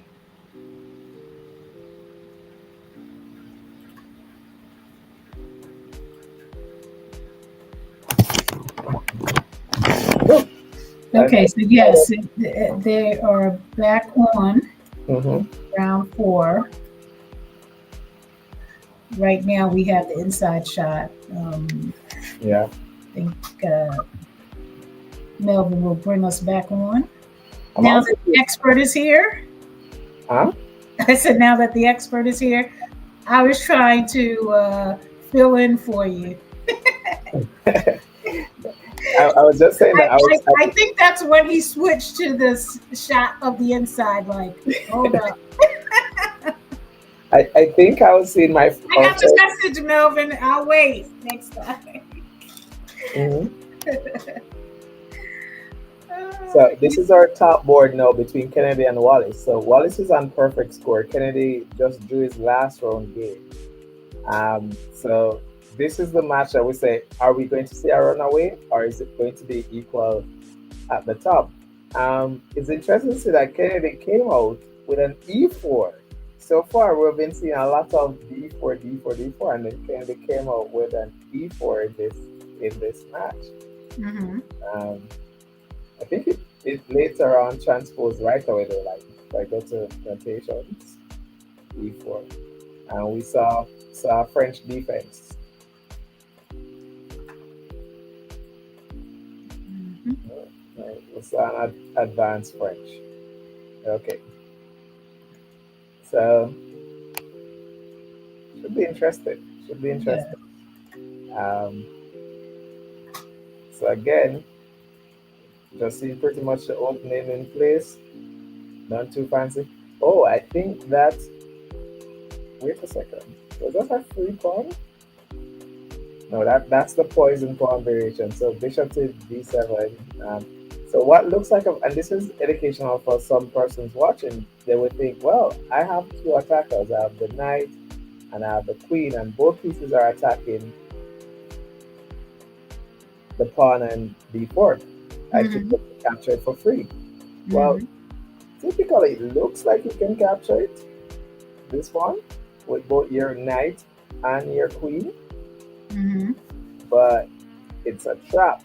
It's a poison pawn. If you capture it, you're going to choke and die on Oh, it. right. Right. Mm-hmm. All right. So if knight takes, queen takes, and then bishop check, and you're losing your queen. So bishop d7, and now the pawn is actually free. Mm-hmm. So white played bishop back, just putting another defender on the pawn. Knight there, and now saying, hey, guess what? I'm coming to fork you. Because your bishop going back to b1 made your rook a very bad piece. So I'm bringing in my knight to come and fork you, where I'm attacking both your queen and your rook at Oh, the same right. time. So he played back bishop, and it's this is one of the things that chess players tend to lack a lot. It's like when you make a bad move, sometimes you have to be able to swallow your pride and just adjust it to make a good move. And we Right. tend not to see that a lot. Like persons will be like, "Oh, I made a bad move," and they're stuck in that way, like try to make that Mm-hmm. bad move work. You know. Mm-hmm. Mm-hmm. So the bishop just went back to b1 and said, "You know what? Fine, I'll put back here." I'm probably moving the bishop here. Looks a little bit awkward, but your opponent is still going to get this move, which is going to put your position a little bit disordered. So um, bishop to b5. Bishop to b5 saying, hey, I'm not going to let you castle. Mm-hmm. I remember we talk about castling being getting the king to safety. Well, this move says, I'm not letting your king run to safety. Right. You know, queen there, putting up, pinning the, that's pinning the bishop, but what I'm not going to put is play knight here. Don't you queen have to move back? Yeah. Mm-hmm. What, they're going to play knight here? Queen here? Can't play queen here because now play knight here. Your queen is trapped. So let's see. Oh, just going for the trade. Okay. Okay. And you have to trade because if you don't trade, I'm winning your bishop. Mm-hmm. Mm-hmm. So trade. Now the knight is coming in. On push. Bishop back. Guys holding on. So this is the position where we're now at. So a very interesting opening variation, and you're actually I'm hitting this pawn, so there's a lot of pressure, a lot of fire on this pawn already. Mm-hmm. So black would really love to win this pawn. So it's white turn, and white can't protect the pawn with the simple move that just go bishop here, because if he goes bishop here, he loses this pawn instead. So there's a lot happening in the position. Yeah. So white decided to go with the counter attack. In chess, I like to say that the best defense is a good offense. Yes. So white went for the offensive move. He said, well, guess what? And he took. I guess he's going to play knight takes here. I don't Mm-hmm. remember. Then bishop takes, bishop. I'm actually liking white position now. What is the benefit in losing your queen so early in the game? I would think that that would be a piece that you reserve. Um, there's two sides to the phone. When Mm-hmm. you didn't technically lose your queen, you exchanged it. Well, okay. All right. So when you exchange the queens, it's a lot different from losing it. So exchanging the queen Right. simply means that Okay. you're going to play without a queen. Give me a sec. I'll call it back. Mm-hmm. Yes.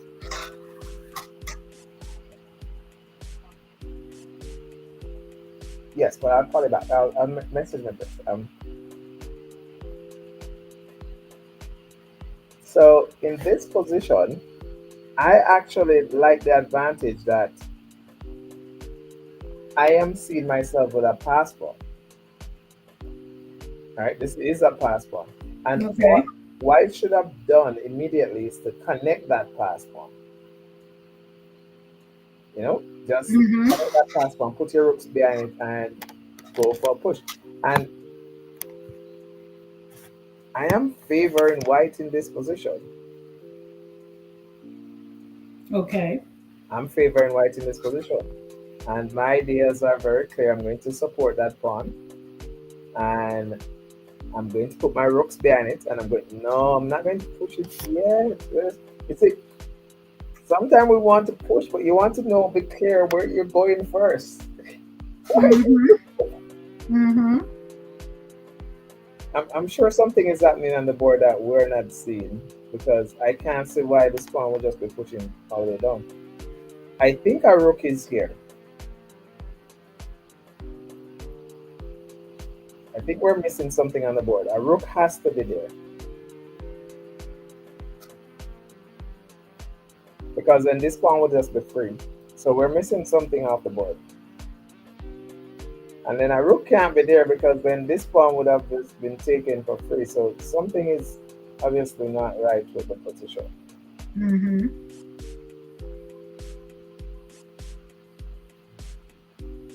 Yeah, we're gonna have to come back to this game. Like something doesn't seem right with the position.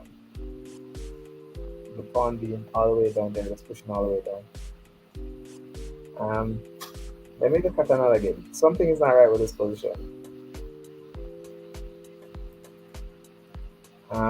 So a rook has obviously been lifted. I think this rook would have Okay. to be in the game somewhere, whether here. I'm thinking probably here. Are you saying mistakenly or just a misstep? I'm just saying, from what I'm looking at in the position, Mm-hmm. this rook Mm-hmm. would have to also be on this file.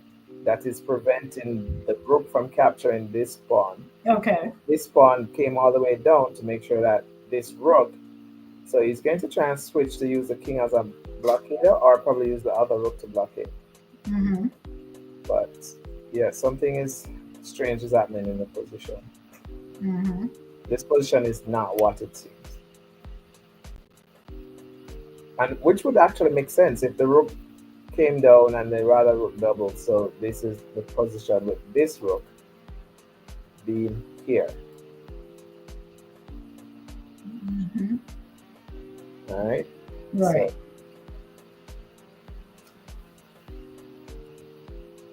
You know what? I just noticed the music is still playing. Do you want the oh, music playing, or I can turn it off? It does have a nice. I actually didn't notice it.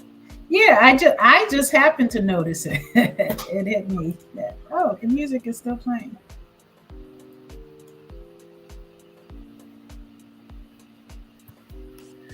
Okay, the position. Who do we have in the camera shot? What uh Um, what board is this? Let me see.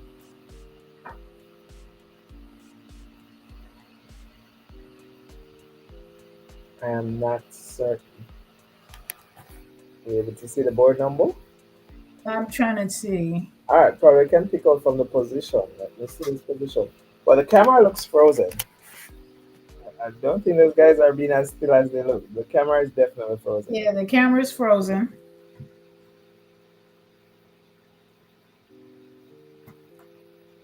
Okay, let me see here. Yeah, so I just saw a queen on the board.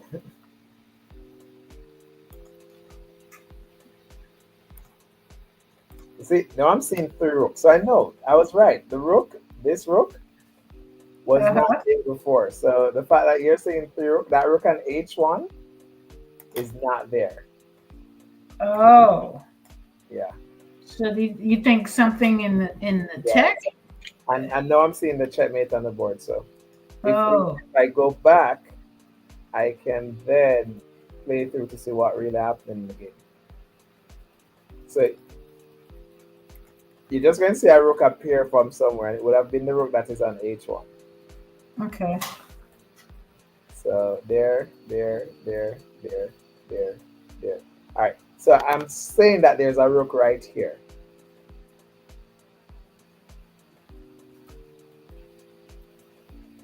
Okay, so the board we have here. Okay, can you see that? Is that board one? I think that's board one. Okay, they're back. They're back. I guess they were able to get this board moving. Mhm. I'm trying All to right. make out which board. White won that game. I could find the. Let me see the position. If you're able to see the position, let me put.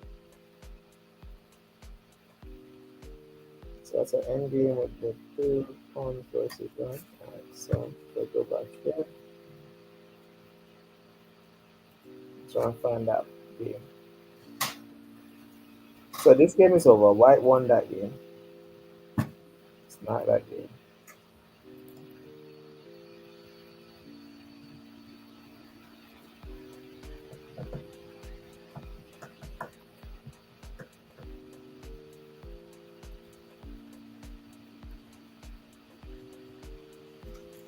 Yeah, based on the position I'm looking at, none of the games look like that position.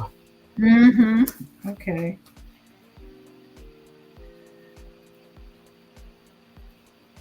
So probably that game is one of the games not detected on the ID chest.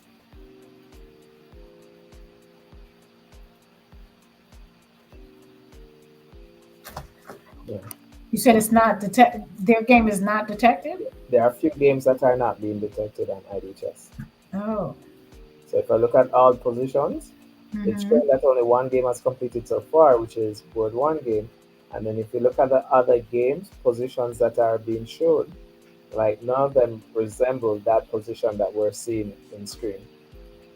On screen right here, Right. I see. they are in an end Trying game. to match it up. Yeah, they're in an end game where Now you know they're opposite. Like what I found is that it kind of flips. yeah. But that's a position where white is just Okay. completely winning. So black just resigned. Did they? Oh, okay. Black just resigned in the position. Okay. So that was board number. That was board number one. It looks like seven. Mm, seven. Oh, okay. Board number one game had ended already. Yeah, that's not seven because Abigail. Both of those were. They were both guys, right? Yeah. Oh, yeah. And Abigail and Daniela's answer. I'll be right back.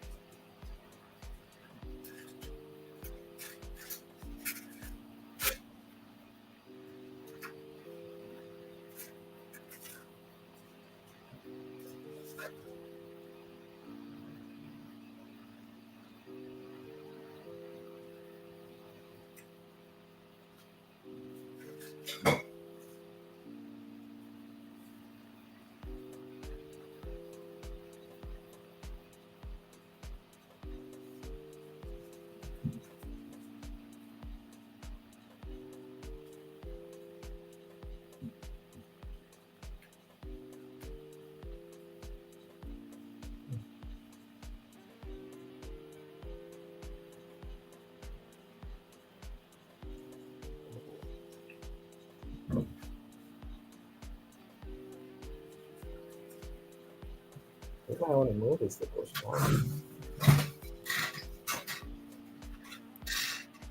Okay. Now, this endgame is a opposite color ending bishop endgame Mm-hmm. and could easily result in a draw. I mean, everything is equal on both sides. Um, there's a principle though behind this endgame, which probably white is considering, which is to sacrifice the two rooks for the queen. Uh, Okay. he's also going to be earning two pawns, but the principle states that the side who is attacking wins in opposite color endgame bishop. Um, white should probably not take. I don't want to give my Okay. opponents So this does look like the board that's on the screen, correct? That the board that's. in the venue, the Oh, board that let yeah. me see. Let me see. Yeah, yeah, yeah. This is it.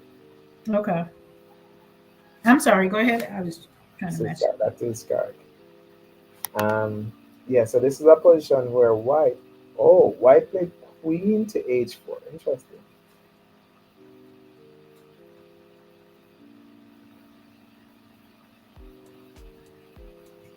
Wow. I'm sorry. I'm sorry. Like white just play. I just went computer. White played queen here, but I think this is. Why can't I just take? Why can't I just take? If I take, you take this. All right. So Mhm. why can't I just play queen here? Like queen back to g8.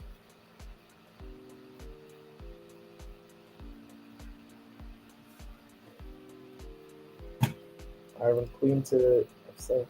Just seemed like a very strange move.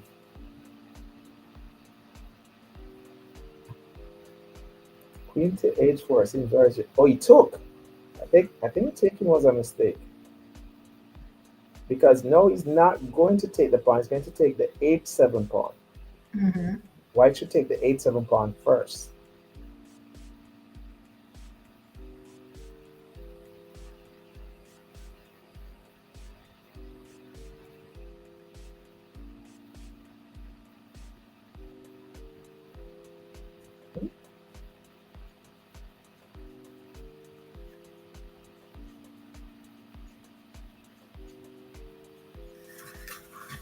Hmm.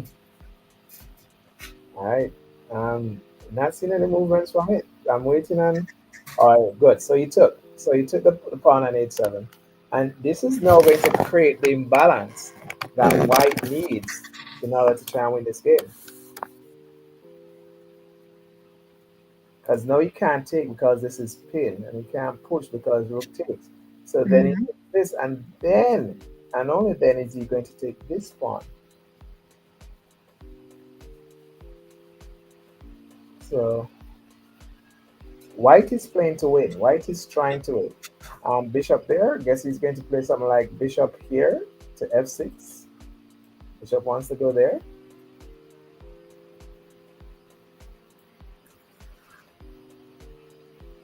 Mhm. Just taking back the tempo off the rook. And that would put the black rook in a very peculiar position because now you have to figure out what you're going to do with your rook. Mm-hmm. So some trouble looming for black in this position. Quite a bit of trouble looming for black in this position.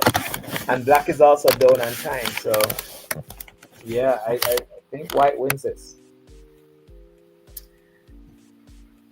And this is what is so important in this position. It's the tempo, our time, the initiative. Right. With the bishop going there and hitting the rook can't really do much. And once you hit the rook, oh, if you hit the rook, I guess the rook would play something like rook to seven, but then I play queen takes. But then what?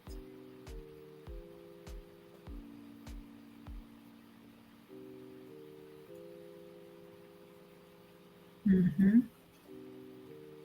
Can the rook not take the move to, I guess, my left? That would be H. Is that This side? A B C D A B C D? Is that 8C? Wait, we're missing a move. We didn't see the move. So queen takes. Five. I'm missing a move. What move did black play? White didn't make a move. Mm-hmm. Play queen there. Yeah, we're missing a move. We didn't play queen here. We played queen takes. Ah,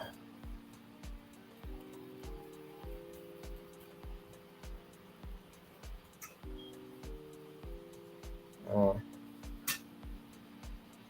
You said there's a move missing? um, it wouldn't allow to play with that with the move missing. It's just that it calculated in by moving.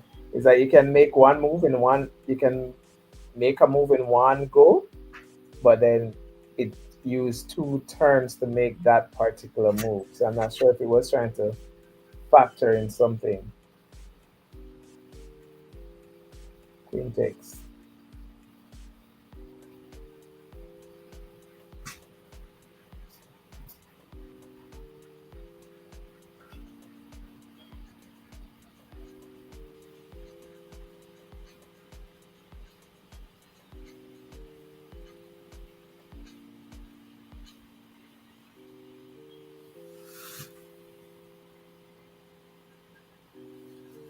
Yeah, this is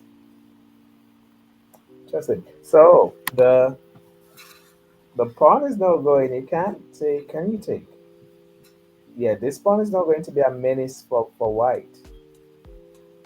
But I'm trying to figure out what queen takes pawn attacking the rook.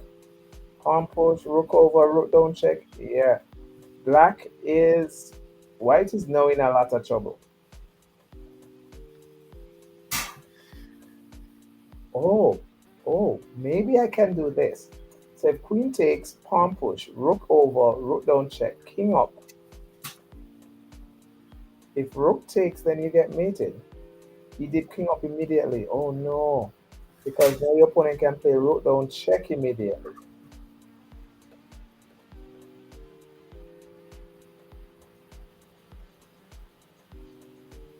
And then you're getting checkmate. Black has lost the game. Yep. I'm sorry. I think this is no. I mean, white wins. Like white has lost the game. So I think you lose to this. Just don't check. Oh, yeah. I think you lose to this check. After pawn push check, the king goes back down. But if what?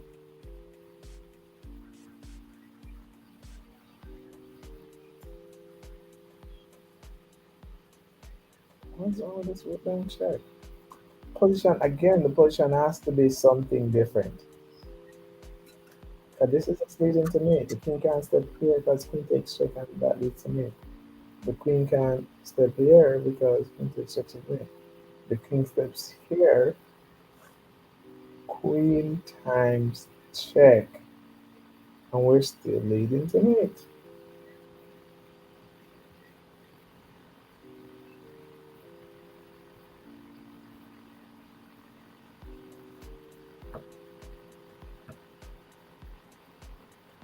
Ha, queen here is a very interesting move. All right, let me see another game. So some of the games are finishing. This is board two. That's the board two game. Board three game. Board three game is also finished. Board four game. I think I saw this game. This was a game with Georgia. I think she won. That game was finished. Yeah. So showing that white run out of time. That's John. So saying Georgina, she won. Oh, cool. Yeah. And looks like an equal position. Well, looks like a position where she's upper. She's done a rook.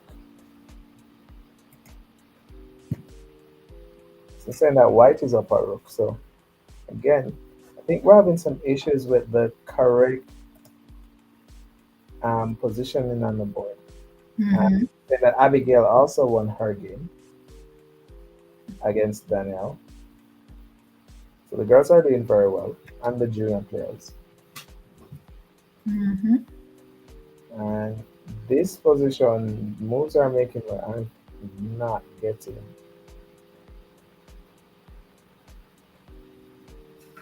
So the rook also went back. So now rook don't check and queen in moves. Yep.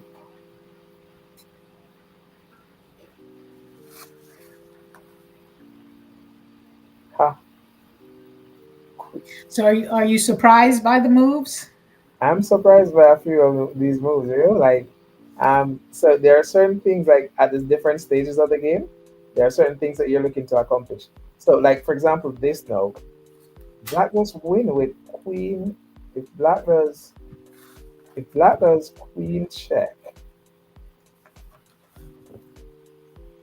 if black does queen check here, and then the rook comes down, I think that is leading to checkmate.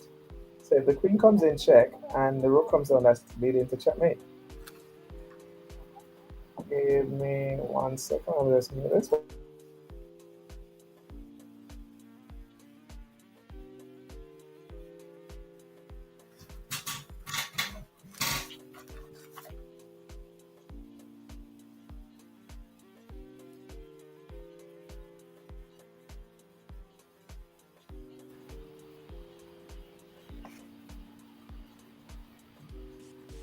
So I'm very taken aback by some of these moves, the ideas here.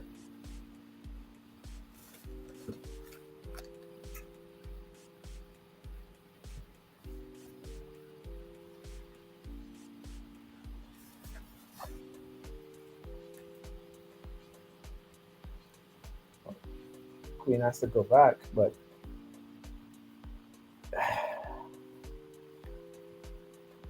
I would go with this pawn you need to get rid of. So I would go back here, probably play a move like rook here, and just sack for the pawn. There's this idea in Mm-hmm.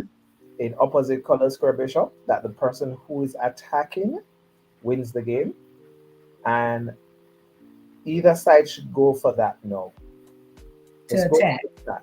Be Yeah, on the attack. just go for the attack. Because what happens is that because you have opposite color square bishop, what is going to typically happen is that the person won't be able to defend on one color square. So your bishop is going to be attacking on the dark square, and your opponent won't be able to defend on it. Mm-hmm.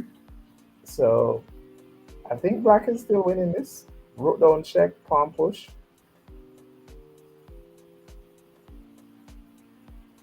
Yeah, I think black is still winning this. Rook down check. The king steps here. Pawn push, attacking the rook, yeah? And then your next move is going to be just pawn push. And black wins. Hmm.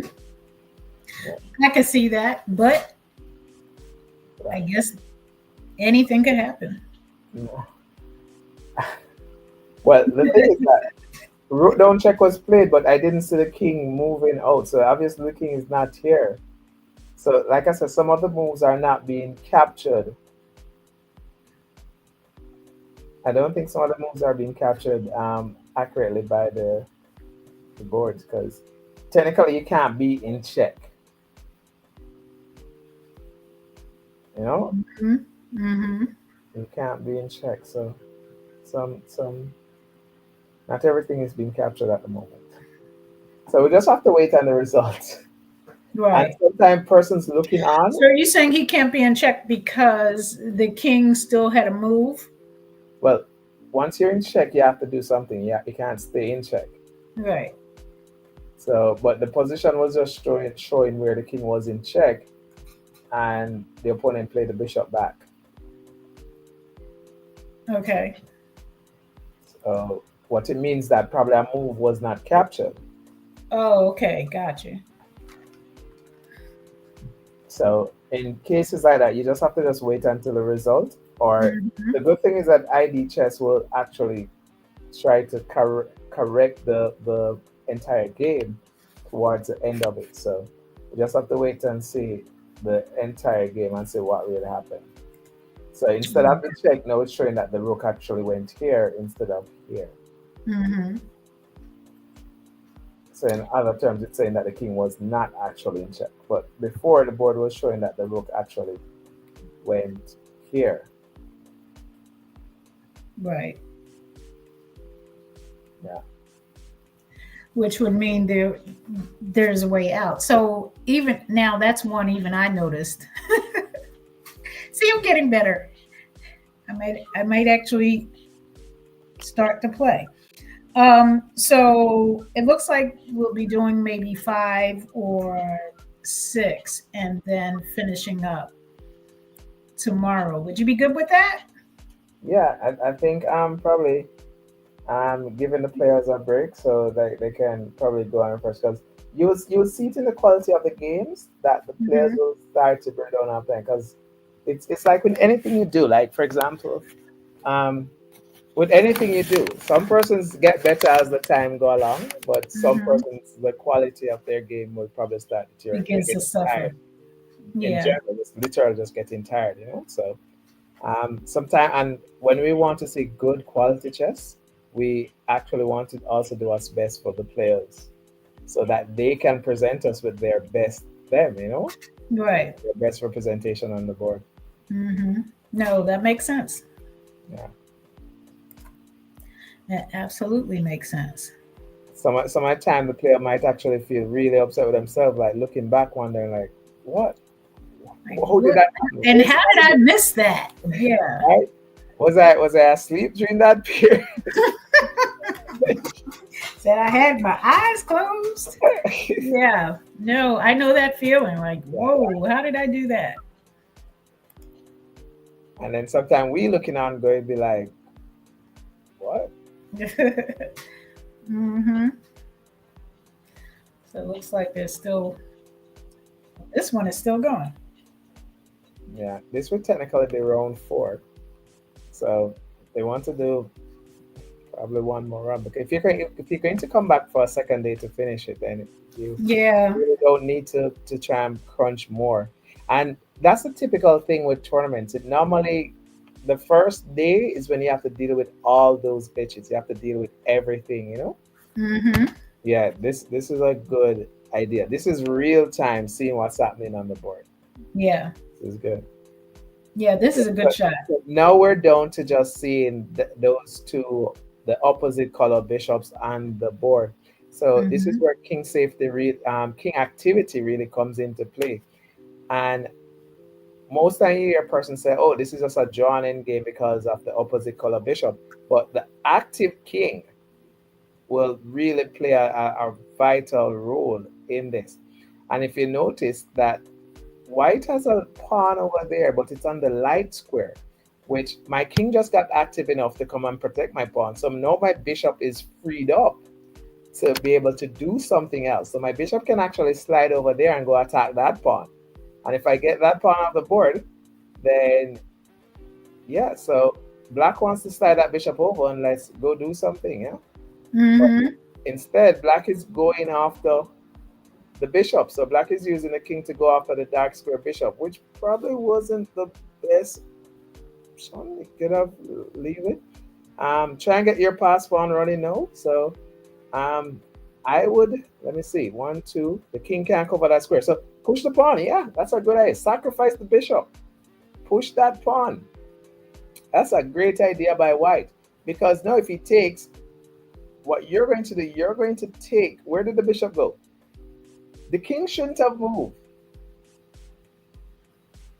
Because what you want to do is to hold the square the bishop can come back to try and stop your pawn from promoting. Because when you capture the bishop, your king has now 2 squares that's to move, and then I'm promoting. Right. So quite an interesting endgame going on between 2 bishops. But at this point, yeah, neither player wants to say draw or anything like that. Both players are still fighting for a win, you know? And there goes the bishop. The bishop just comes back, yeah, and you just have to hold that square. So this is where you're going to have that marching back and forth. So this is a draw. Right.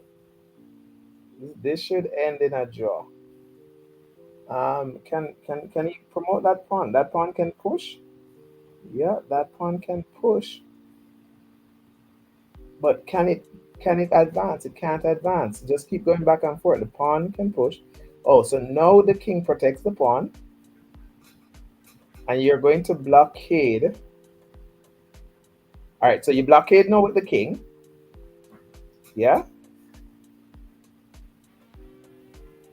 Blockade with the king. Yeah, so this is a draw.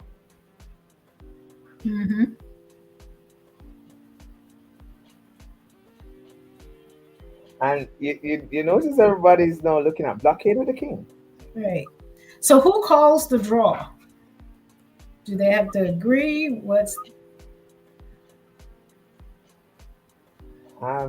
We should keep it at this angle. So now what happens is that you go after the other pawn over that side. So you go after the pawn that's on c7. Yeah, very good. And you see, this is the reason why you wanted to blockade, because now the king can go back to c2. Oh, the king's going the other direction. No, that wasn't right. So now once you take off that pawn off the board, then you just come back around and it's a complete draw. The bishop holds the pawns and the dark squares, and you'll never be able to pass. Yeah. So bishop just go there. The king goes to yeah. Once the king goes to c8, and then that's it. It's a draw. They agreed to the draw. Yeah, that's take a bow. Take a bow. That's one of those positions, you know. No, you did good. It was exciting. It was like I found myself now drawn into the board and what was happening. So you did a good job. Definitely did a good job. I mean, they did a good job playing too. They did a good job. And the cameraman, that was a good angle to really get you into the game. Yeah, so there was no pressure from my side. I think probably the guys may have put away the DGT. But you know what? See. Okay, so let me clarify this. You're saying there was no pressure from your side, but for you to be able to call it and anticipate what moves is from your experience and knowing the game. And so the pressure isn't so much because since you know the game, you know what's going to happen. So I guess you say it's no pressure, but there is pressure to even understand what the moves were to be able to call it and to be accurate. Yeah. And I mean, the players are under a lot of pressure because, I mean, looking out from the outside, I can see the position and understand that, I mean, with the opposite color square bishop, if you really want to press for a win, you have to keep those rooks on the board. Okay? So instead of exchanging off the rooks, you keep the rooks on the board and you attack. And once you're attacking now, instead of being a piece down, you're a piece up because of that opposite color square bishop. And a lot of Right. this comes from theory and being able to adapt to that theory under pressure. All Yeah. right. Yeah, now the players are under pressure. That's a given. But I was responding to you saying, "Oh, I'm not under pressure." But yeah, because when you're making the calls, you want to make sure that you're You're making the making the calls right call. Yeah, yeah, that's but important. you were like right in the throes of the movement and then making the calls and quickly assessing what was going on and what's the best way to move it. I'm like, okay, cool. Now I'm fixed on the board Yeah. and checking out what's I happening. mean, I had a pretty decent angle to see what was also happening there. So I could, and even some of the squares wasn't able to see, but based off your understanding of the board, Right. you're just using, you're matching color coordination and diagonals to then match back to what the board is supposed to be. So yeah, Mm-hmm. yeah, but interesting game, good game, man. I mean, when Good game. Good game. players Good call. agree to a draw like that, they realize, well, there's no way for me to advance. I have the pawns on Yeah. the board. They're You just can't. gonna dance back and forth. Just going to dance back and forth. Uh-huh. Interestingly enough, I'll tell you that it was Black who ended up with a better chance of winning if Black had put the bishop on the other side, where the bishop could then play two roles. One, Mm-hmm. which is to hold the pawn and prevent the pawn from promoting, and two, free up the king. So your king would now be an extra piece in the game. But And didn't Black bring the bishop back to prevent the pawn from but he had advancing, the or bishop. was that too late? He had the bishop in front. It was a bit too late. Yeah, So okay. what happens is that if you have the bishop behind, he can do two jobs. So it's maximizing on the use of your pieces. So if you have the bishop where it can literally defend your pawn while also preventing your opponent pawns from crossing it. Okay. So that would then free up your king because when you capture your opponent last pawn, it also gave your pawn the free way to now run to the other side. Your pawn now became a pass pawn. Okay. So it's a matter of also when you play against certain players like at a really high level, these are the things like very small nuances in the position. Mm-hmm. They turn it into a from like someone and say ant hill to a mountain, you know? Right. So it Right. seems like a very small difference, but then they can turn it But into it a makes big all the one. difference. Yeah. Yeah. So Yes, that's a very interesting one. definitely. Good game. Good game. Good game. So I can't really make out what's happening. I don't think they're playing. No, for sure not. Okay. And that would have been the end of round four. So it would be good to hear from the arbiter and ground to see what's happening now. You know, like for him to is Yeah. Thomas there? Maybe one of them will come on and give us, An update, an underground update. yeah, behind the scenes, what's going on, where we're at, what's going on, and how we're doing. But yeah, but it's definitely 5 to 6 rounds. So I don't know what they decided on, whether it's the fifth round or the sixth round. But given the time, it probably would be good the fifth round, and then do 6, 7, 8, 9 tomorrow. I don't know. Their call. So we're just waiting to hear. Yeah.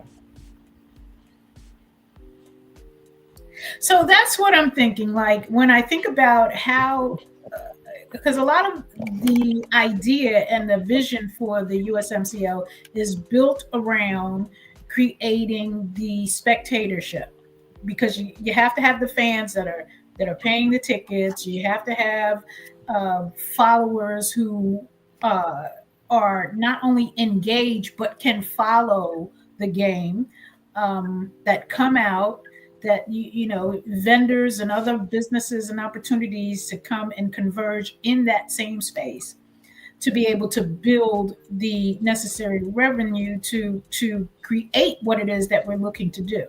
And so a big part of that is that excitement for the game, because it doesn't matter how much you want to do things. If someone pays for a ticket, they want to be excited. How do you excite the Yeah. spectator to bring them onto the board, so to speak, you Okay. know, and into the silo of chess. All right. That's the challenge. So yeah, I think in the same way with this last game, uh, I felt being drawn into the game itself with very little understanding, but gaining along the way.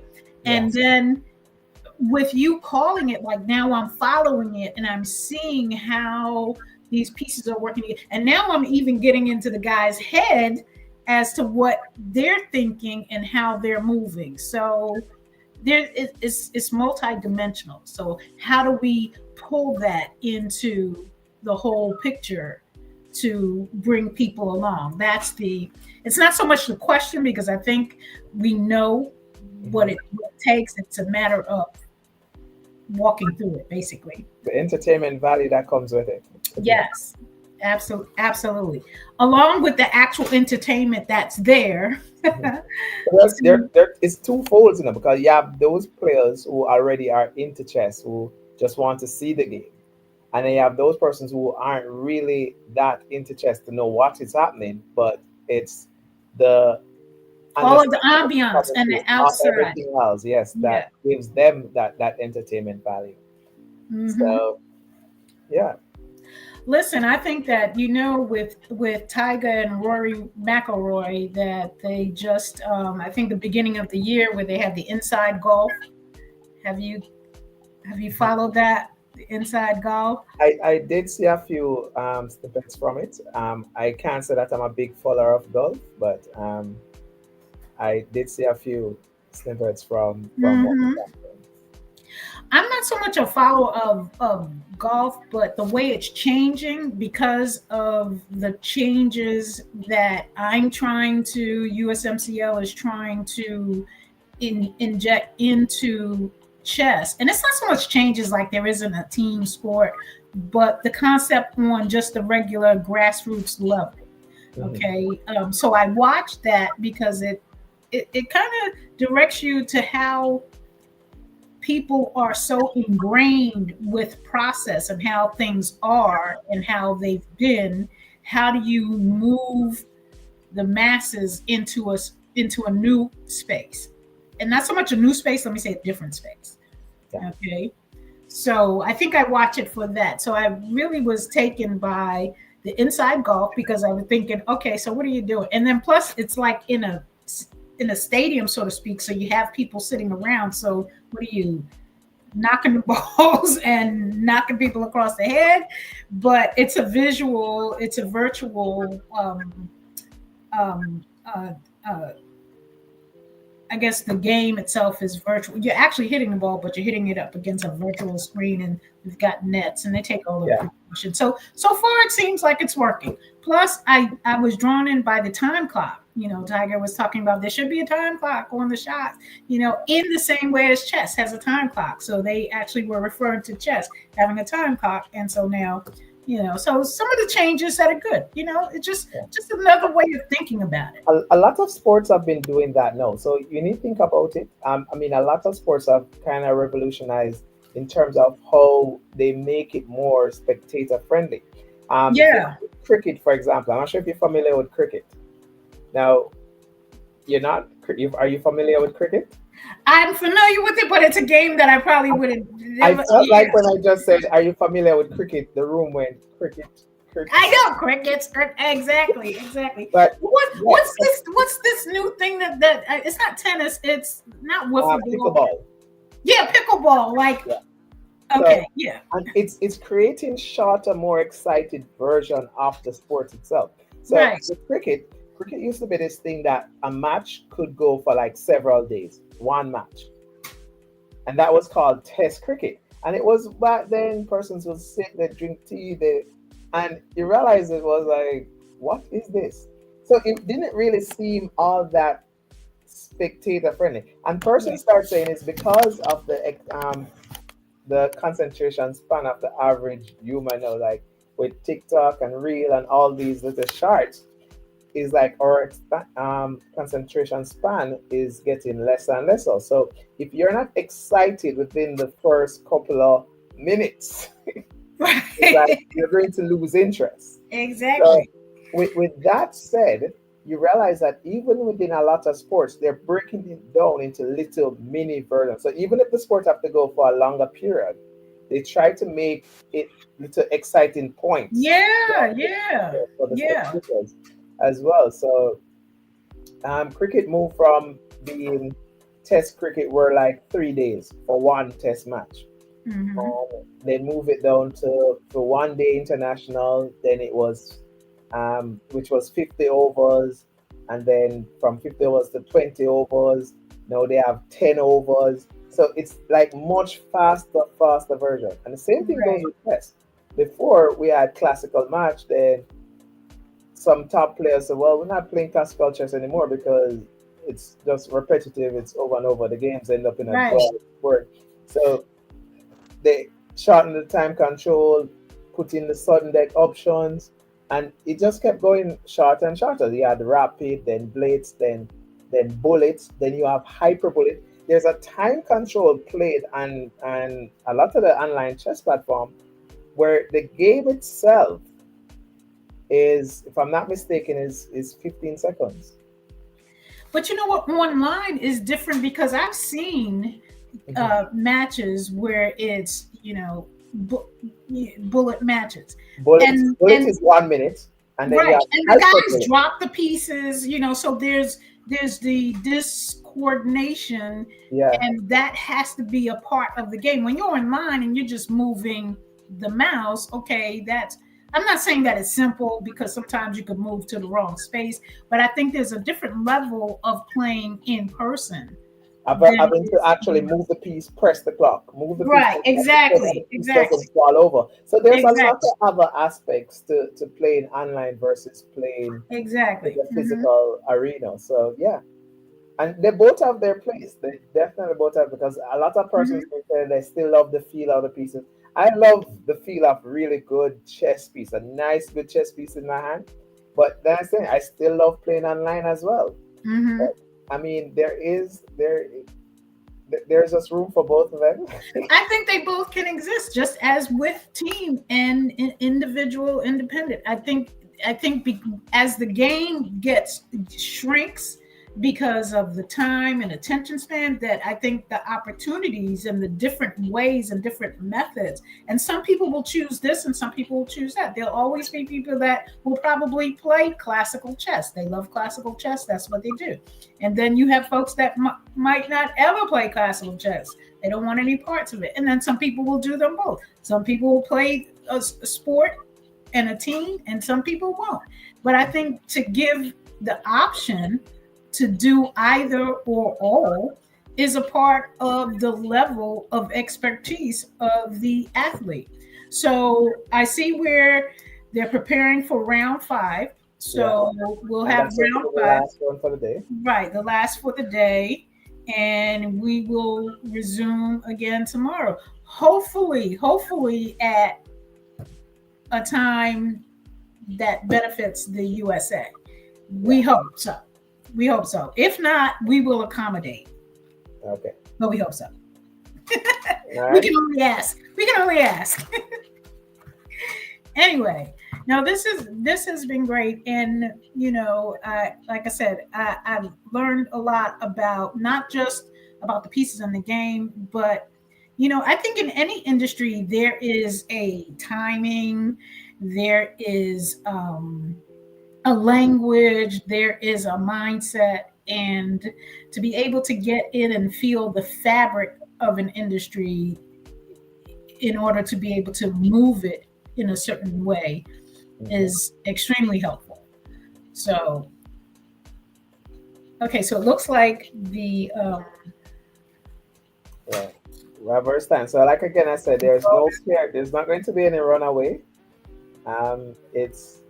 It's a very still very. It's just the leader of the tournament is just ahead by half a point. The next five persons behind are just half a point behind. So we have Kennedy leading the tournament with just half point ahead, okay, and then we have a five-way tie for second place. So it's a very close tournament. yeah, it Very is. close. Mm-hmm. So it can go either way. So this is not one of those Very interesting. after 5 rounds you can say, you know what, it's a clear winner kind of thing. Because chances are in the next round you could literally have 3 or 4 persons tying on the same amount of points. Mm-hmm. Right? So I'll show you a very interesting scenario going into the next round. If board one wins, if David wins on board one, and board two and board three draw, and board four black wins, you're going to have a situation where David is half point ahead of the other 4 persons tying, of the other one, two, three, four, five, 6 persons tying and half point behind. Mm-hmm.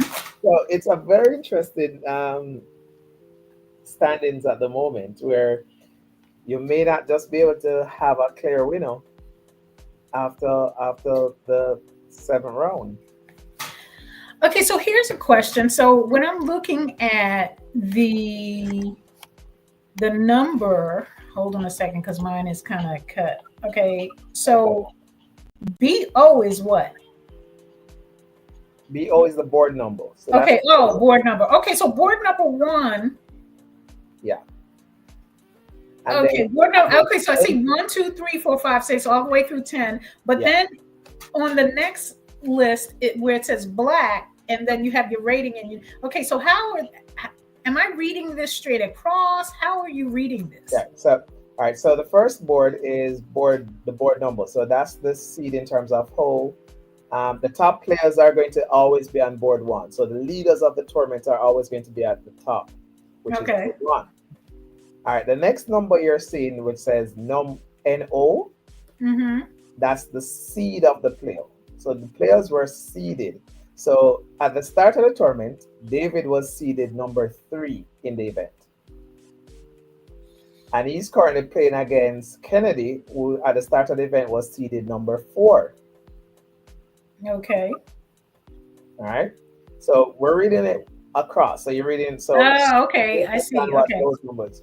And then up where you say RTG, that's their ratings. Right.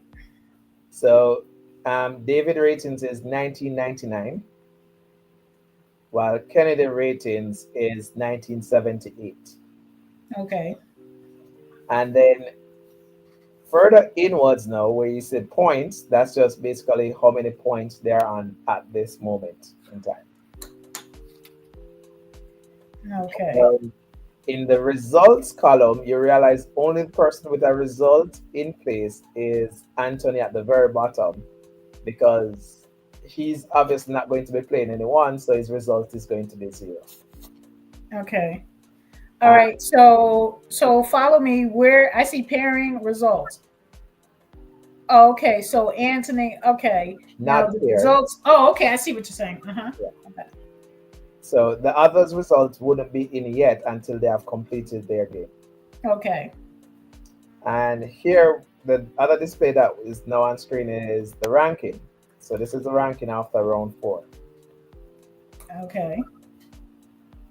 And if you go across now, you're seeing some TB1, TB2, TB3. Those are the different tie breaks being used in the tournament. Now, depending on what tiebreak is used, your first tiebreak might be Buckles cut 1, which would take away the lowest score and average the rest of the scores. Your first tiebreak is always going to be your points. But then if you're equal on points, then it moves to a second tiebreak, then a third tiebreak, just to separate who is okay. So different tiebreak computers. And this is normally calculated by the computer or the parent system. Okay. All right. In most nationals, they normally use tiebreakers head-to-head, or you just have to do a playoff. So both players will just have to play again until they break the tiebreak. Okay.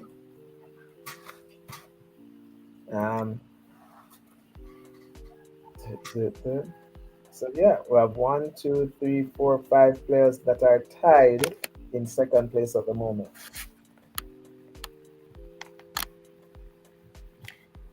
Okay.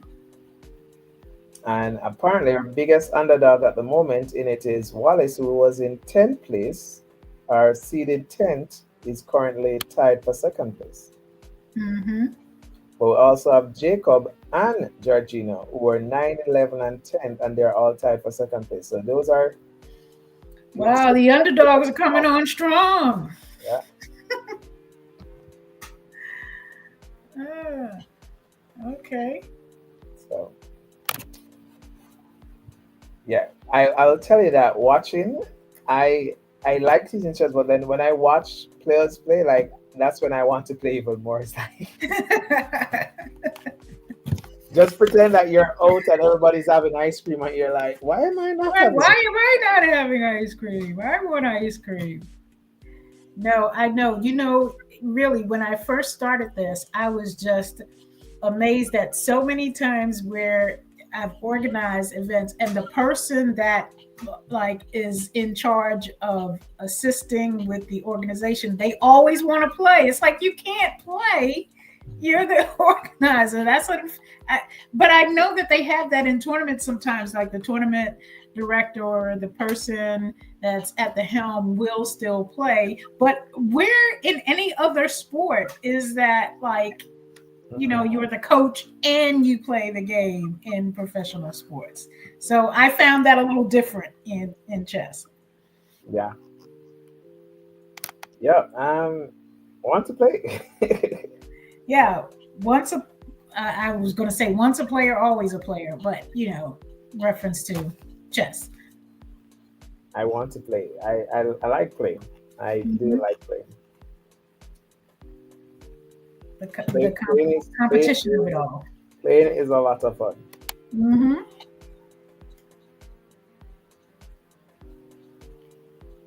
I like the music in the background. I think we'll keep the music in the It background. is. It is. It It gives a has little beat, you know. it has a nice. Now this is a. I'm gonna move to another beat that I found, but this is kind of a little bit more. It has a little more.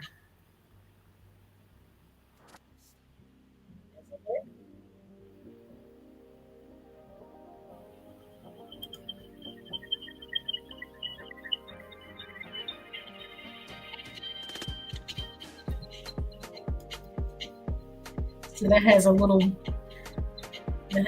more of a beat to it. So I'm kind of playing with those two beats. You like it? This one's a little faster. Yeah, that's what I said. This is a little more upbeat. We'll The go other back one was a to little bit more relaxing. This well, one, I feel like you have something in case you need to kind of pick I people feel like up. I'm trying to keep up with this one. Right. Yeah, I like this one. This one is not disruptive to the mind. Um, Not that I play, but I would presume that you can kind of play through it, and you barely. It's like grocery store music. You barely hear it's there until your song comes on, and it's like, oh yeah, okay. But I like it. It's nice. It's smooth. It's relaxing. It's thinking music. Yeah. Hmm. Okay, so I guess they are getting ready. This has been good. This has really been good. Yeah. So, what are you doing with the rest of your day besides getting some rest? I'm going to get some rest and then I'll figure that part out. I know. That's what I feel like. But Strangely enough, chances are I'm going to probably end up playing chess. Like oh, okay. when I Yeah, leave the work, motivation. Yeah. yeah, I'm going to go play some chess with someone else later. So But the funny thing about it is, like, whenever I plan to, like, you know what, I'm gonna catch up on some sleep. I can never go to sleep. It's only when you least expect it and you happen to sit down, and then you'll fall asleep. So I know I'm planning on, okay, I'm gonna do one or two things, and then I'm gonna get some rest. I'm not gonna go to sleep, so I'll probably just be up and then just pass out later on tonight. That's how it works. Trying to find I think I've watched all of the really good series on Prime and Netflix. So, Oh, uh, strangely, I'm not a TV person. If I you try, know, I have a projector, so I don't even. I tell people that watch TV, it's like, oh, that's so yesteryear.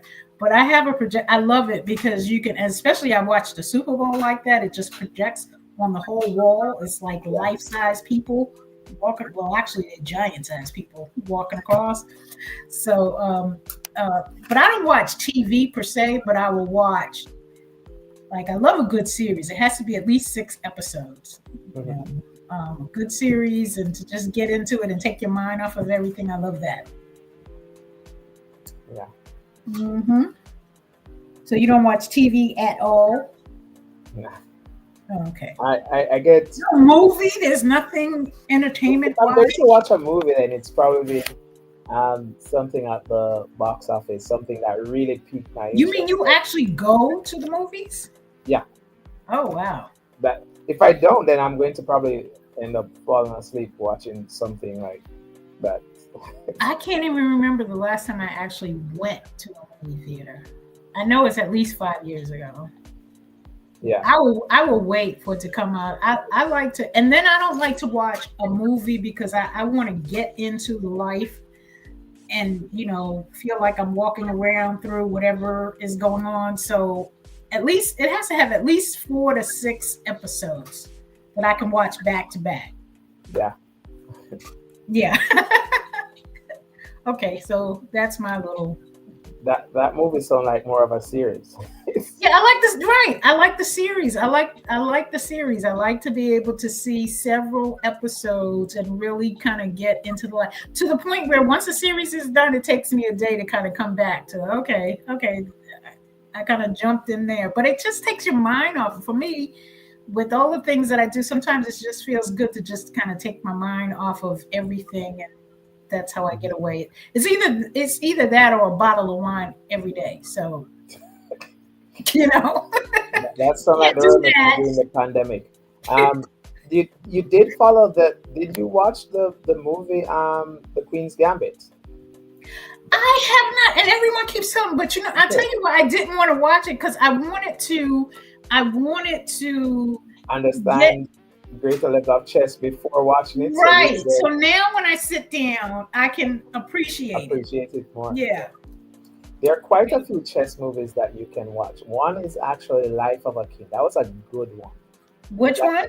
Life of a King. But one Okay. that I would watch, I would recommend for you to watch before any of these is The Queen of Katwe. The Queen. Queen of Katwe. Oh, okay. Try and watch Okay. that one. That Okay. one, Watch that that one before. And yeah, I didn't want to sit down and watch it and just try to figure it out. So I think I'm at that place now one. where a lot of the pieces are kind of gelling together.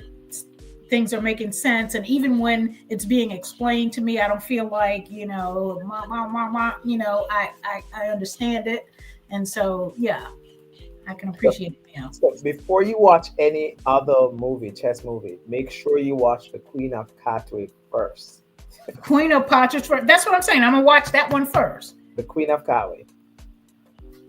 Of Pal? What word are you Katwe. saying? Queen of Katwe. Oh, cat. Spell it. Katwe. Katwe. Oh, Catrick. Oh, okay.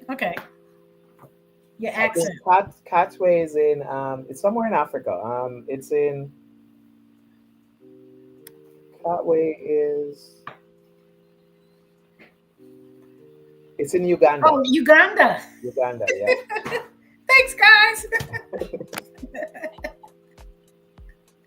But Well, listen, okay. So one of the things that I love about this is that sometimes, and you know how Americans are. Sometimes we are just horrible.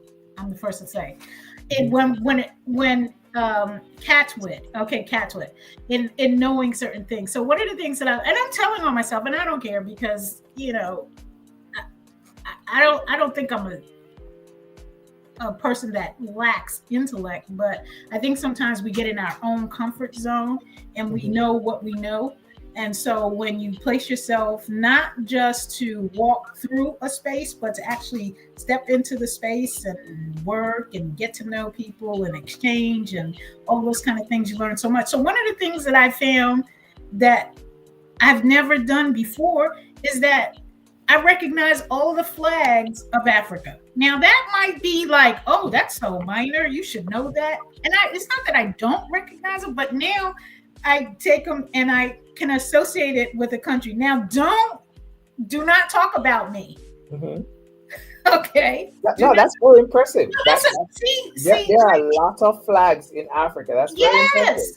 Yes. And I would be able to say, oh, that's an African flag. Oh, that's a flag of Africa. But now I look and I recognize it and associate it with the country. And then the nicer part about it is that you associate it with the country and then you associate it with people that you know.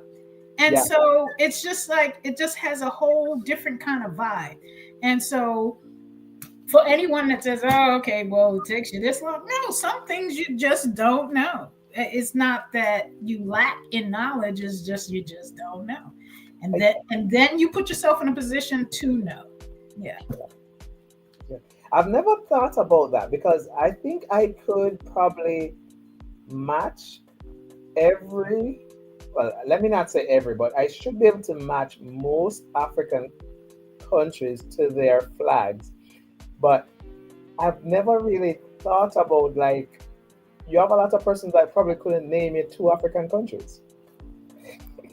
And I know people like that, like, oh my. Now, see, I can't talk about them because I'm talking about the flag, okay? Yeah. So I'm not going to talk about them. But I'm just going to say we need to be better. this didn't really occur to me until being at the Olympiad. And when you're at the Olympiad, you get to see all those flags. And when you think about 196 different countries, right? 196 countries is a lot of countries. It is. And a lot of those countries are from Africa. Right. Right. So, I mean, being able to make those connections and you'll be surprised. I mean, you come across an African country and you think, yeah, everybody speaks English. Right. No. Right. There's so many African countries that speak French, that speaks Dutch. Absolutely. And I'm like, but no English, no English. So it's very, and I think with the US, a lot of time persons realize that if you don't speak English, then you're like, where you from? Right, exactly. You know? Like it's like I think, and I think that comes because if that's what you know, that's what you know. I always laugh about the time again when I went to visit my brother and I had a problem with my phone and I went into the phone store and the service person asked me, well, what service do you have? And I just said AT&T, and he's like, well, what's an AT&T? And I'm like, AT&T? Everybody knows AT&T. Everybody knows AT&T, right? Right. Everybody in America knows AT&T. Right. It's like, what's an AT&T? What? You don't know AT&T, you know? So I think we just kind of come from the space of, and I think that happens a lot of times. We, in our own individual self and in our space, we center ourselves and then figure the whole world lives from that space. And that's not true at all. That's a space of entitlement. Exactly. So we are all guilty of entitlement to a certain degree. Self-centered. But hey, the world doesn't revolve around the US. But exactly. I mean, they do make... And you know what? It's probably a good thing that it doesn't, because sometimes, anyway, that's a whole another story we can get into. But it looks like they're setting up the games. Yeah, we're getting ready. Yeah. Final round of the day. And we have the board. So as soon as Melvin allows us to, well, actually, this is you sharing, right? Yeah. You sharing your boards? Okay. And are they set up? So Melvin, do you give us the go ahead to pull the boards into the visual? I like the shot. And if we can get... By the way, is this? I'm not sure if it's Melvin on the call or Thomas, but is this board 1 that we're seeing?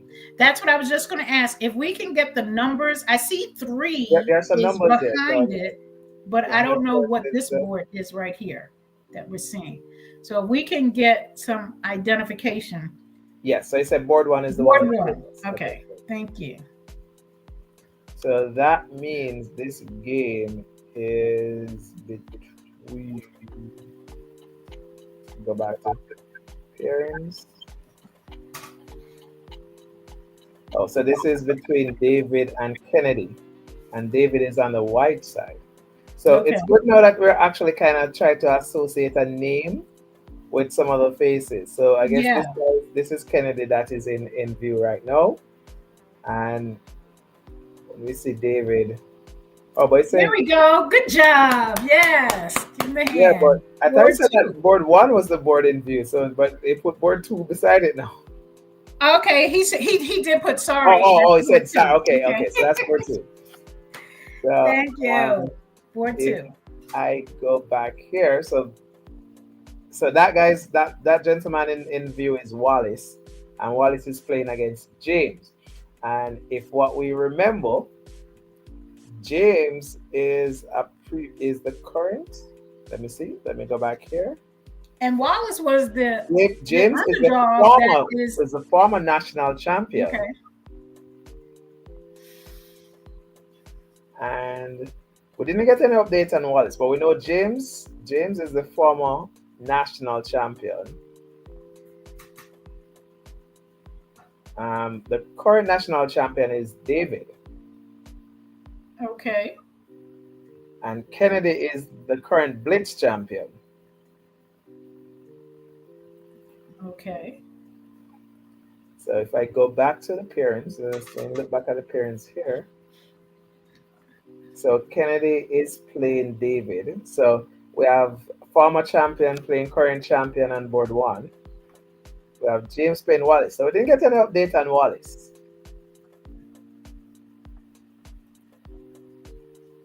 And Sheriff Wallace was always the runner-up.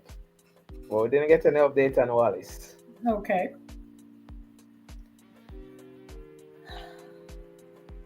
Okay, so we've got David.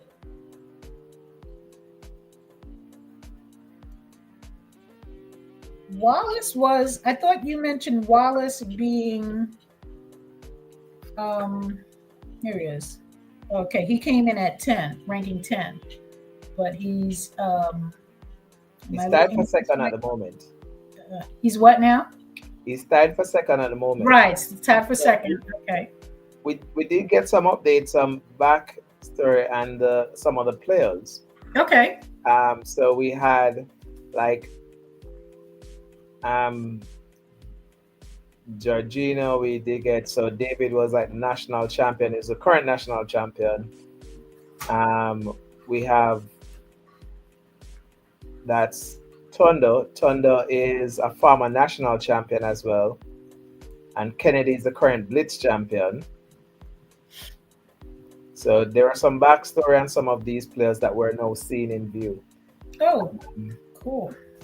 We probably need to interview them.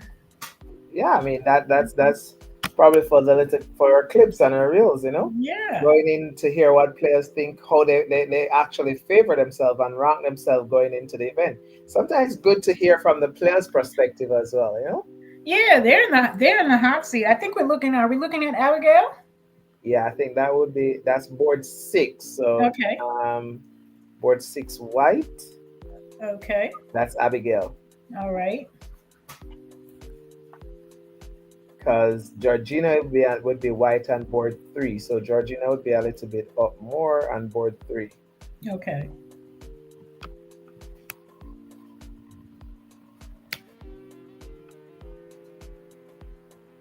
They look like they can go another 5 more rounds. They look ready. A happy feeling normally comes over you when it's the last game of the day. That is true. You get that second win. Like, if you knew you had another 5 rounds after this, you right, probably wouldn't look that comfortable. It would look quite different. Absolutely.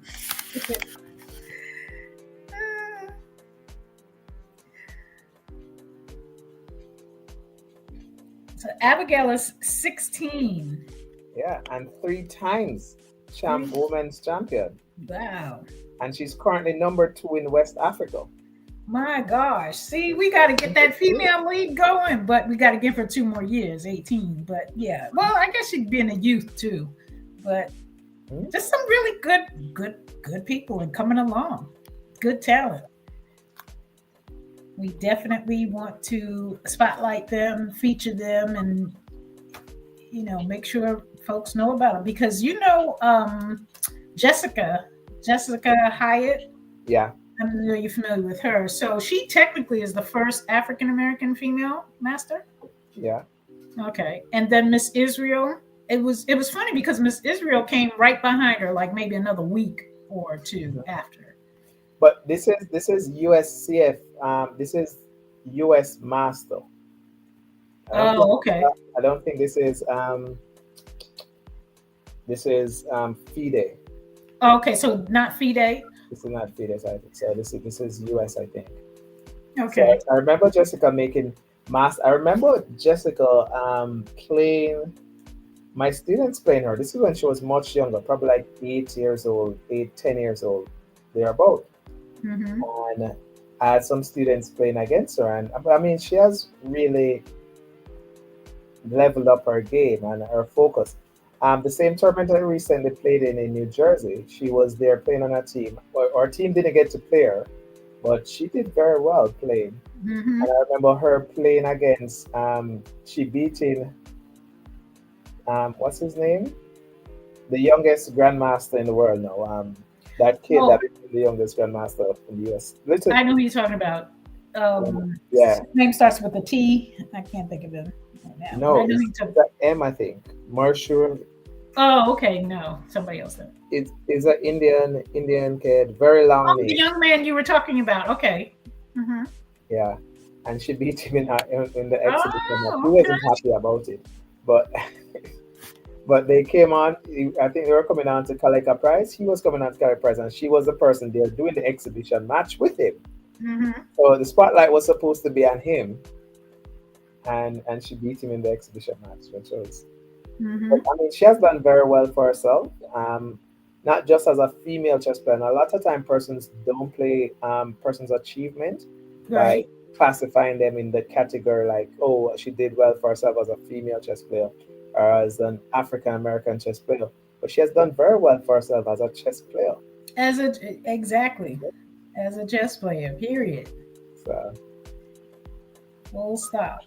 so we're about to get going, and this is our final round for the day.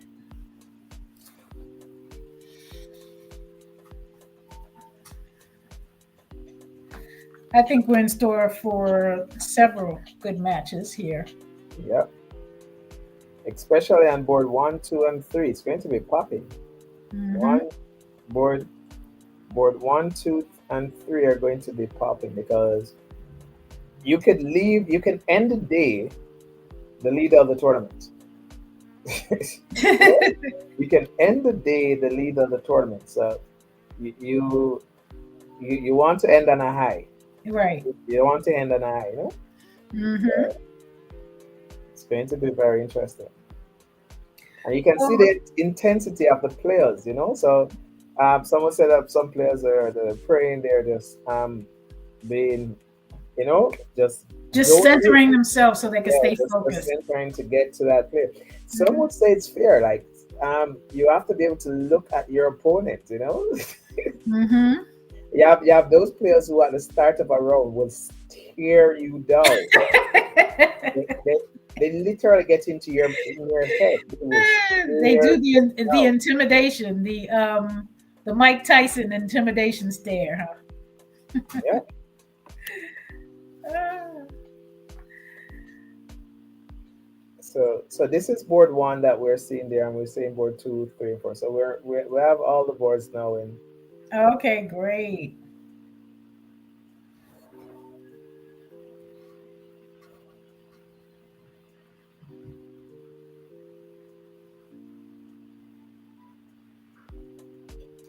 These guys, well, congratulations to them. They have really done a wonderful job. Okay, it looks like they're starting now. Can we get the boards up? Can we see them both? Because I definitely want to continue to see this shot. But I think we did have the boards up. Melvin, can you add that, or would you like for me to add it? I'm trying to keep my hands off the I buttons. think I'm still sharing. So You're still sharing? Okay. I'm going to go ahead so the and. games have started. Mhm. Hold on. There we go.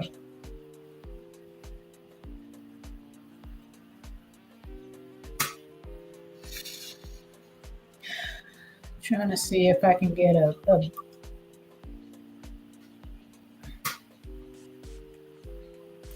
layout. So, Melvin, if you're seeing some of these layouts, like you might want to be able to see. Oh yeah, how about this? Yeah, This that works. That okay. works. Yeah, there we go. That definitely works. So um, this is board two. So I should be able to switch between boards from here as well.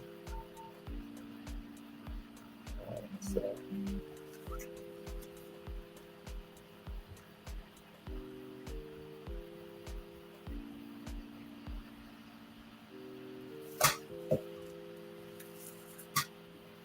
all right, so that's board one. So that's the game that we're watching now. Mm-hmm.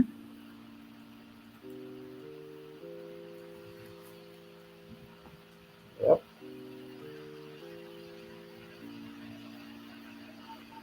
And yeah, so again, we're seeing more of the. We saw this idea earlier with White dropping back the bishop and putting the queen in front to go for the early checkmate. Now we're seeing White's clear plan, which is the main idea, which is to just go for the minority attack on, Mm-hmm. on the queen side. What a lot of beginners tend to do is that they try to always attack where the king is, which is not necessarily the case. So you should really attack where you have an advantage in space. And the advantage in space here comes from white being on the queen side. You notice these pawns are pointing.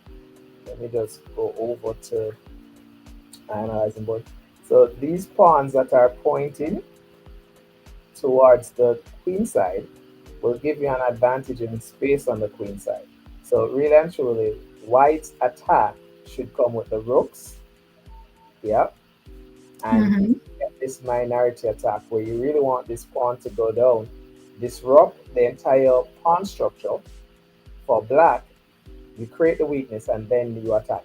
It's a long process, but it's a process that works. Mm-hmm. So that is what white should be aiming at, just to create that structural weakness on the king side and just on the queen side, sorry, create the weakness for black and infiltrate. And you go into an end game where this pawn should win the game for you because it's a connected pass pawn. Once you undermine this pawn structure, then this pawn should be able to win the end game. And again, a lot of time I say, wait, I think there is a tactic here. This was a blunder. I think black just blunder. White can sack the knight. Mm-hmm. Can he? Can he sack the knight? I think he can sack the knight. I think he's probably calculating it right now. Let's. I'm calculating this sack right now. Like if I sacrifice the knight, pawn takes, queen takes. I'm forking the rook and the knight. Oh, you just play bishop out and you protect it, right? And then if I play bishop here, then you get to save it. So probably I don't have that sack immediately. You get bishop out to hold the knight, and that saves both pieces. Mm-hmm. If they rook down into your queen, then you can always just drop the queen back. Yeah, so maybe white doesn't have that immediately.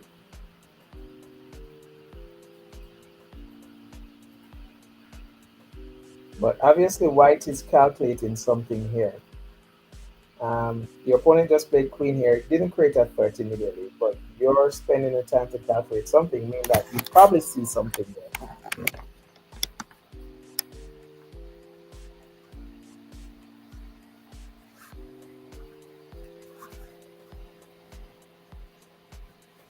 Yeah, it looks like a nice move to play, but it unfortunately doesn't quite work. Went with bishop here. Interesting. Mm-hmm. Yeah, your opponent was always going for the bishop and give, give me one sec. Give me 1 second. Give me 1 second. Oh, okay. I'm looking at my phone like, where's that coming from? No, it's not me. That's it. 1 second. That's okay. Just making sure everything's good.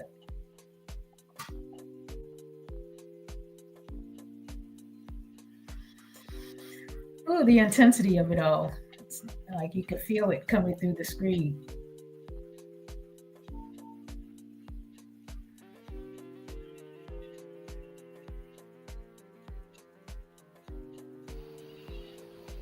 Sorry about that. That's So okay. if I go back to this game, I'm trying to pull up this game. Yeah. So you went with bishop here. Just an idea. And sometimes you have to understand the idea in the position and where to attack because your bishop was perfectly fine here. And one of the idea that I wanted to go with was the idea that undermine this position, which is just to go down and hit this, and this is going to be weak. And then you have the double pawns. If your opponent pushes, doesn't matter, they're going to have this weakness. And that's the fun part about chess, it's just to create the weakness. When you Mhm. so we see a weakness being created voluntarily now. So when you say undermine, are you talking about the fact that if you push the pawn Yeah, what you're toward trying the to do other is just pawns, are you taking the pawn and so you're creating an opening? you're just creating a structural weakness in the position. Okay. So like when black did this just now, black created a structural weakness in the position. Black position is aimed towards hitting this pawn because it's something like this. If the pawns you want to attack in the direction the pawns are pointing, Mm-hmm. so black should really be looking to hit this pawn and to break up this pawn's center in the middle of the board. This is where his attack is going to come from. This position is easier for white to attack than for black, Mm-hmm. but black should be looking to get this pawn push, not this one. So he should be looking to push this pawn, and Okay. that is what will break up the structure for white dominant structure. Um, but in pushing this pawn, what you have kind of done is that you created this backward pawn, and I think you just gave up a pawn, right? Isn't this now free? Doing black. I think you just gave up a pawn. You just play this queen up, which result now in this being free.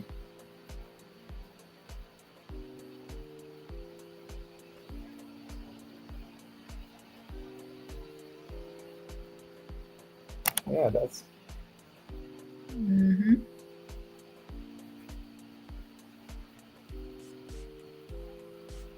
that b7 pawn just looks like a free pawn to me. Yep, and that's pretty much it. So now that he's pushing the pawn, he's trying to break it away, but fortunately, like it's just too a bit late. No, you gave up that pawn, so you're trying to undermine this. So if I take this, so I wouldn't have taken that because black is now setting up himself for tactics because your rook is now being attacked. You move the rook. If you move the rook, I'm going to take this, and when you take this now, your knight is going to be pinned, so I can push the pawn and win back your knight. Um, oh, probably I can play this in between move of rook here, Mm-hmm. which is actually a really good move. That wins your bishop. Well, it doesn't quite because then your bishop gets to move here, and then if you're no, your queen has to move here. That's the only way to save the bishop, and then I can play rook takes this pawn as well. Yeah, so this is getting very dicey for black. Yeah, and the only move black can move is here, and then I get to play rook takes this pawn. Mm-hmm. Yeah, so black is finding himself in a little bit of trouble from seamlessly easy position. Should have been a simpler position. But that pawn push just really undermined his structure. Black might choose to just take this pawn now and keep it simple. Probably play a move like rook takes pawn. Um, also have the idea of playing this rook takes pawn. So if pawn takes, I just play rook down here, and if queen takes, then I play. So you have some really good ideas here. So you play rook takes pawn, which is the simplest way to go. So are you saying that his moves are calculated moves, or are they? Is he trying to be disruptive, or is it, This not move, quite though, making? that move gets him into trouble because now he's going to get this. Yeah. If rook takes, because this bishop is going to be hanging if once I hit the bishop. So there are little ways in which you can actually try to distract this queen. But because the knight is actually guarding the rook, Mm-hmm. one would think, oh, you can push the pawn. Now, if you push the pawn, queen takes, then you can actually take back this, take back the bishop. And if you push the pawn, you can't play bishop takes because rook takes and you just win the piece. So white is now winning. White is significantly winning in this position. I would either go with rook takes pawn and f7, or another simple way to do it is just to push this pawn, attack the queen.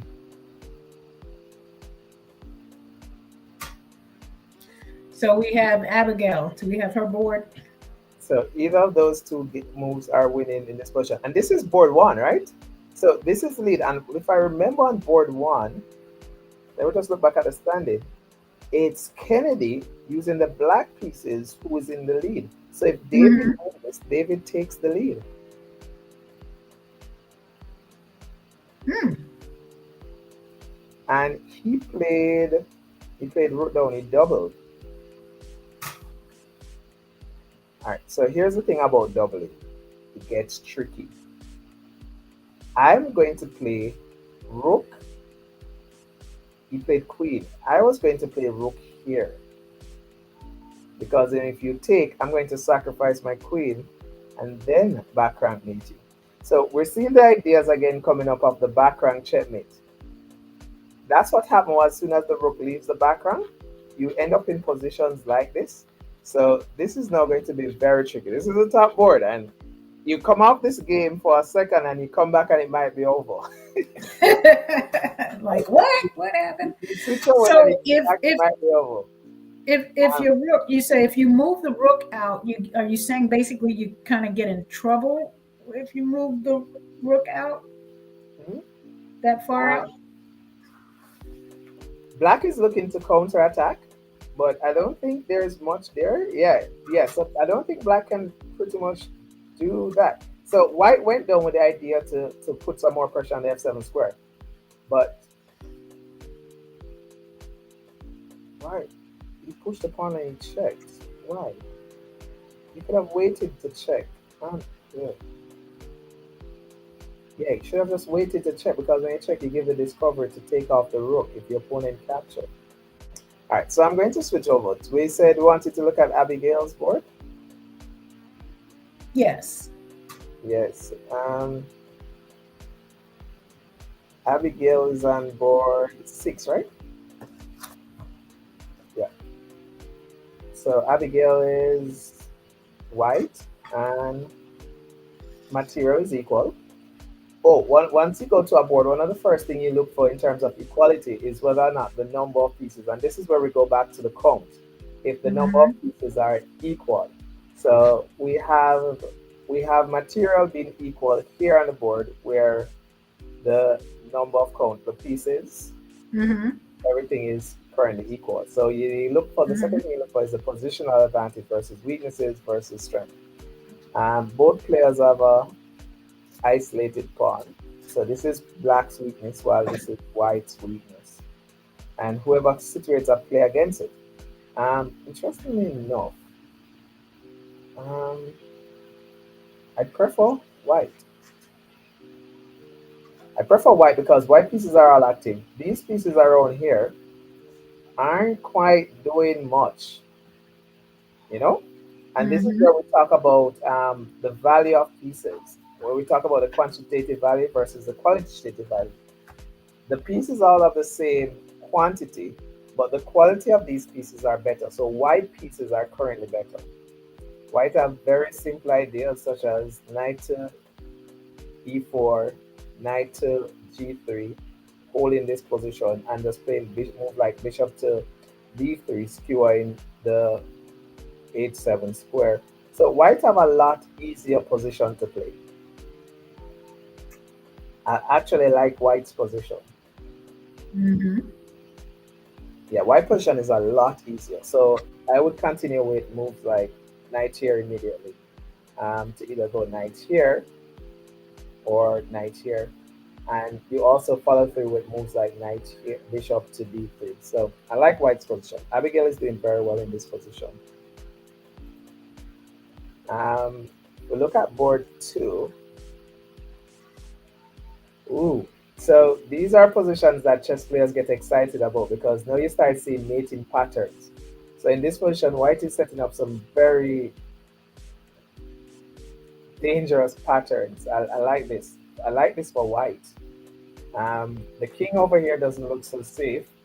Um, you get to see exciting ideas like queen sacrifice and rook swing over checkmate. Ideas like that. So here's one idea immediately that jumps to mind. Pawn push. Okay. All right. So pawn push. If your opponent actually takes the pawn, you sacrifice the queen.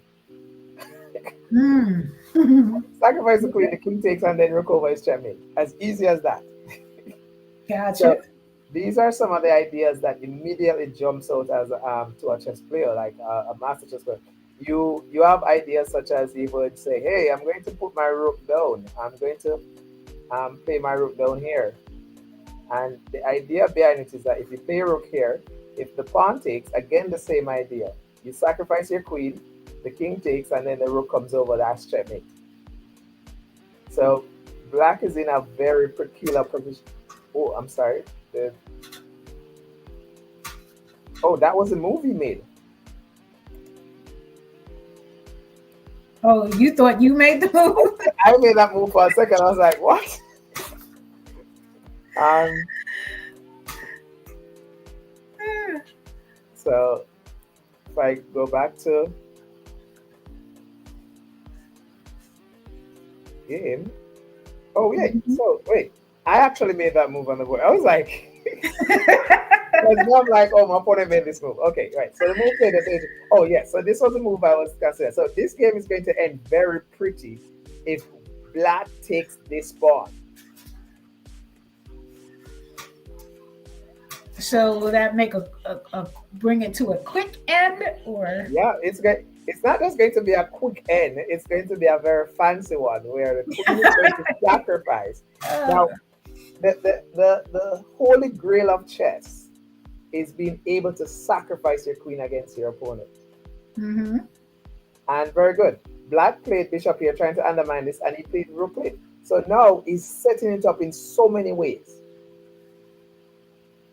He's setting it up in so many ways. We're going to see a queen sacrifice in this one and a checkmate. So this one is going to be very interesting to see the ending of this one. This one is coming to a close with a queen sacrifice. I'm certain of it.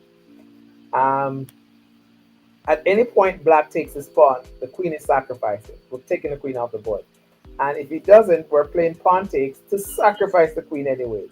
So it's coming off. Mm-hmm. No way it is coming off. Oh, what happened with that? Was there illegal move? I think. Or now? Yeah, it's black turn to move. Black clock is running out. Black is trying to find a way out of it, but really and truly, there's none. Black may have this little idea of sacrificing the bishop after rook takes, then probably play knight in, forcing your opponent to then sacrifice the rook, and then you take, and you at least parry the mate for now because the file would still be closed. So that might be black's best option here. Just to sacrifice the bishop so you can sacrifice the knight. So that might be the best option for black right now. But yeah, this is looking very pretty for white. White is finishing up this one very lovely. Like it's a nice finish for white. Mm-hmm. Um, if I look back at board one, ooh, it's crushing. It's crushing. It's coming through. Yeah, yeah. This is checkmate.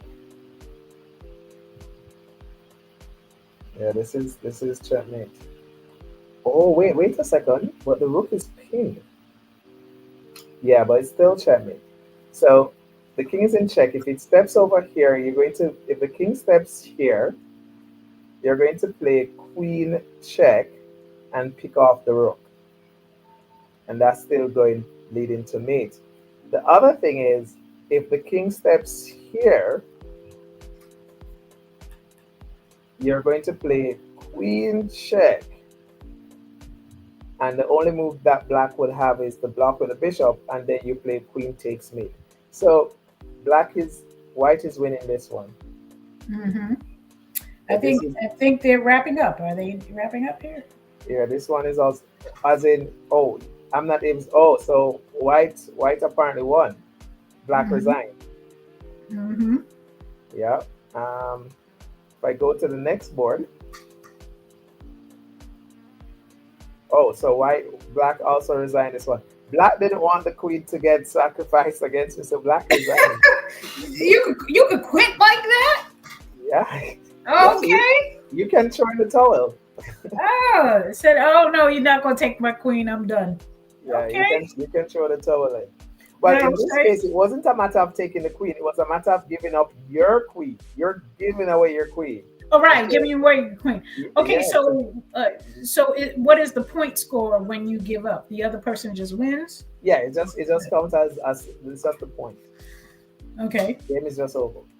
All right. This is now interesting because what I'm seeing here is a very interesting position where this pawn is hanging. Because knight in here just discovered an attack on this pawn. But how does he stop it? Because if he plays king up, I can play queen here to hit it again. And if he play knight back, then I play pawn push. Ah,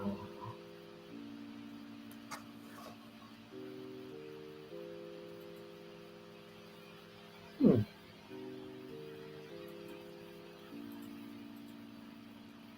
Okay. Some interesting ideas coming up. Oh, I also have the idea of playing pawn push. If you play king up, I play pawn push, hitting the knight and then queen here. Oh my gosh. This might be a lot more troublesome than it looks. Hmm. Maybe my best move here is just to play knight back immediately. Probably knight back here. And try to hold this square against from your pawn as well. So I can probably play knight here and try to blockade. Yep. So these advantage come in space. So because black is gaining more space on white, it makes it easier for black to press for the win. So black is gaining an advantage in space now. With this move knight here and opening up the bishop and being able to push through, you're creating a lot more space for your pieces. And the other thing is that king safety. King safety Mm-hmm. becomes a very big issue because if your king is not safe, then you won't be able to hold the position together. So I'm Mm-hmm. seeing where black has the advantage in this one. And you can also tell from that because, yeah, Jacob is really pressing Georgia right now. So Georgia has to play defensive to hold this position. She has to try and lock it up. Probably a move like knight back to d2, trying to get pawn pushed in or just trying to take off the knights off the board, you know, Mm-hmm. and just try to close up the position. But she's getting pressed right now. The other game is we saw game two. We saw that game ended. That game ended. That game also ended. So lower down, we have some other games going on. This is board four. These games actually end a lot quicker than you think, So you realize as soon as we said we started, and then Okay, we're wrapping up. So, Um, in other words, it's like you lost 2 minutes ago. You're just going through the formality. yeah. Um, this is an interesting position as well. I'm not sure what black is doing here. Um, Probably knight here, hitting back the bishop queen here, putting pressure on this knight. I think this game is over though, because there's no time on the clock. Oh, This game is yeah. over. If I go back to the video, to the visual, oh, but I'm seeing several games that are still being played. Oh, it's frozen. Yeah. It's frozen. Okay. Because what I realized that the games that I'm also seeing that are still in progress, the clocks aren't moving. The clocks aren't moving. So I'm thinking that the games have probably ended. Mm-hmm. Okay. Well, okay. And but we're only seeing one result so far in terms of a board. Oh, so on the bigger picture, I'm seeing some games that are moving now. So this clock is still running. So black hasn't figured out how to get out of this, which I thought black would have resigned. This position is lost. And so this is You board. talking about board one? I thought that game ended. Yeah, I thought it ended already, but I see where white black is still time is still running out, and it's black turn to move because black is in check. And board three, I'm sorry, on board eight. Mm-hmm. Board eight, we're seeing where black is winning. Black is winning on board eight. Black is just up 3 pawns. One pawn promotes and stop the other pawn from promoting. So black is winning on that one. Okay. On board nine, we'll see where black has no time. So something happened on that board. So black has no time on that board. Chances are black probably won the game. Oh, or probably is a case where it's showing that the last move made by black was moving the queen to this one. It's showing the last move was moving the queen here, but this was a free queen.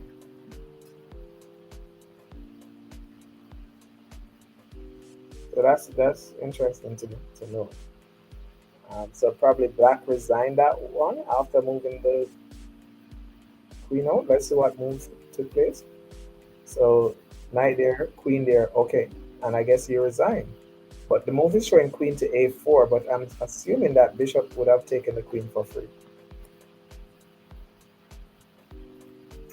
Um, Board three, not seeing any movements on this clock, so I'm assuming that this game is over as well.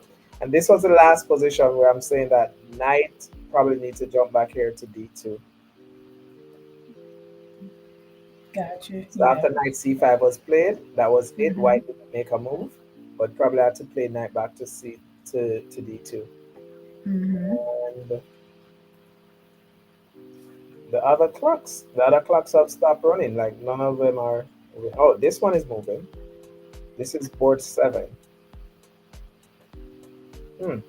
A very interesting pawn structure. We're the kings, so kings are still in the center of the board.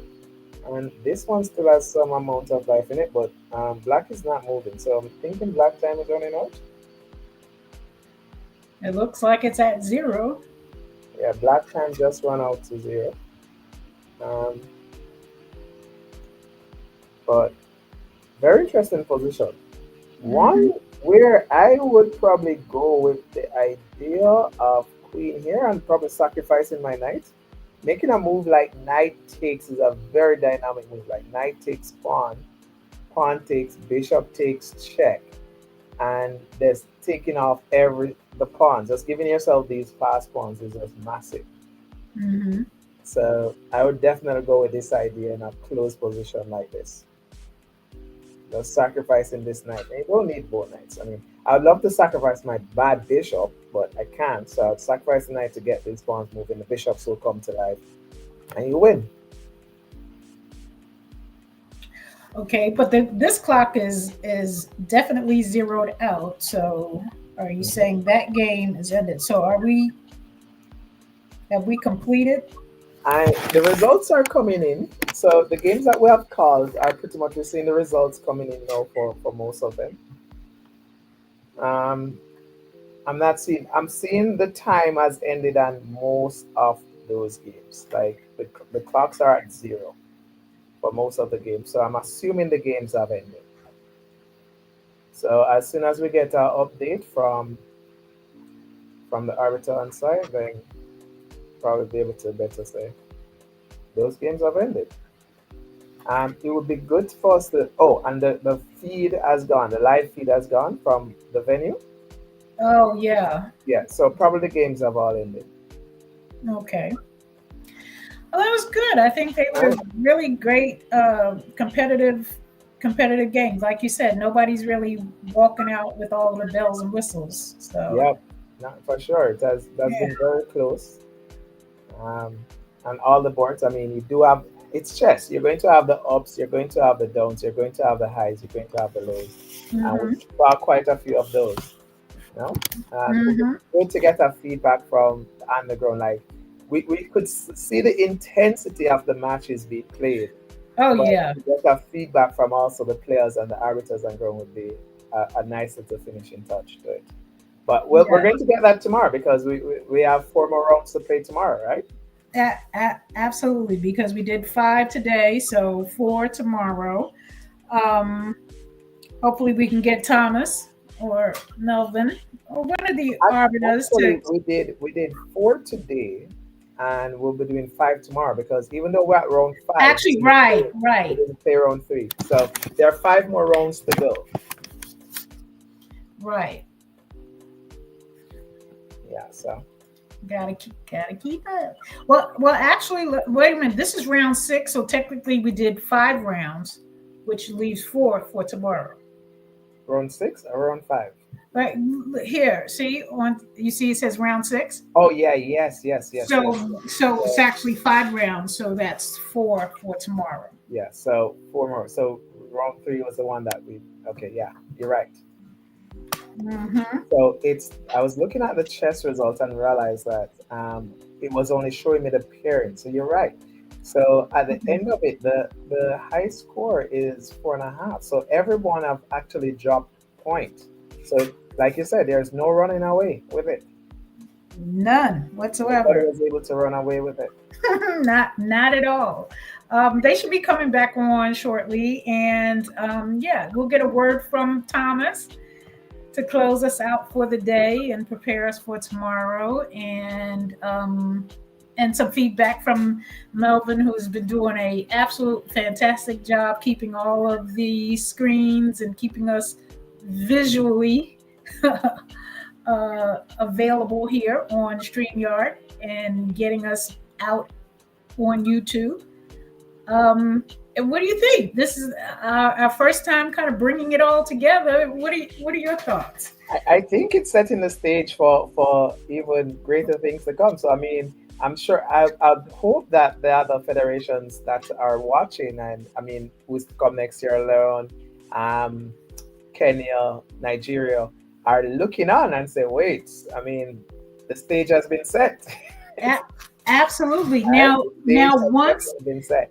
once the teams are selected, now these countries will then compete against one another.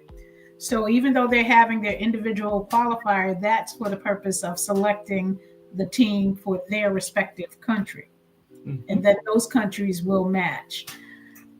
And here we go. I think we okay. We'll try that again. So yeah, so I am really excited is an understatement because I just see the opportunity, and I'm looking forward to interviewing the players. To hopefully we'll get a capture, we'll get a picture before each one leaves today, so that we could have pictures posted up as we're talking about them, so that we're not just talking about board 1, board 2, and Yeah. even if we say David or Abigail or anyone else that we're discussing, that we're able to put their picture up, their stats up, and just recognize the hard work, and how they labor to get to where they are. Getting to 1900 It's no joke. is no joke at all. No joke. It's no joke at all. And I mean, these players have been playing for the entire day. I mean, it's a lot that they are putting in. I mean, so it's been a long day. Mm-hmm.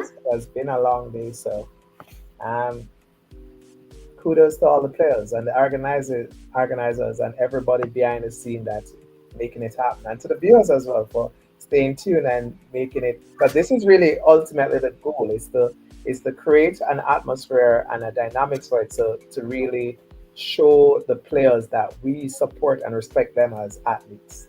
Because that's really what they're. Absolutely. Absolutely. And I always say, I just love the way you put it, because I use about 50,000 words, and then you'll say a sentence and it's like, yes, Ryan, that's exactly what this is. Is you just surmise it in a way that's what it boils down to, is really becoming talent focused. And the talent is the player, the talent is the athlete that puts all of the work in to create a skill set that tournament directors and anyone else who is out here, all of it is behind the talent. If you didn't have the talent, none of the other attributes would exist. And so it's about just kind of reconfiguring what it is that we're doing, so that when these players are playing 10-hour days and the head hurting because they're thinking so hard about stuff, that there's a payoff at the end of the day. There's a payoff. The NFL, these guys don't go out here and break up their bodies because, okay, it's just a good thing to do. There's a compensation factor that comes along with it. Of course, there's the glory and the fame and all of that sort of Is stuff. this Abigail's board? I think some dynamics is like going on Abigail's board. I'd love to see what's going on there. Oh, so she's still playing? She's still playing. Yeah, I think. Is that the last game going on? I would love to get a close up on that match of Abigail's board. Can we get closer? I think this is. Let me see if I can. Well, I don't You know can if zoom Melvin it. is on the other end, and we'll get that organized, because This is I know. Georgia boards, but I would love to get a close up, or if we can get it a little bigger on I'm that sorry. board. Go ahead. He moved it. I'm going to leave it alone, Melvin. There you go. Can you get her board and her? There you go. There we go. All right, so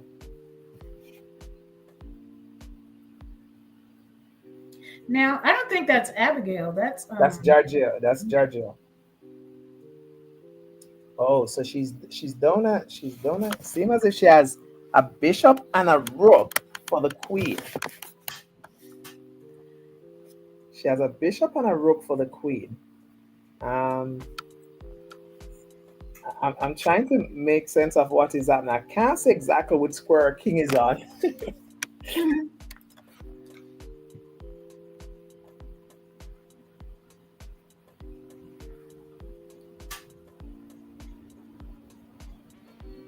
So it's position. Oh wait, does she has two rooks on the board? If she has two rooks on the board, this guy's cooked. I think she has another rook on the board. Can you see her board? I'm gonna see if we can pull her. If I can, let me see if I can find her board here. If the position is still active for her. Giorgio. Is this a better angle? This is a new angle here. No, the position I'm seeing for her, she's still in the middle game.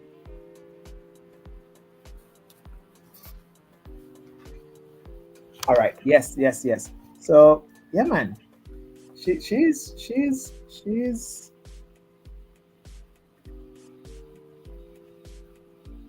and if I remember there.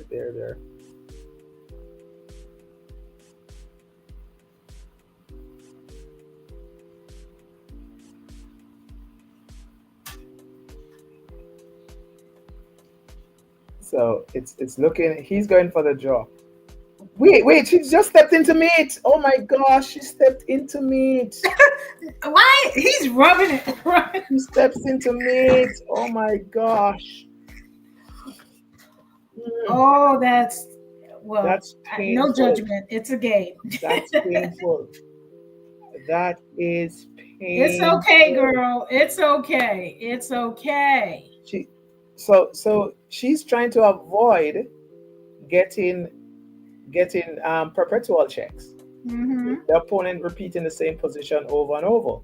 Mm-hmm. But in doing so, she's slowly losing space with her king Mm-hmm. until she finally ends up. That's Yeah. painful. That is painful. I think I could. I don't know whether did you pick up that was a hard loss right there. That was a hard loss. That And was a he hard loss. rubbed it in. Give the girl some space. He That was rubbed it in. Yes, yes. He that was rubbed a it hard in. loss. Hard fought. You saw Good him rubbing game, it in. guys. All right, good game, good game, Good good game. game. Good games. Absolutely. Wow. As soon as you said it, it's like she I think she recognized what she did. Oh, Yeah. it'll be okay. Come back Anyway, like I tomorrow. said, You get to come back tomorrow. So the highs and lows of the sport. yeah. All Anyways, right, guys. all right. That was good. That was really good. I got up. Well, I keep saying I got up early for it, but I never did. Well, let me not. Let me be accurate. I did get an hour and a half, so Mhm. I guess I'll be okay. Um, but yeah, Thomas, can you come in front of the camera? Tell us, give us an update. If you're available, you, Melvin, Arbiter, somebody. If not, then we'll do a recap tomorrow in the morning before we get started. I'm Yes, going to because be it's been a breaking long fast. day for everybody. So we get it. If you know what time tomorrow are Um, we, and be kind to the states over here. Yeah. Be kind to the states. Can we get um either Abigail, either one of them to come in front of the camera and just say so? If not, because I know everybody's just trying to regroup for tomorrow. I think if you see outside, it looks very dark there right now. I think it's probably like Yeah. close to nine Looks like o'clock people now. walked out the door, but I don't know if they walked out because they went to another room or they walked out Yeah, I because think persons are leaving. All right. like I'm Regina. I'm Okay. going I'm going to be stepping out. I mean, if there's a recap, I will just close my camera. I'm going to be preparing now to break fast. Okay. Otherwise, I think they're telling us, hey, just close it down. We'll be back here tomorrow. I think that's the message that I'm feeling.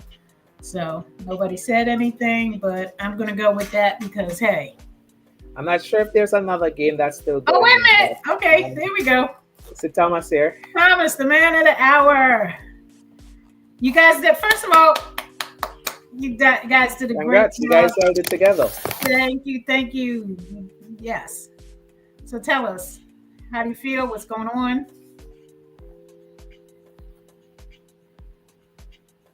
Can you hear? Microphone is muted.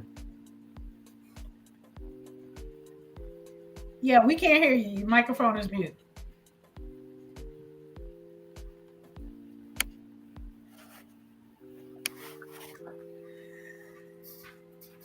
Still can't hear.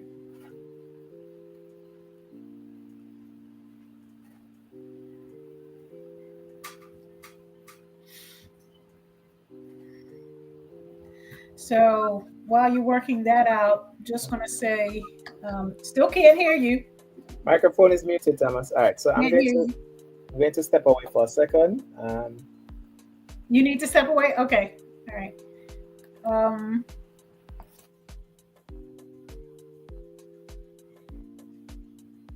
I'm not sure if you're talking to us, but we cannot hear you. A message.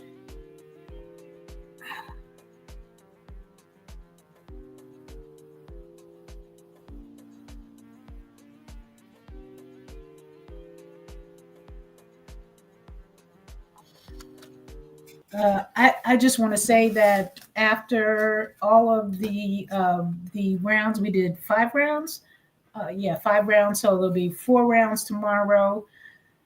want to give the president the opportunity to just wrap up, comment, give us some behind the scenes, on the premises feedback, and what we can expect tomorrow. And I just want to say that I think you guys did a wonderful, fabulous job. I know that it's there. We go.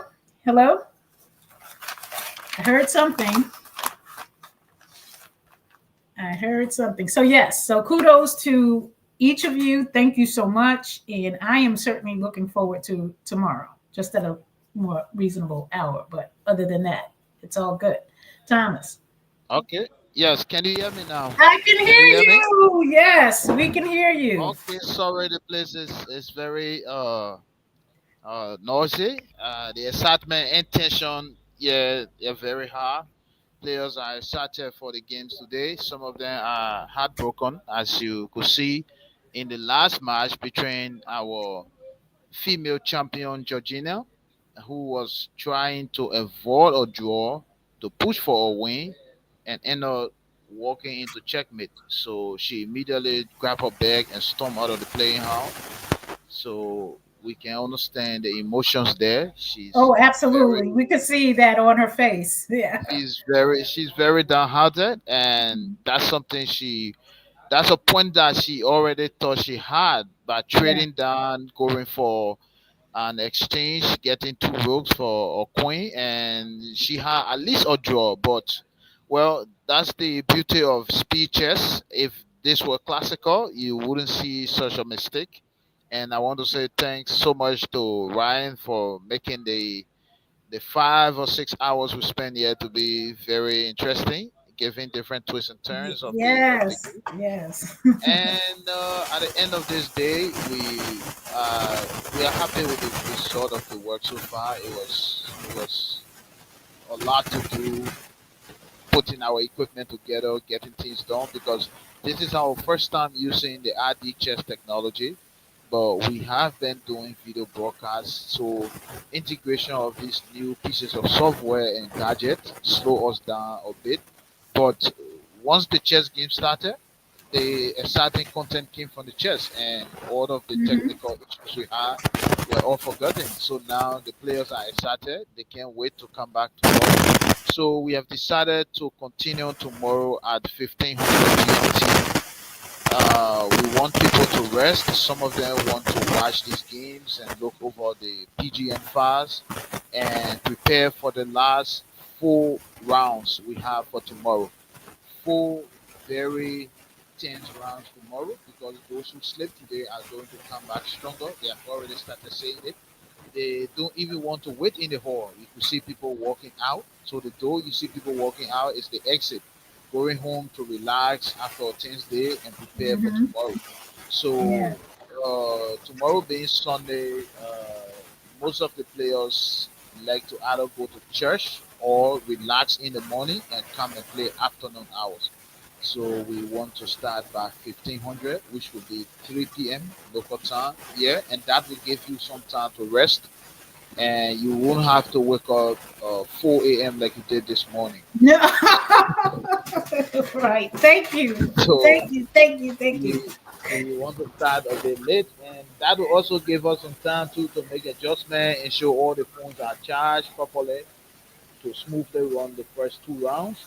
And I think having used this technology and this platform is something we are going to use for a long time once we get used to it, and Hmm. with this commentary. And I hope the partnership with RD Chairs and will go smoothly, because as I told you in our private conversation, we believe in commercializing chess content and making sure that people get to see chess on the phone, get background understanding. And I really appreciate the fact that Ines is not a grandmaster, so she brings the ordinary person perspective to the game, and that's my main point of enjoyment. Oh, your sound went out, Thomas. Thomas, we're not hearing you anymore. Thomas, your sound went out. Thomas, we're missing the excited part. Yeah.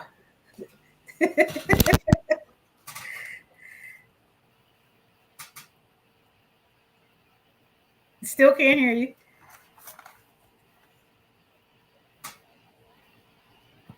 No,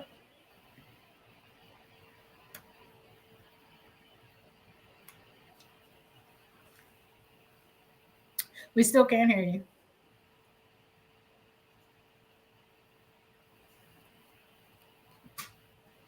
Can't hear you.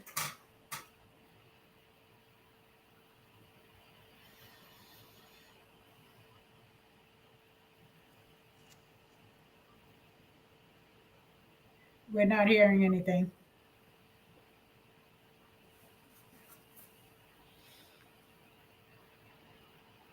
Nope, can't hear.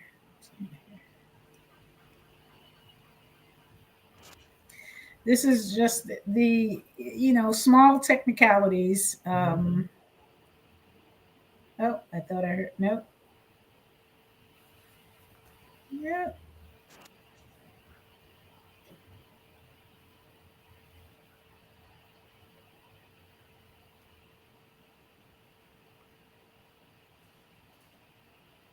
we'll get it. We'll get it. We get to come back tomorrow and do it once again. All right. All right. I'll see you guys tomorrow, and we'll work with all of these, which is fine. But anyways, take care. It was a Thank pleasure. It you. was fun. It Thank was exciting. Thank you, Ryan, so much. So appreciate you. You get some rest or do whatever it is you're going to do. Enjoy your weekend. Well, not all of it just yet. We'll be back tomorrow. See you. And you have a good night. All right. Take care. All right. Bye. You take care. Bye bye. All right. You still working on it, Thomas? There we go.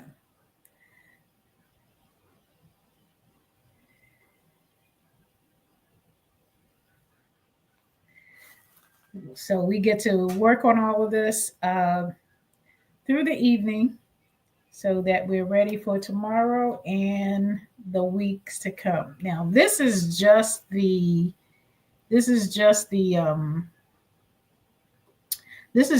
qualifier. So I'm excited and anticipate once the teams are selected and what those games will look like, what those matches will look like. And with so many people that are participating, it's not just about the individuals that will be selected to be a part of the team. It will also be the followings, the fans.